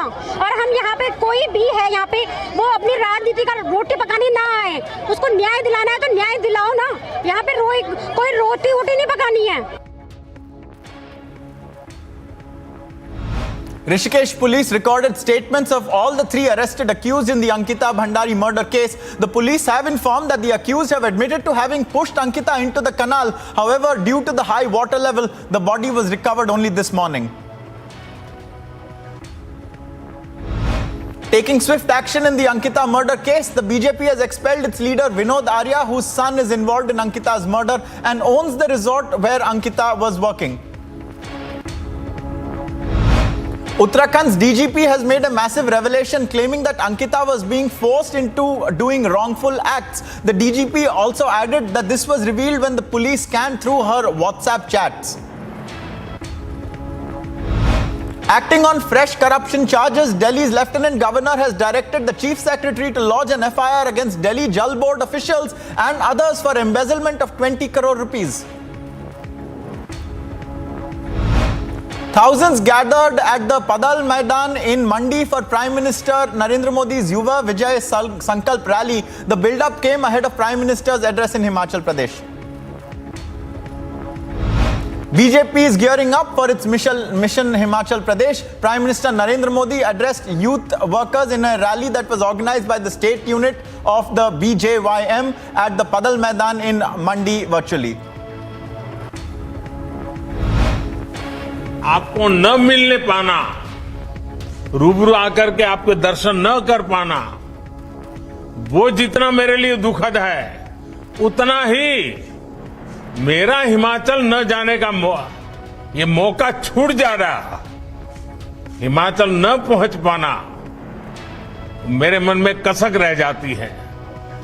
खैर, आने वाले दिनों में मैं आकर के इसका फायदा तो ले ही लूंगा, आपको मिल भी लूंगा। Union Home Minister Amit Shah, who is on a 2-day visit to Bihar, offered prayers at the Buddhi Kali Mata Mandir. Shah is slated to hold a series of meetings with BJP cadres also later. Amidst the ongoing war of words between Punjab's governor and the Aam Aadmi Party government led by Bhagwant Mann over the cancellation of the assembly session, the governor has now written to the Punjab Chief Minister alleging that his legal advisors are misguiding him. Pakistan peddled lies about India at the world stage once again, but Mehbooba Mufti wants talks with the neighboring terror exporting country. She says the situation in Jammu and Kashmir is terrible and that if Pakistan wants talks, then India should reciprocate the gesture. हम जम्मू कश्मीर मसले का हल चाहते हैं और साथ ही हिंदुस्तान और पाकिस्तान के बेहतर ताल्लुकात चाहते हैं, ज़रूर होना चाहिए, क्योंकि अगर दोनों मुल्कों के ताल्लुकात अच्छे हो जाएंगे, जो गुर्बत यहाँ जो हिंदुस्तान में है और पाकिस्तान में है, जो हम पैसा आर्मी के ऊपर खर्च करते हैं, बड़े बड़े जहाज़ के ऊपर खर्च करते हैं, हथियार खरीदने के लिए खर्च करते हैं, वो पैसा हम जो लोगों की भलाई के लिए खर्च कर सकते हैं। Days after Hindu temples were attacked in the United Kingdom's Leicester and Birmingham, Vishwa Hindu Parishad staged a showdown at the British Embassy in the national capital against the attacks on the Hindu community in Britain. पूरे विश्व में हिंदू एक ऐसी परंपरा है जो सुख और शांति चाहती है। जिस प्रकार से इस्लामिक जिहाद के माध्यम से सनातन के मानबिंदुओं पर कुठाराघात किया जाता है और किया जा रहा है निरंतर, उस प्रकार से पूरा हिंदू समाज चिंतित भी है और आक्रोश में भी। The 5-member committee appointed by the BJP national president to study the police violence on BJP cadres during the Nabanna Chalo Abhiyan to submit its report today at 4:30 p.m. Following the Congress's Pay CM campaign in Karnataka, the BJP has now hit back at the Congress, targeting Sonia Gandhi by launching Pay to Congress Madam campaign, sponsored by Bernal brothers, that is, they claim DK Shivkumar and Siddaramaiah. Hitting out at Rahul Gandhi, BJP spokesperson Shehzad Poonawalla questioned the intent behind Rahul Gandhi questioning a female journalist. Poonawalla said that Rahul has crossed all levels of civility, further raking up the National Herald scam in his scathing attack over Rahul Gandhi asking who the journalist's owner was. A petrol bomb was hurled at the RSS district secretary's house at around midnight near Tambaram in Chennai. Following the attack, the police rushed to the spot and an investigation has been launched into the attack to nab the attackers. The security forces recovered a rusted mortar shell from the Pragwal area of Aknoor in Jammu sector. Soon after the mortar shell was found, bomb disposal squad was rushed to the spot and the entire area was cordoned off for defusal. SIA teams conducted raids at Batpora Kachwari of Badgam. The raids were conducted at the premises of SIM card dealers and vendors in a case related to narco-terrorism. As security forces intensify anti-terror operations, Jammu and Kashmir police got specialized drones to man terror-prone areas. Reports suggest that the J&K police are to get more such drones in the coming days for aerial surveillance to thwart any nefarious designs. Farmers continue protesting over a delay in paddy procurement in Haryana's Shahabad. As the protest entered the 21st hour, the farmers were also seen blocking roads in the wake of the protest. 2 cars parked inside a hospital premises were set on fire by attackers and arsonists. The incident took place at the Lakshmi Hospital in Tamil Nadu and is associated on a person who is linked to the BJP. In the CCTV footage that was accessed, it was seen that 2 attackers walked in with a petrol bomb, set it on fire and threw it on the 2 cars and then fled the spot. An investigation is on to nab them. The JDU hit back at Amit Shah for his backstabbing charge against Nitish Kumar, saying that it was the BJP that had conspired to stab the Bihar Chief Minister in the back. Samajwadi Party Member of Parliament Shafiqur Rahman Burke attacked the RSS chief Mohan Bhagwat, saying that Bhagwat addresses the Rashtrapita only of fear and not of respect. उनकी party का मामला, किसी भी party का कोई मसला होता है तो धरना प्रदर्शन करते ही, बाद में अगर उनके साथ कोई जाती होती है तो फिर उनके पास इलाज ही क्या भाई, एजिटेशन करना, धरना प्रदर्शन करना, यही होता है। तो अगर उन्होंने ये किया है तो ये तो उनका हक है, राइट है। After a petrol bomb was hurled at the RSS office in Kerala's Mattanur town on September the 23rd, that is yesterday, RSS workers staged a protest march against the bombing, demanding action against those behind the attack. Some local journalists, including women reporters, were manhandled and attacked by goons on the occasion of Maharaja Hari Singh's birth anniversary in Jammu. A case has been registered to nab the culprits. A big success for the security forces in joint operation of the CRPF and the Cobra, along with the Aurangabad and Palamu police. A top Maoist commander with a rupees 20 lakh bounty and a reward of 15 lakh has now been arrested. Mega crackdown on gangsters. Illegally built house of gangster Sube Singh Gujjar demolished by the municipal corporation in Manesar in Haryana. The traffic on the Jammu-Srinagar National Highway has been partially halted due to a landslide in the Mehar area of Ramban. The landslide and shooting stones forced the traffic police to shut the vehicular movement on the vital highway. Tawaghat Lipulek National Highway closed after a large part of a hill fell near the Najang Tamba village late last evening due to the closure of the Adi Kailash Mansarovar Yatra route, which goes via Nanjang Tamba village. 40 passengers along with locals were left stranded. Incessant rainfall in Delhi NCR caused waterlogging and traffic snarls in parts of Gurugram for the second straight day. A portion of a road caved in near Satya Niketan, and also only 2 lanes of the 4 are functional, due to which heavy traffic was reported on the stretch from Dhaula Kuan to Gurugram. The IMD has predicted heavy to moderate rainfall in Mumbai for the next few days. Mumbai experienced moderate showers last week. The IMD bulletin stated that there is a possibility of a monsoon retreat between October 5th and October the 10th in Mumbai. At the United Nations, India hit out at Pakistan's Prime Minister, saying that it is regrettable that the Pak PM chose this platform to make false accusations against India, and that Pakistan should not be the one lecturing. He has done so to obfuscate misdeeds in his own country and to justify actions against India that the world considers unacceptable.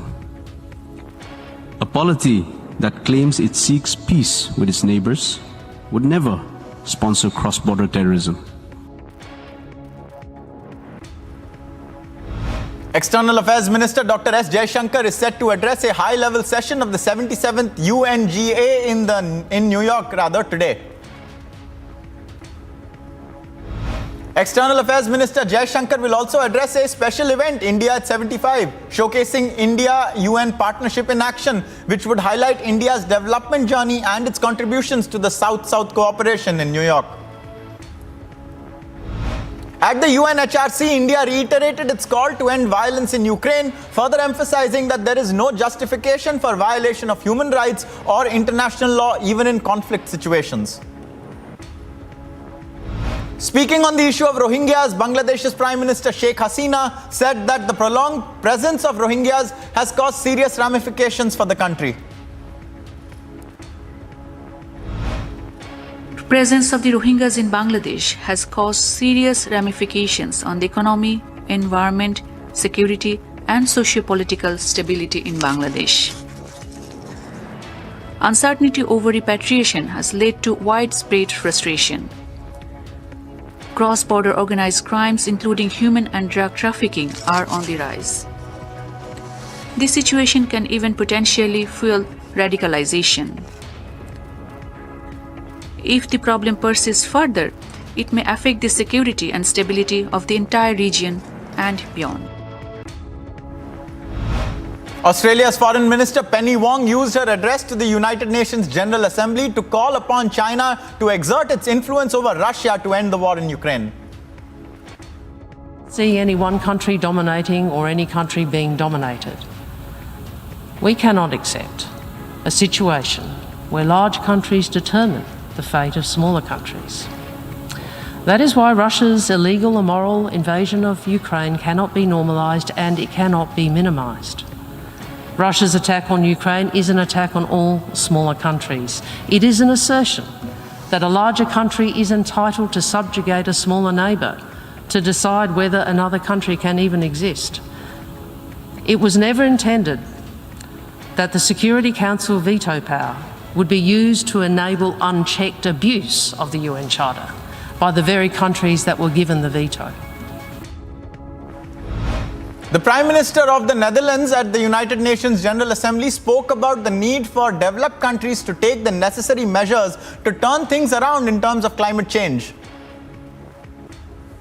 Developed countries have a responsibility to help developing countries take the necessary measures. Only by acting together can we turn things around. Looking to reintroduce the Philippines to the world, its new president, Ferdinand Marcos Jr., detailed the ambitious plans he had for his nation on the international stage and at home, with the pandemic and climate change acting as the two challenges to be overcome by the country. Want to return to whatever it is we were doing pre-pandemic. We want to be able to be involved and be vital part of the new global economy, of the new global political situation, and to position the Philippines so that we are in a good place to take advantage of what opportunities that we can avail of. Protesters across Iran continue to clash violently with security forces as anti-hijab protests continued following the death of a young woman, Mahsa Amini, in police custody over wearing her hijab. The death toll now stands at 26. Roger Federer brought the curtain down on his illustrious career in an emotion-packed Friday night session at London's O2 Arena, finishing his final match at 25 minutes past midnight and leaving the court just before 1 a.m. amid a sea of love, tears and music in front of a capacity crowd at the Laver Cup.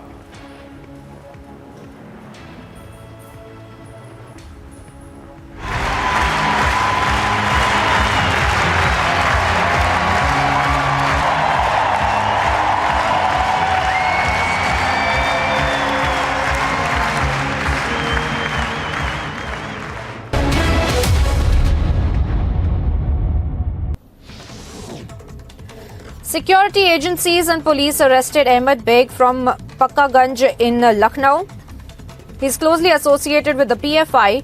Suspicious documents and laptops have been recovered. The UP investigating authorities, in fact, have found objectionable videos from Ahmed Beg's Nadvi's mobile and laptop.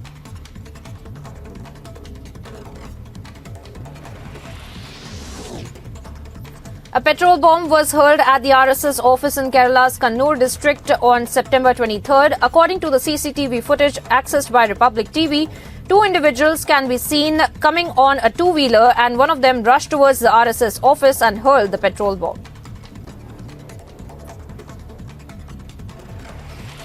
Rajasthan Chief Minister Ashok Gehlot confirmed his candidature for the upcoming Congress presidential elections and that Rahul Gandhi has made it clear that no member of the Gandhi family would become the next party chief. देखिए, मैंने पहले भी कहा आपको कि एक बार मुझे request करनी थी उनको, जब सब प्रदेश कांग्रेस कमेटी ये प्रस्ताव पास कर रही है कि आपको अध्यक्ष बनना चाहिए, तो फिर आप उसी रूप में आप स्वीकार कीजिए। तो मैंने भी काफ़ी बातचीत करने की कोशिश करी, पर वो इस बात के लिए वो कह रहे हैं हमने एक बार फैसला कर लिया कि एक बार कोई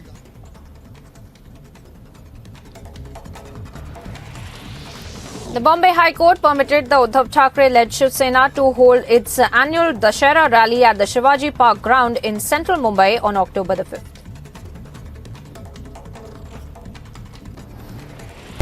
Five days after the 19-year-old receptionist Ankita Bhandari went missing under suspicious circumstances, swinging into action mode, the Dhami government vowed not to spare the accused. सभी दोषियों के खिलाफ सख्त से सख्त कार्रवाई हो, इसको लेकर हमने डीआईजी पी रेणुका देवी के नेतृत्व में एक एसआईटी का गठन किया है, जो पूरे मामले की तह तक जाएगी, उसकी जांच करेगी। Bulldozers were rolled over the resort Vanantara in Rishikesh. As Vanantara resort was razed to the ground, its owner Pulkit Arya was locked up for Ankita's gruesome murder. So far, 3 arrests have been made in the case and further probe is underway as India demands justice for Ankita. Bureau Report, Republic TV. Roundup of news in brief. Uttarakhand Disaster Response Force recovered the body of Ankita Bhandari from Chilla Canal in Uttarakhand's Rishikesh early this morning. The 19-year-old receptionist had gone missing a few days ago, following which 3 accused, including Pulkit Arya, son of former Uttarakhand minister and owner of a resort where Bhandari worked, were arrested. Over 100 PFI workers were arrested in multiple raids that were carried out by a joint team of the NI, ED and state police across 11 states. On 22nd of September, massive swoop down on PFI and affiliates was code-named Operation Octopus. Over 15 agencies were involved in the operation that was supervised by NSA Dowell under the guidance of Home Minister Amit Shah. SI teams conducted raids at Batpora Kachwari of Badgam in JNK. Raids were conducted at the premises of SIM card dealers and vendors in a case related to narco terror. को गिरफ्तार कर लिया है और उनके कथनानुसार इस पूरे case को हत्या के केस में कन्वर्ट कर दिया है। इन पे धारा 302 और 201 आईपीसी लगाई गई है क्योंकि बॉडी अभी नहीं मिली है। दूसरा, इन्होंने साक्ष्य छुपाने के लिए उसको मारने के बावजूद मार करके और फिर आकर के गुमशुदगी लिखवा दी पटवारी चौकी में। तो ये सब साक्ष्य छुपाने की श्रेणी में आता है, इसलिए 201 धारा लगी और 302 हत्या का।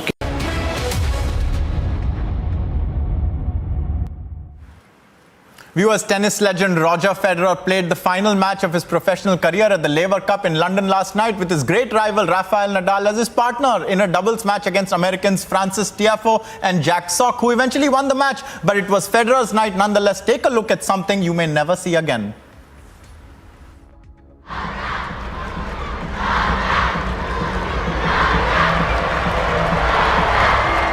After more than 1,500 matches, 103 single titles and 20 Grand Slams, Roger Federer's final professional contest alongside old rival Rafael Nadal ended in defeat in the men's doubles match for Team Europe.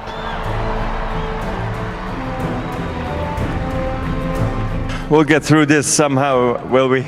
Right? Look, it's been a wonderful day. I told the guys I'm happy. I'm not sad. So it feels great to be here.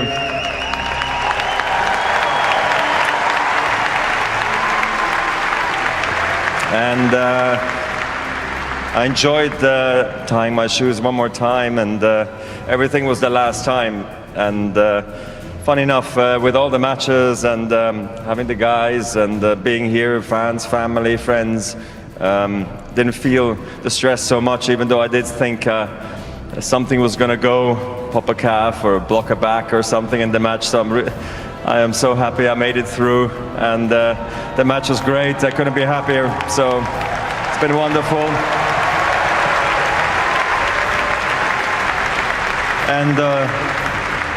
And of course, playing with Rafa on the same team and having the guys, everybody here, all the legends. Rocket, Edberg, Stefan, thank you. Tennis legend Roger Federer lost his last professional match at the Laver Cup on Friday. He played his doubles alongside his rival Rafael Nadal.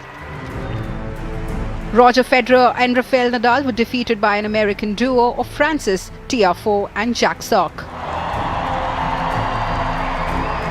World top tennis players dressed formally and showed up at the Laver Cup's opening night gala on Thursday night at Somerset House in London.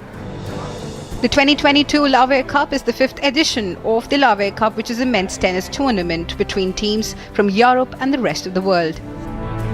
It is held on indoor hard courts at the O2 Arena in London, United Kingdom from 23 until 25th September. Team Europe will attempt to win the title for a 5th consecutive edition. Everybody's been too nice to me. I'm not. I'm a funny guy, whatever, but I'm also sometimes a little bit silly and stuff. And I know it's all coming back one day. But I think everybody's waiting for my big moment to go by, and then they'll let me know about all the silly stuff I've done. But it's been an absolute pleasure for me to be again on this team so far. We've had a lot of fun. My career has been wonderful. I can't believe I've come to this point, but it's going to be a great weekend, and lovely that you are all here, and I'm going to enjoy every moment of it. After 20... Taking a short break here on Republic TV. When we come back, telling you about the story that none of the Latvian media channels will talk about. The final TRP report, the people behind the fabrication of evidence. We've tracked down the key players. The report is not out, but people are running already. They're running even before the report is out. That's coming up next. Stay tuned.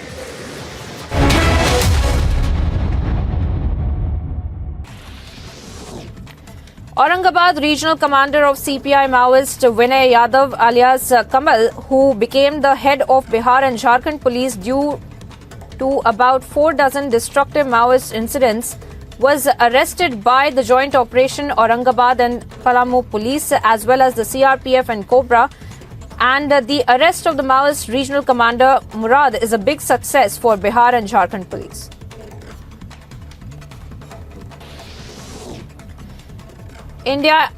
advised its nationals in Canada and those travelling to that country to exercise due caution and remain vigilant in view of the sharp increase in incidents of hate crimes and anti-India activities in the country.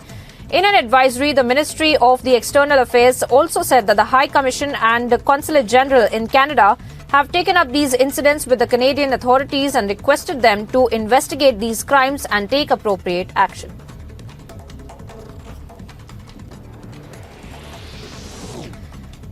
India reiterated its call for an end of violence in Ukraine and said that there is no justification for violation of human rights and international law even in the conflict situations.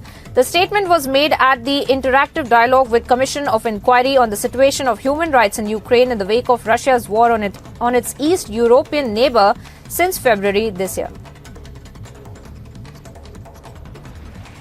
5 days after the 19-year-old receptionist Ankita Bhandari went missing under suspicious circumstances, swinging into action mode, the Dhami government vowed not to spare the accused. सभी दोषियों के खिलाफ सख्त से सख्त कार्रवाई हो, इसको लेकर हमने डीआईजी पी रेणुका देवी के नेतृत्व में एक एसआईटी का गठन किया है, जो पूरे मामले की तह तक जाएगी, उसकी जांच करेगी.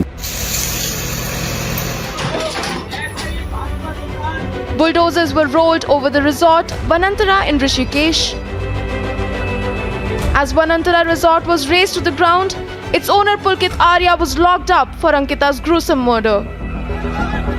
So far, 3 arrests have been made in the case and further probe is underway as India demands justice for Ankita.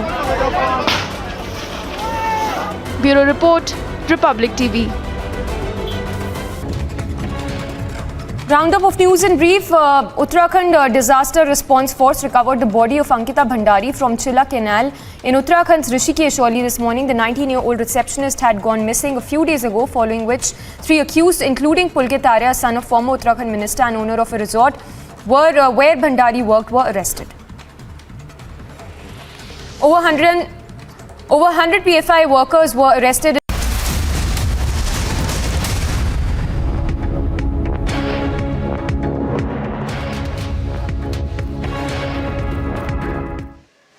Thank you for staying with us here on Republic TV. Ladies and gentlemen, when this so-called TRP scam broke in October 2020, this man, his name is Parambir Singh.